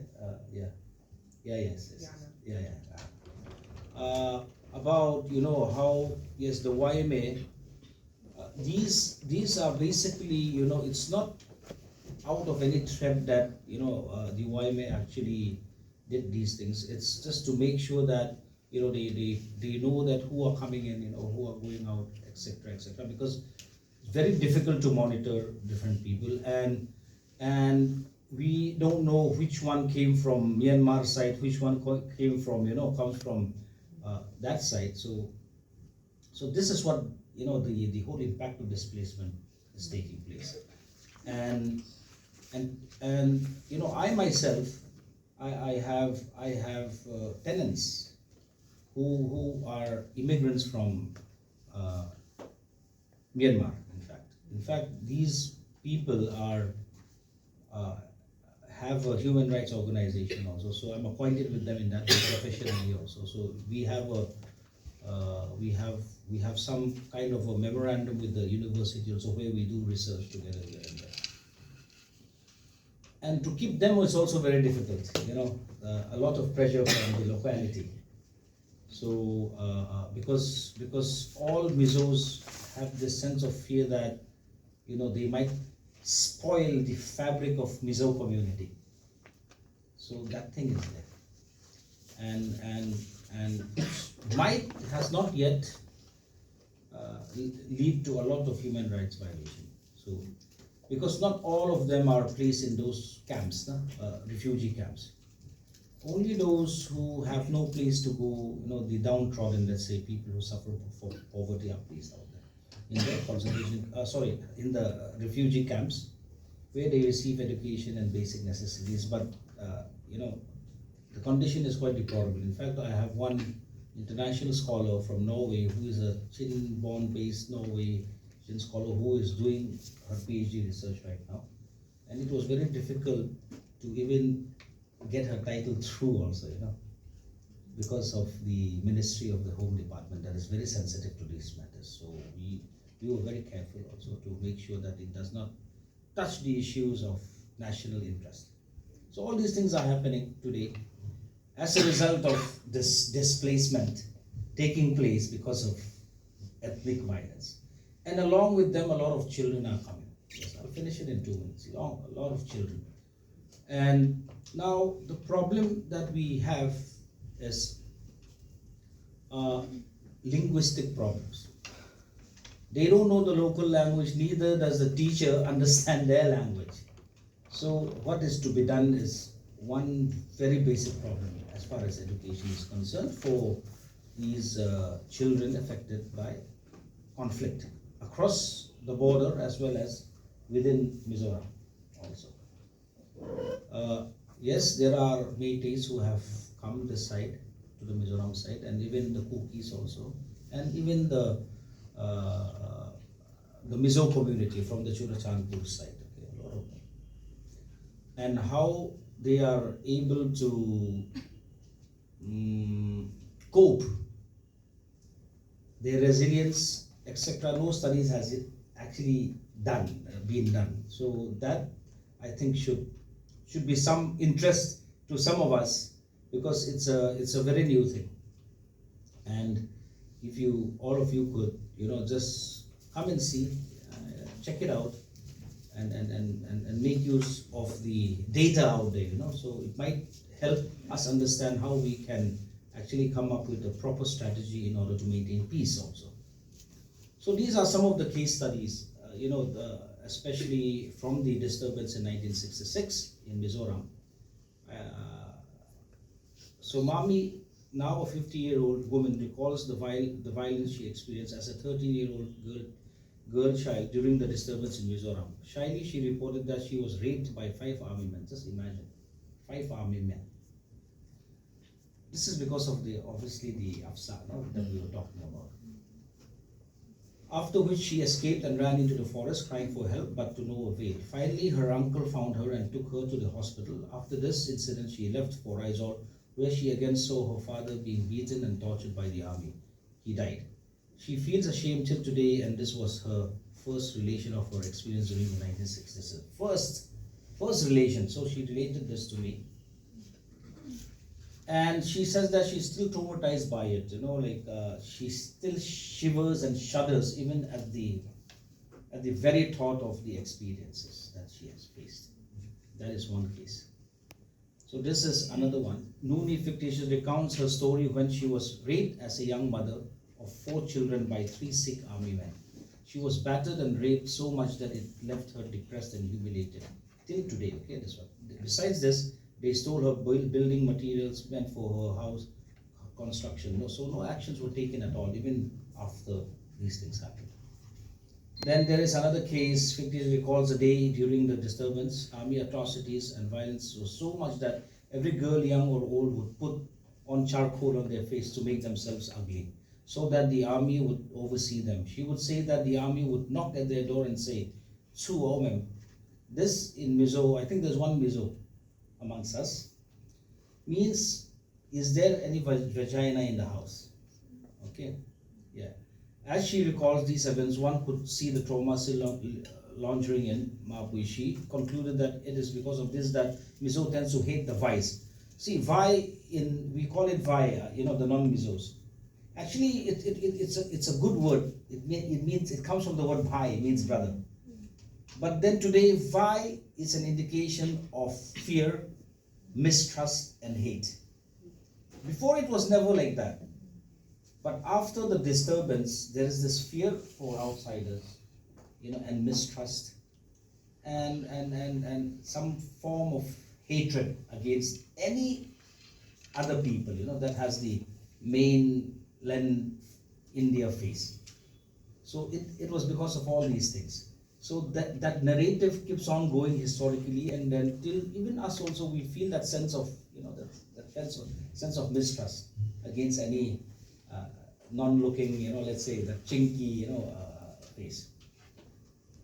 So these are some of the cases that we have. A lot of cases are there. So yeah. Okay. I'll conclude. I'll wrap up. I'll conclude. So the rest, I think, these will help you ponder, and then you can ask questions later on, and then I'll leave it for my other panelists.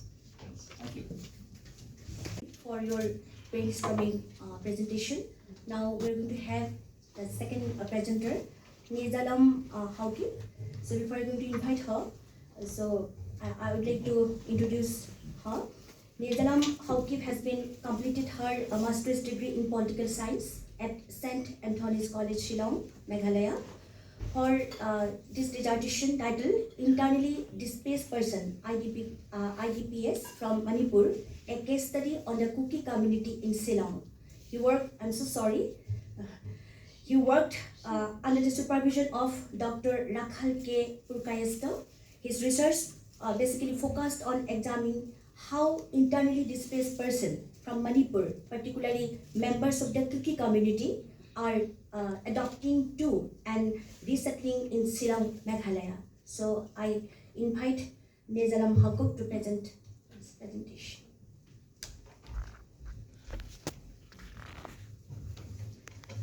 Good evening, everyone. My name is Nezalam Hauki, and I've actually recently completed my MA in Political Science from St. Anthony's College, Shillong. And today I'll be presenting on my topic titled Through the Eyes of the Young, Life After the 2023 Manipur Conflict.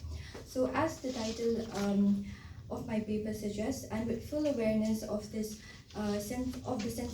sensitivity surrounding this subject, I'll be speaking about the lived experiences of the displaced children in Shillong following the 2023 Manipur conflict. This is not just an academic inquiry, it is a gesture of witnessing, of listening, and of holding space for stories that continue to unfold in silence. The northeast region of India has unfortunately experienced persistent conflict since 1947, and in 2023, a significant surge of ethnic violence occurred in Manipur. This conflict resulted in the mass displacement of thousands of the Kuki-Zo people, including hundreds of children who were forced into makeshift camps or dispersed to major Indian cities. As a consequence, the Kuki-Zo community developed a profound sense of injustice, unfairness, and trauma. So while the hostility and grief were widely visible on social media, I observed that the experiences of the Kuki-Zo adolescents, particularly those aged between 16 to 18, were largely overlooked. This specific age group is at a critical developmental stage, forming identities, pursuing education, and developing political awareness, making their perspectives vital for understanding their potential to either perpetuate intergenerational trauma or become agents of healing. My research question, it mainly revolves around how do displaced Kuki-Zo adolescents interpret and respond to trauma.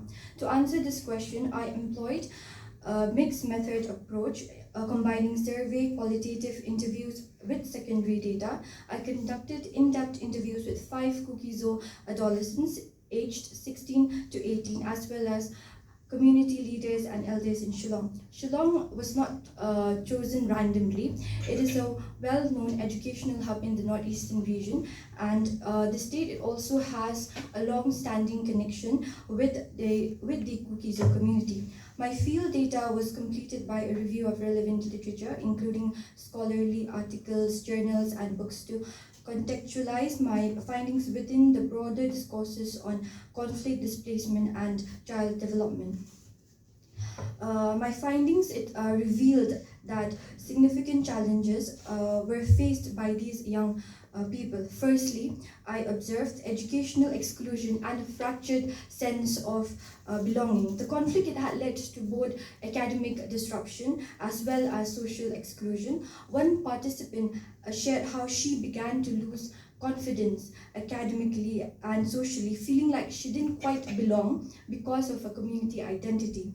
Many faced social stigma due to the widespread false narratives produced by the mainstream media. A survey I conducted found that 62.9% of the respondents experienced difficulty in securing rented accommodation, as the residents were largely influenced by these abject narratives about the Kuki-Zo community. I found that social exclusion can escalate into further alienation, limited interaction, and severely hamper a child's emotional development.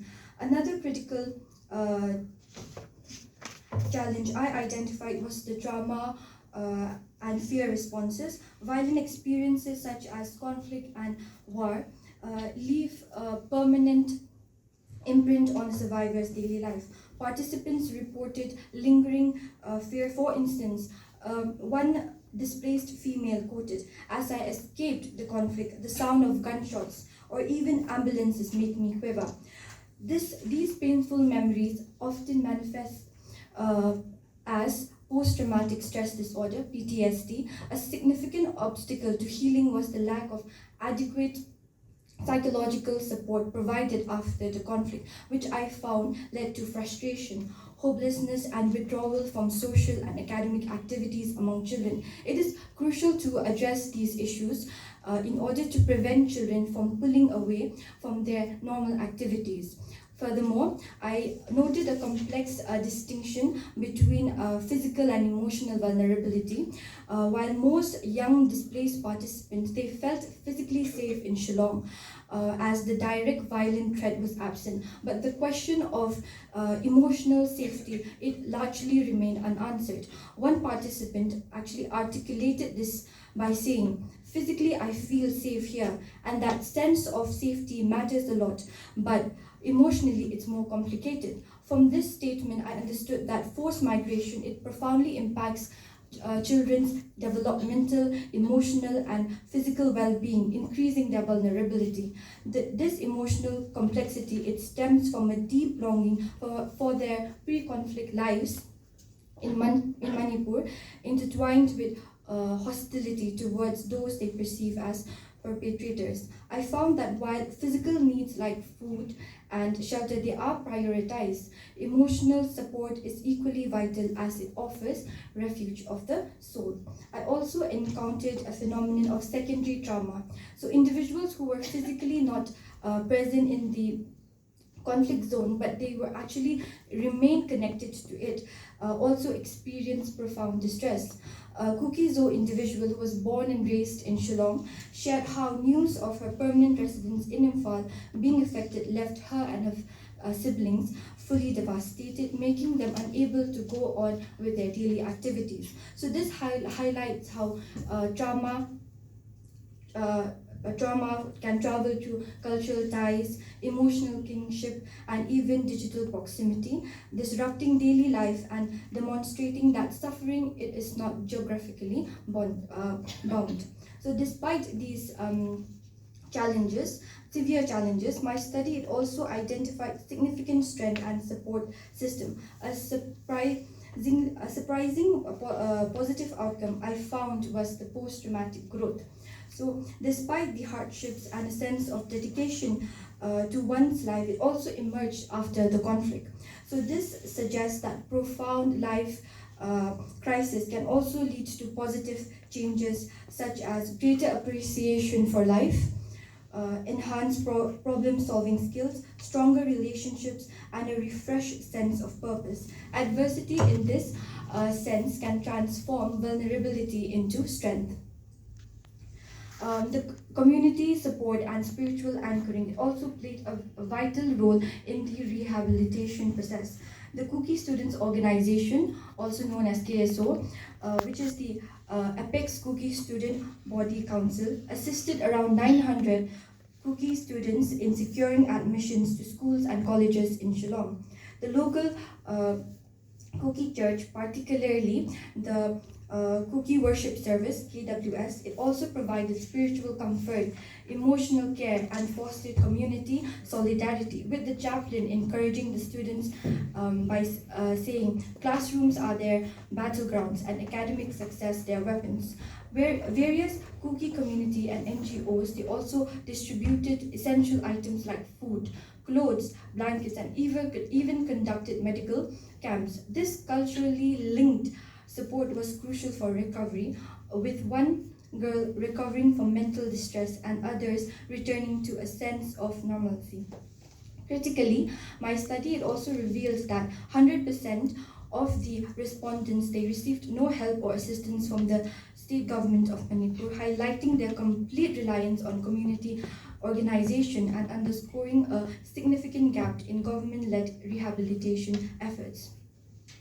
I also observed a crisis of youth discipline emerging in Shillong as the displaced Kuki-Zo population grew. Some youth, particularly those in their late teens and early 20s, they began engaging in late-night fights, excessive drinking, and public disturbances. I believe these behaviors might reflect deeper psychological ruptures, such as the lingering effects of trauma, the absence of a structured mental health support, and alienation rather than a simple youthful rebellion. In response, the KSO instituted a disciplinary committee which at times resorted to physical punishment, raising urgent ethical questions about when care transitions into coercion.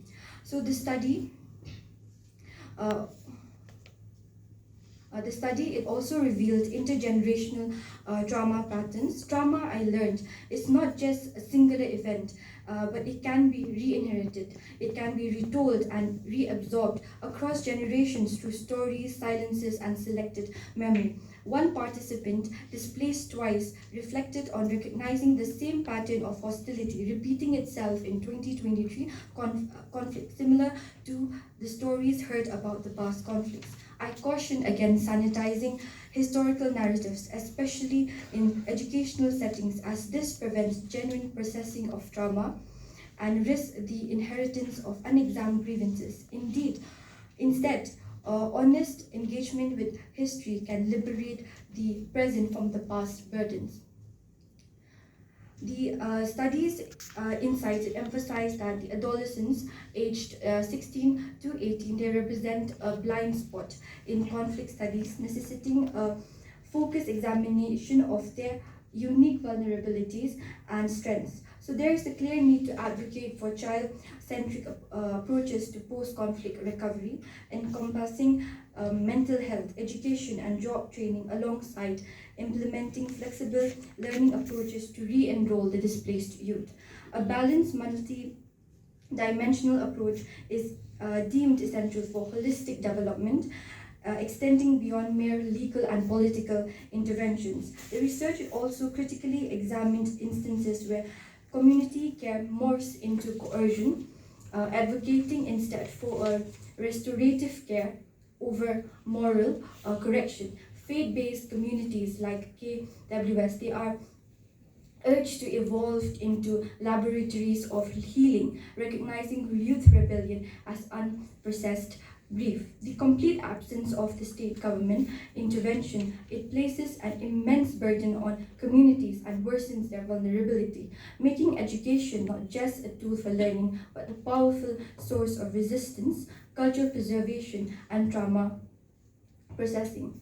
So in conclusion, my findings demonstrated that the conflict-induced displacement, it produces a multi-dimensional impact on children, extending beyond the immediate loss of shelter and education to include enduring psychological stress, experiences of exclusion, and a fractured sense of belonging. While the immense community and spiritual support I observe is crucial, it is insufficient without a systematic state-led interventions. The complete absence of state government intervention, it makes displaced children incredibly vulnerable. I advocate for a child-centered approaches to post-conflict recovery, including a robust mental health support, flexible educational opportunities, and job training. It is essential to develop comprehensive mental health programs, particularly within the faith-based communities, focusing on restorative care and acknowledging that a youth rebellion might be unprocessed grief rather than just a disciplinary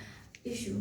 I emphasized the importance of engaging young people with history in an honest and crucial way, rather than sanitizing uncomfortable truths, to help them process trauma and break cycles of intergenerational hostility.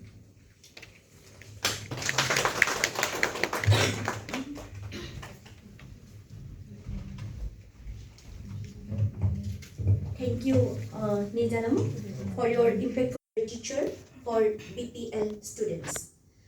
She had worked as higher secondary teacher of political science in Bongaigaon English Medium Higher Secondary School. She is currently volunteering as a guide cum teacher for slum children under a non-governmental organization called Hope International. So please proceed.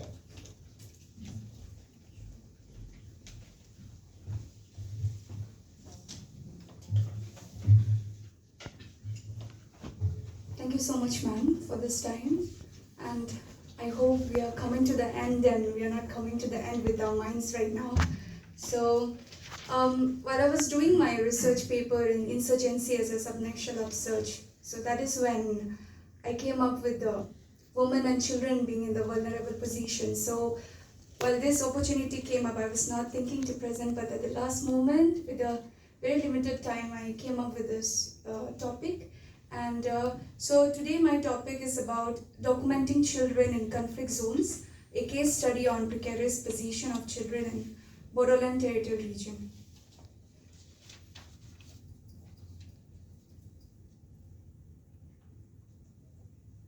So my contents for today's paper is introduction, objective, methodology, cases of violence, conflicts and effects, and conclusion. So I've started with this line. It says, children of one's youths are like arrows in the hand of a warrior. So taking these lines, I want to start with that. As this seminar holds that, we are looking at the psychosocial and the needs of the children. Bodoland is one of the region where very less works have been done upon children, or there is no question about children's rights and how perspectives or helps are needed to this children's in this region. So there have been incidents that they have been victims of atrocious crimes and forced marriage, trafficking and labors. So the research will focus on the impacts on emotional, cognitive, behavioral and psychological functioning of the children in specific zones. So to begin with, the timeline of this research is to discuss the positioning of children from the time of formation of PTC of 1967 that demanded for Udayachal to the recent BTR Accord of 2020. Okay. So, as Sir has already given the foundation of what Northeast is and what are the parts of it, so I wouldn't go in there, but being very specific, the objectives of my study will be to study the effects of aftermath of conflicts and continuity of violence upon children, and to study the rehabilitation process of children in accordance with formation of borderland territorial region, that is after the BTR Accord of 2020. So the problem is traced back after the independence when the first Bodo Accord was signed in 1993, and the issue was raised when the demand in the accord was not fulfilled, and the 2003 accord was again held. But no such changes were made in the region, and incidents were seen when the government troops harassed the common civilians with the power underlying on the AFSPA Act of 1972. So this followed with the riots of 1996, 1998, 2012 and 2014. So today's paper will be some of my own narratives because I was a part of the Bengali Muslim conflict that happened. So as I've mentioned, I stay in Bongaigaon, so one of my feet, if I land, I'm in Chirang district. I just stay in the borderland, and another feet, if I land, I'm in the Assam district. So what happened is, moreover, the young adults were forced to join the insurgent troops, and women and children were abused, threatened, killed, and raped. So the methodology used for this paper is secondary sources, some of which includes articles, newspaper, government reports, policy documents, and other relevant publications. And since the work on children in this region are scanty, I took up oral tradition and interview schedules being specific to the region of Chirang district and Kokrajhar district. So the study area includes the communities of region that comprises our Boros, Assamese, Bengalis, Koch Raspongsis, Rabhas, Garos, Adivasis, etc. comprising together. So I wouldn't focus only on the Boro children, but children as a whole in this region, and how the present BTR Accord or what they have been trying to come up to rehabilitate these children. So some of the cases of violation of rights of children that I recorded are as follows. The first is in Kokrajhar district. It says, on November 27, 2003, a mentally challenged ill girl was raped by the army jawans Matiapara village near Gusaigaon in Kokrajhar district. Another is an unnamed body of a girl child was found in Bortolwa, Chirang district during the Muslim-Boro conflict in 2014. And I was a part of that Muslim-Boro conflict, and I have seen that body. So next is on 29 March, this girl's report showed that she was not only raped, but her bodies were cut down into pieces. And in 2014, this is a record, that 26 children out of 45 people had been killed when the NDFB military group attacked Khagrawari village in Baksa and Balapara in Kokrajhar district. So these are some of the events, just few of the events that has happened in those conflicts that has happened in BTR region. And the NDFB militant groups in instances, they thought that these children were informers. They were spies, and there were several survivors who did not even want to disclose the issues that they were part of. While interviewing them, they did not even want to disclose their names. And Later on, the APSU appealed to the militant and security forces not to use women or children in the armed conflicts, but this is still prevailing. Because BTR is such a region that conflicts does not end. Every political agitations arise because we have different communities living, as we have learned about different communities comprising their ideas and ideologies. So in that note, how to rehabilitate these children, I think in my place it has been forgotten. And some of the conflicts and effect on children that I want to highlight are education, health, child marriage, child trafficking, and psychological effect. So before that, I would like to give an overview of the interviewants and the statements that can bring us the impact that has happened on the children. So the first conflict that happened was in 1996 between Adivasi and Bodo conflict, where an interviewee, he says that my parents were killed because they served in NDFB, hence I consider them to be freedom fighters and not militant. So considering parents as a freedom fighter, and later on they have this continuous mindset to become a freedom fighter by joining insurgency and terrorist groups. So this is the mindset still prevailing in BTR, in the community itself. And he says that given opportunity in future, I would join the troop to serve my people. So becoming part of the insurgent group, according to this youth's mindset is, I will serve my people. And secondly, this girl that I interviewed was from Dotoma, Longaduar, Kokrajhar district. She says, I was crossing the bridge over the Longa. In Boro, it means river, to my school, and I saw a number of bodies flowing through the river, after which I could not step out for my school. So, and another from Tinali Balajan, he says that I heard people screaming and huge amount of smoke raised up towards the sky like clouds. I could only hear my mother say run, and a glance from far, my house was burnt down. So in this note, of course we see that there are so many schemes and policies coming up to rehabilitate the children, but what I would say is that the picture that has been recorded in their minds cannot be erased. So being a part of this Bodo conflict with the Bengali speaking, I remember leaving the house at the middle of the night, leaving my father behind in the house just to secure the property.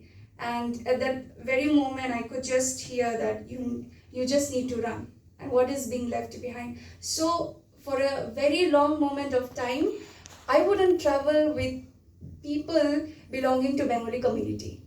And this happens with many of us. We still have that mindset, oh, this is the community that I'm not going to comprise with, or I'm not going to intermingle with. So when we speak about the special needs of children, this is where the memories remain. And I have not seen until yet, my studies shows that there has not been any major impact being made on the mental health needs of this region, of BTR region. We have heard about Manipur, Nagaland, many books, literacies have come up, and many of them are raising their voice against it. But in this region, there are very less works and reviews being made. And so, summing up with the effects on the children, first is education, where there is a high rate of increase of school dropouts in this region right now. And many leave their studies as the family is unable to provide money or materials. Many girl child become bread earner of the house by sending off to people's house as maid servant. There are huge increase in child labors also in this region. Secondly, due to the scarcity of food and water, their hygiene and health is compromised. Many newborn children have died in the relief camps due to unhygienic conditions and lack of medical assistance. Third is the child marriage. The fear in the parents' heart that their daughter can be the victim of rape or abduction. They often get their girl child married off even if they have not attained the age of marriage. And fourth is child trafficking. According to Nidan Foundation, 1 in 3 victims of human trafficking globally is a child, said by Digambar Narzari. And fifth is the psychological effect. The feeling of fear, hurt, revenge confuses a child. In most cases, it turns out to be retaliation by the young boys and girls. Moreover, many lose their mental stability. The losing of their near and dear ones make their life imbalanced. So as I begin with this point that where I've said that children are the arrows, like a weapon in somebody's hand, how we have formed them, how we have bring them after this BTR 2020 Accord is very minimal, to be honest. And there are policy formations which includes the Borderland Mission, Happiness Mission of 2022, the Mission Vatsalaya, and the child-friendly BTR mission that was recently launched, which says that 1% of the budget allocation will be given to the children, but there is still financial crunch. We have not seen any budget allocation or rehabilitation processes being made for these areas and children. So at the end, I would just like to conclude that conflicts within the secured four walls of a home has tremendous impact. How much effect in a community it would affect a child. And the BTR Accord of 2020 was the final comprehensive solution for the region, but it could not reach the depths of its promises.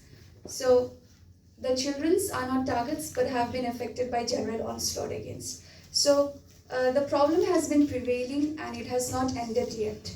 And at the end, this is my first paper presentation ever, so if there is any feedback and any suggestions, I would like to take it. Thank you so much.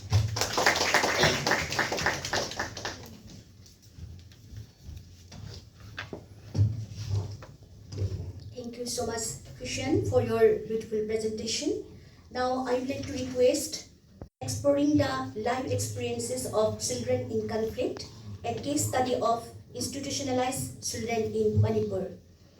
He is pursuing PhD from Jawaharlal Nehru University, New Delhi, and taught at Tezpur University in the Department of Social Work as a guest faculty from October 2023 to December 2024. He is also a proud care experienced person brought up in both kinship care and child care institutions since childhood. He has completed his MPhil from University of Delhi. He has worked with institutionalized children in Senapati, Manipur, and Jaipur, Rajasthan. His broad research areas are children in kinship care, institutionalized children, traditional child care, children in armed conflict zones. So please.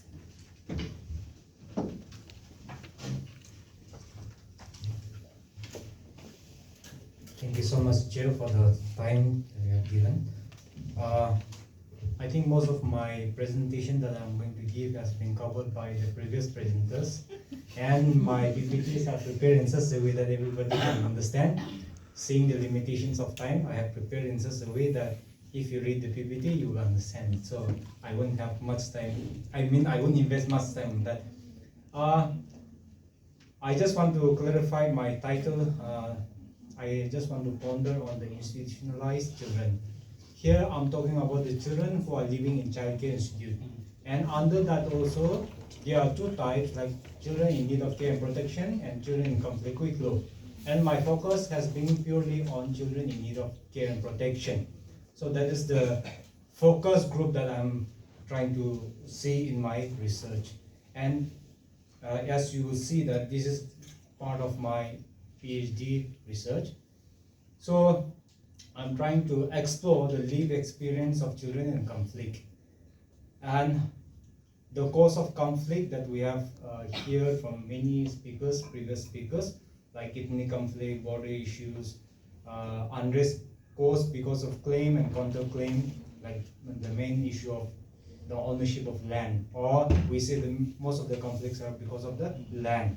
And then migration problems, insurgencies. And I have conducted this through semi-ethnographic or semi-ethnography method. So like I mentioned that my focus group are children who are in the institutional care, who are in institutional care at the present. And the conflict in the state, like I have said, because of the ethnic conflict, border issues, unrest, and this lead to political turmoil and instability in the state or in the region. And because of because of the conflict and because of the instability, there is need of care. When there is high tension or when there is more instability, then there is more need of care. And my samples are collected from 4 districts. It can be 4 districts or it can be 3 districts, depend on because UNC, one of the group in Manipur, like Kuki, Meitei, and Nagas did not identify Kampupi as a separate district, though the government has notified as a separate district. So it depends on which land, but I'm looking at the government notification and saying that 4 districts. So from Hill District, Senapati and Kampupi, and from Valley District, Imphal East and Imphal West, where my research sites. So talking about the conflict that has happened or that is happening in the region, like many of the speakers have mentioned consistently, that if we have to trace, then we have to trace back to the colonial policy also. And after that, it persists through ethnic and political and social turmoil. And the conflict that happened, since my focus is in the state of Manipur, in the scholars like Komal Sinha, he has mentioned that the category of conflict is internal, 2 types of conflict, internal conflict and conflict between the state and society. And there are major conflicts that we all have, it has been mentioned before, so I'm not repeating those conflicts. And when this conflict happened, then it has a huge impact, or it has impacted the children and the women the most. And when this conflict, when it impacts the children and the women, then you are violating various protocols or various acts and legislations. For example, the UNCRC or JJ Acts. And many research have conducted on the impact of conflict on various groups, whereas I find that few or very less has been done on the institutionalized children. So far, the presentation that we have also, like, it's the general, we are talking about the general children. But these children, I'm talking about the institutionalized children who are they are marginalized from the society, and then in addition to that, they experience these problems again. And the data that I have, like I have mentioned, I have used the semi-ethnographic method, because it's not a full ethnographic because of the time that I have spent in collecting data. If I have to talk about the method, then I have spent around 4 to 5 months in the field. It's not at one go. Where I live, I am not allowed to live in the children's home, so I have to live nearby, where I partake with their activities, where I have to see the activities that they are doing. So that's how I collect my data, and it is from 4 districts. And the sampling, the inclusion criteria was those children home which receive grant from the social welfare were included, and in that category only 4 children were eligible from the Hill district, whereas in Imphal district, in Imphal East and West, there were many children home, but I could reach to only 7 children home. And those 7 children home were selected based on the convenience, based on my convenience and accessibility, because there are many protocols that I have to get. Like for example, first I have to get permission from social welfare, then I have to get permission from the superintendent or the chief functionaries. So it's a lengthy process. So I could go to 7 children home, and for this particular research I also need to get an ethical clearance from the institutional ethics review board. So I did that, and the data collection period was from late 2000 in the end of 2023 till early 2025, and participants for 79 children and 38 staff. So if we are talking about how I analyze my data, how I handle my data, I had a personal interview, semi-structured interview, and also I also do an observation, participant observations, and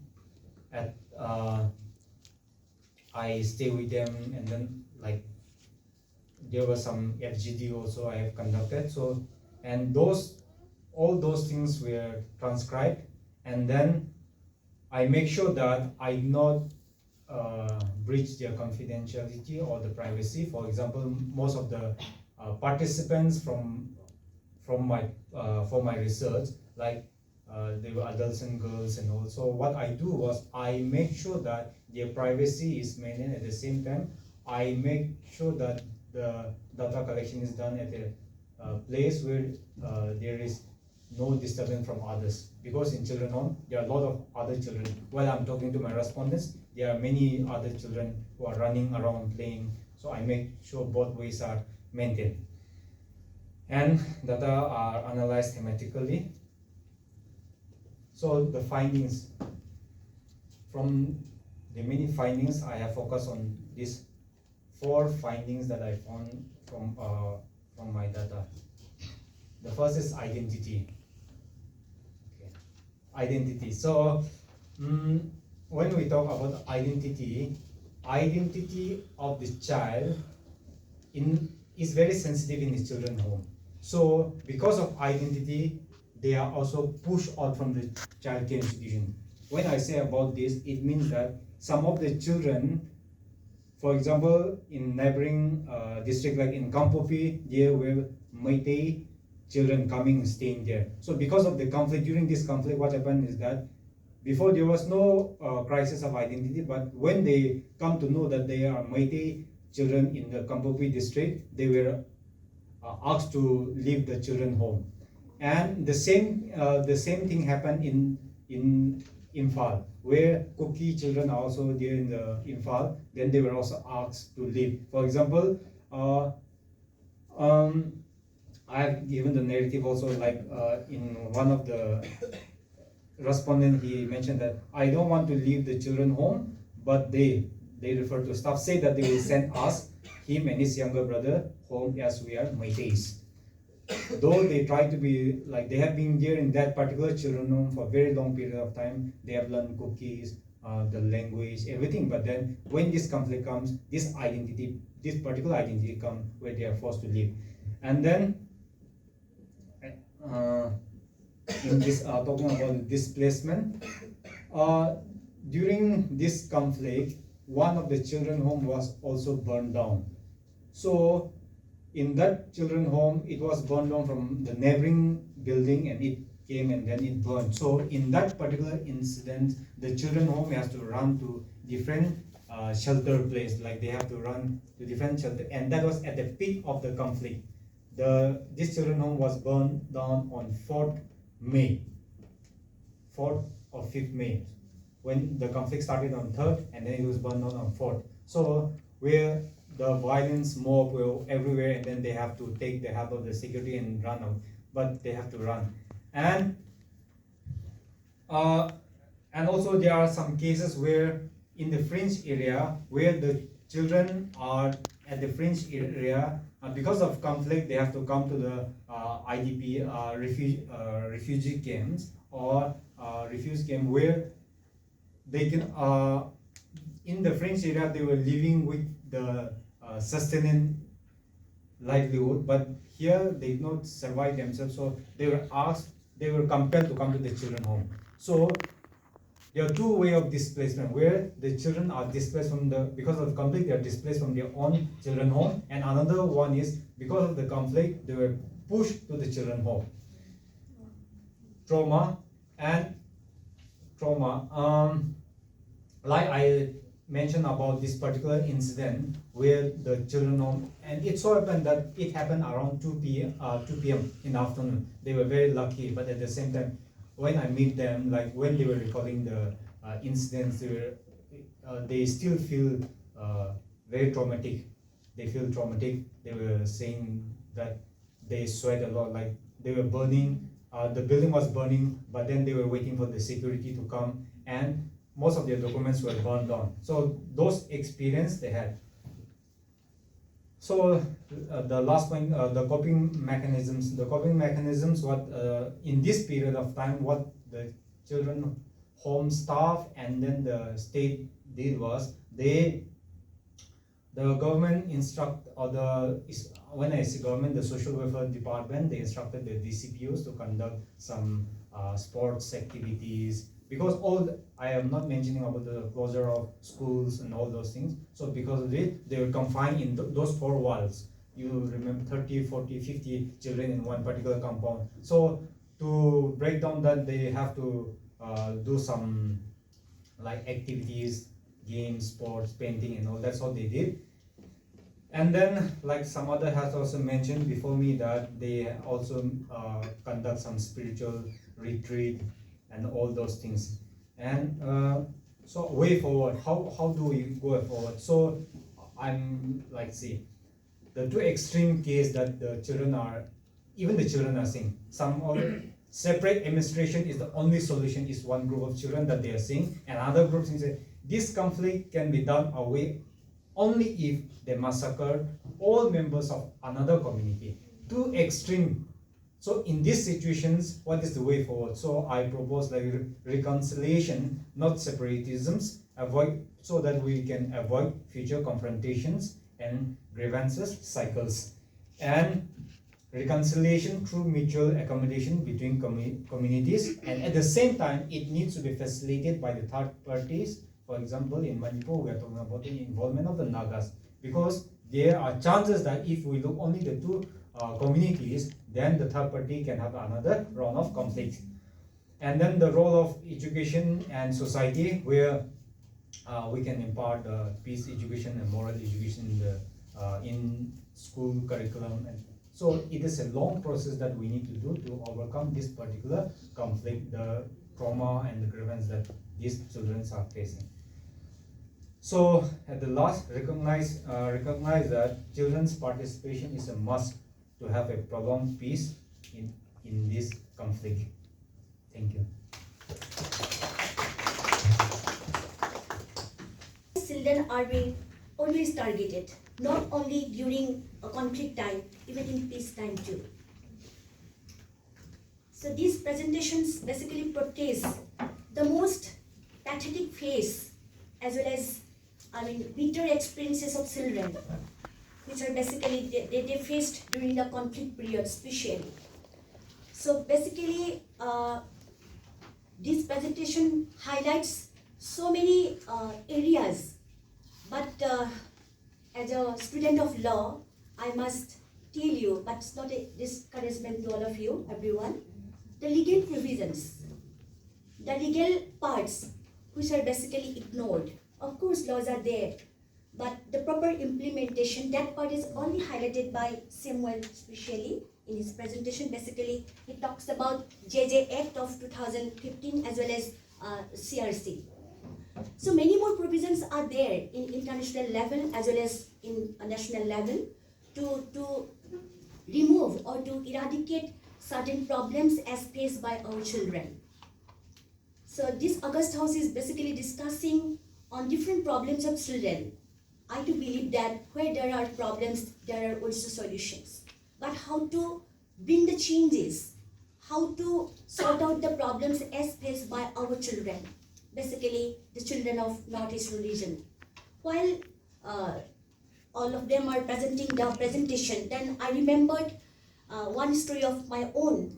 While I have an interaction of some child combatants of Dima Hasao district, they were confined actually. They were confined in the designated camp. Then I went there, and I told them that I'm doing my research work not that means to find out the recruitment or uses of child by the outfit groups.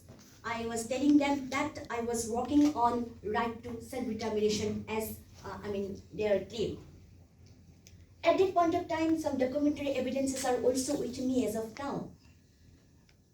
9-year-old boy, girls, all were over there. One girl, she was sitting alone in that designated camp. I asked her, why you have joined in this outfit? Then she said, because of money only. The children are being recruited by the outfit groups by luring them to provide lots of luxurious things, luxurious life. Even I met one girl of Dima Hasao district. She's from Jeminaga community. After the conflict period, she was recruited by NSCL. She told me that, ma'am, we are giving handsome salary.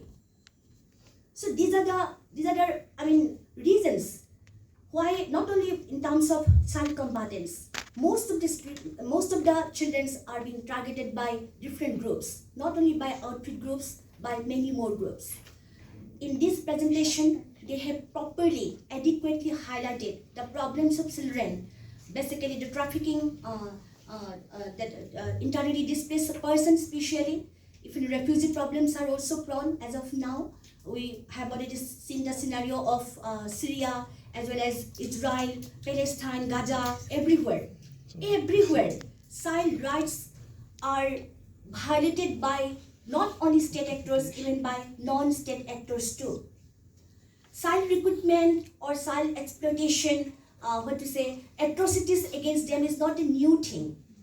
It's a profound problem of us, globally, not only in national level or state level.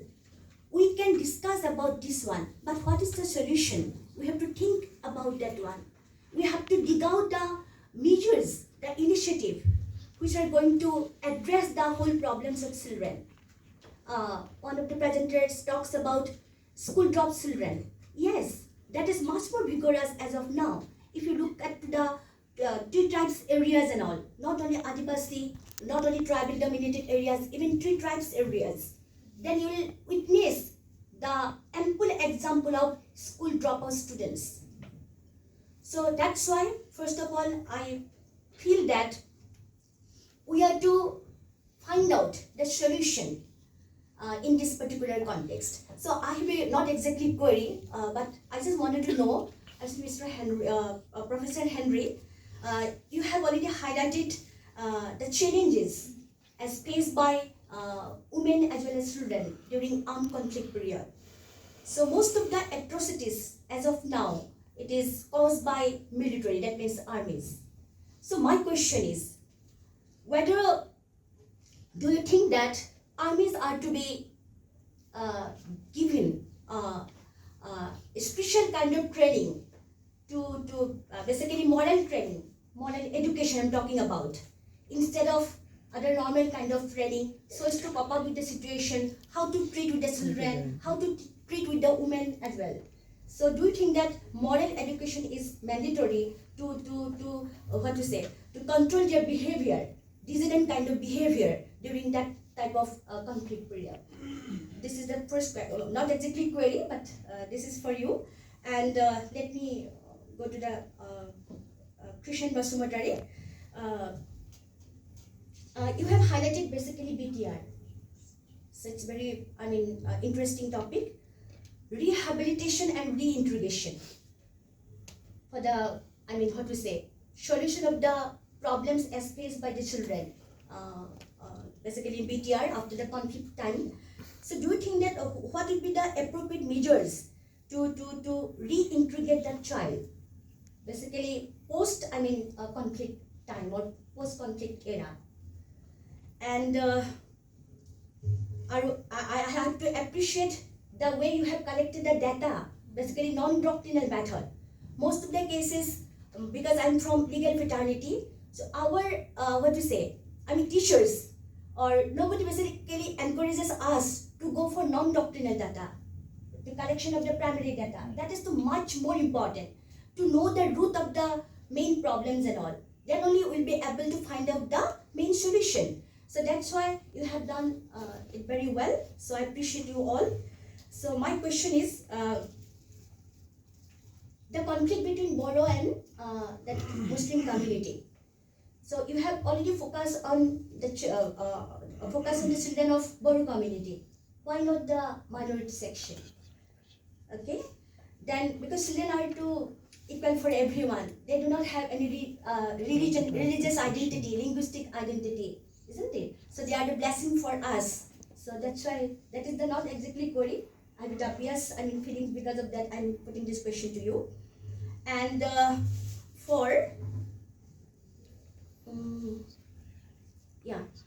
so that is for Mizoram.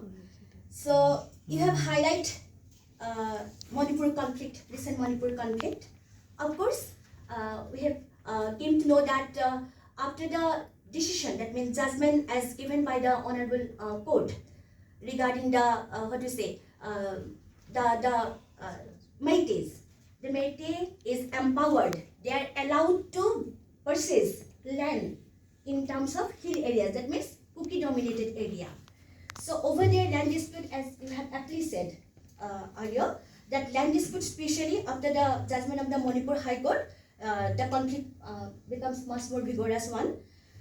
Now, can you please let me know?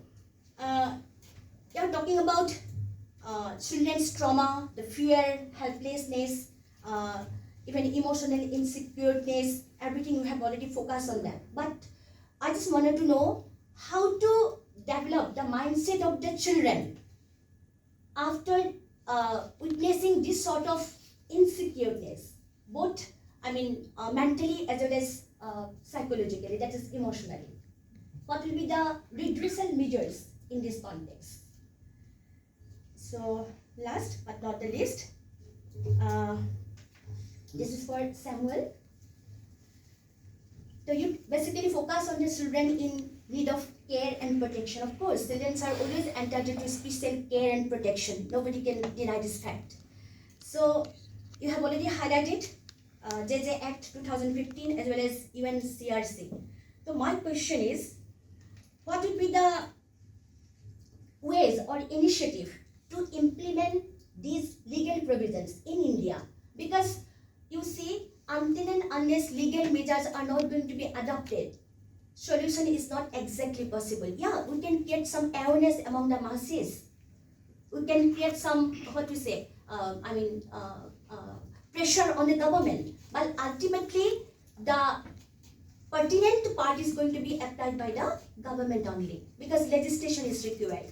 So what do you think? That what would be the measures to implement this particular, especially in international level as well as in national level? So thank you so much, everyone, for your participation as well as cooperation. So now I'd like to open this floor for your query and all. Thank you very much. So you can. Hello. Yeah, I'll just have a quick answer.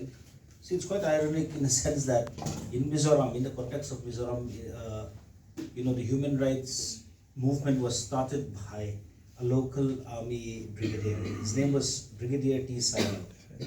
I think Mr. Fernandes would know him. He was the former chief minister of Mizoram.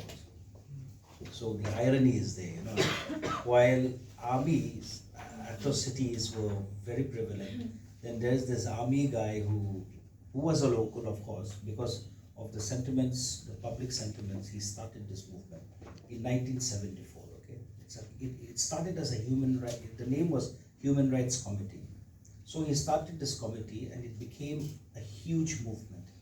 And the objective of the committee was to reduce army atrocities, and not only reduce to totally, eradicate. So now what happened was it received so much attention. I wrote this also in one of my research articles, that in 1978, when at that time Mizoram became a union territory in 1971. In 1978, election was there, and then they emerged as a political party called the People's Conference, and then they won the election.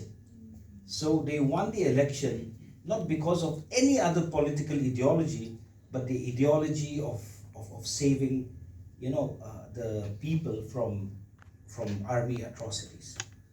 So, and then till today, his legacy is still very much respected because of that particular step that he took.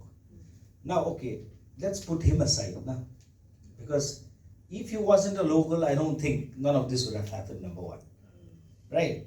So, yes, I do believe that in any training, Jawan training program, all these things, there has to be a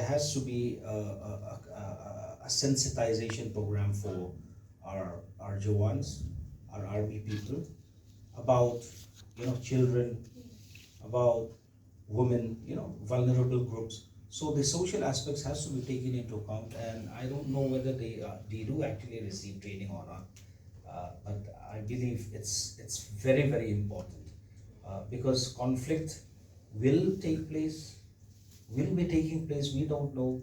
And then if this keeps on going, and if they keep on misusing the AFSA Act, then it's not going to stop. No. So the only way to stop it is to change the attitude towards the victims. And of course, if they change that, then the whole Special Armed Forces Act the perception would change also. Thank you so much. I'm really sorry, I'm really nervous right now. Can you please repeat the question?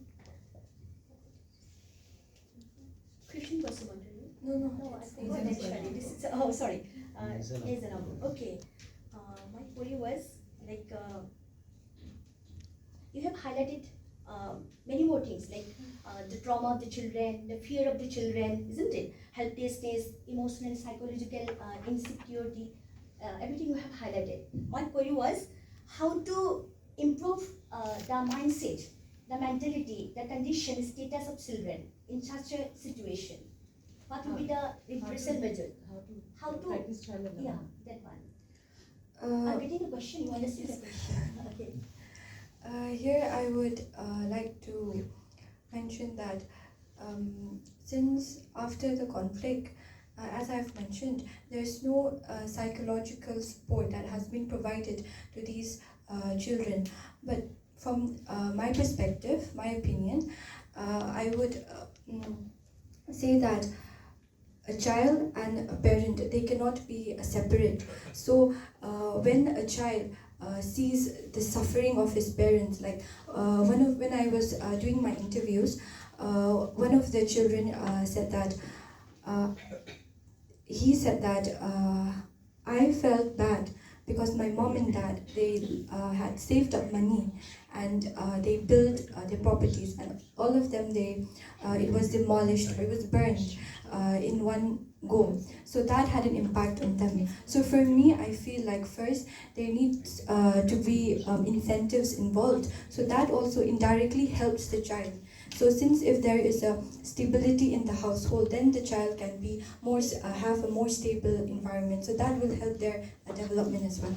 Thank you so much. Thank you so much, ma'am, for the question. Your first question was, what are the measures? So the community itself, if we bifurcate, there are two types of mindset in this community in Vidya. That is, rural people have different mindset, and the urban has different mindset. For urban people, it's like this, that if you displace, if you move from the village areas to the town areas, maybe you will forget it. And with the ruler, it's different. For them, the daily sustenance is enough, maybe good health, good education, and there is a saying in Bodo language, it says that Zaza bai zabai. That means whatever happened has happened. We have to move on. And the measures I would say is, there are two foundations that is working in that areas. One is Nidan Foundation and one is NESRC Foundation. So yes, these are not governmental sponsored organizations, but voluntarily they have been working. And the people in that area are not aware of the terms of traumas or depressions and anxieties. All they want is that they have a good earning, have a good life and a house to live. So I would suggest the schools in those areas, or even missionaries, I would say, have worked a lot in this case. And maybe this term should be shared to the parents, especially because they share their experiences, but they do not share how to deal with it, or they do not share how to come out of it. And secondly, yes, I take that why not the minority communities? First is because maybe of the limited time that I had, and maybe the access to this community was easier for me, because if I had gone to Adivasi or Muslim community, I would need somebody to make me a part of that. Because the first question is that this title that I have is Basumatari. So according to them, they have this mindset that, oh, she's going to replay her community, or she's going to express the problems that she has gone through. So maybe in future, I would look forward, ma'am, to include even this community as well. Thank you. Okay, the questions that you asked me, ways to implement the legal provisions in India, I think there are enough.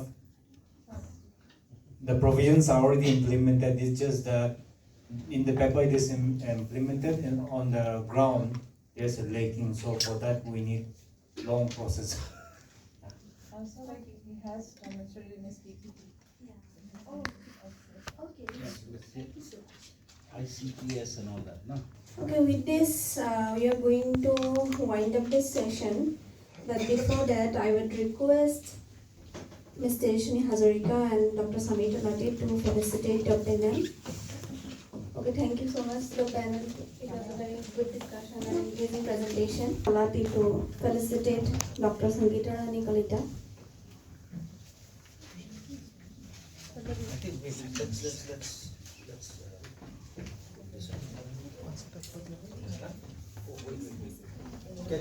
go on.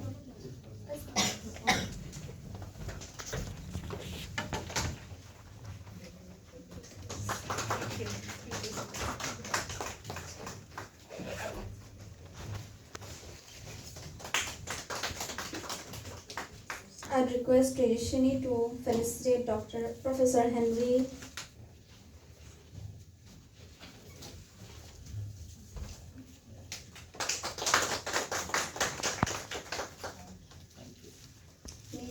Hauke.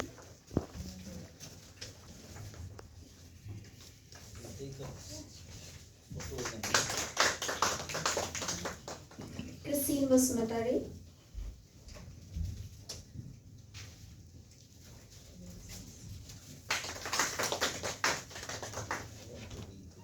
Newlanchen Semolanga.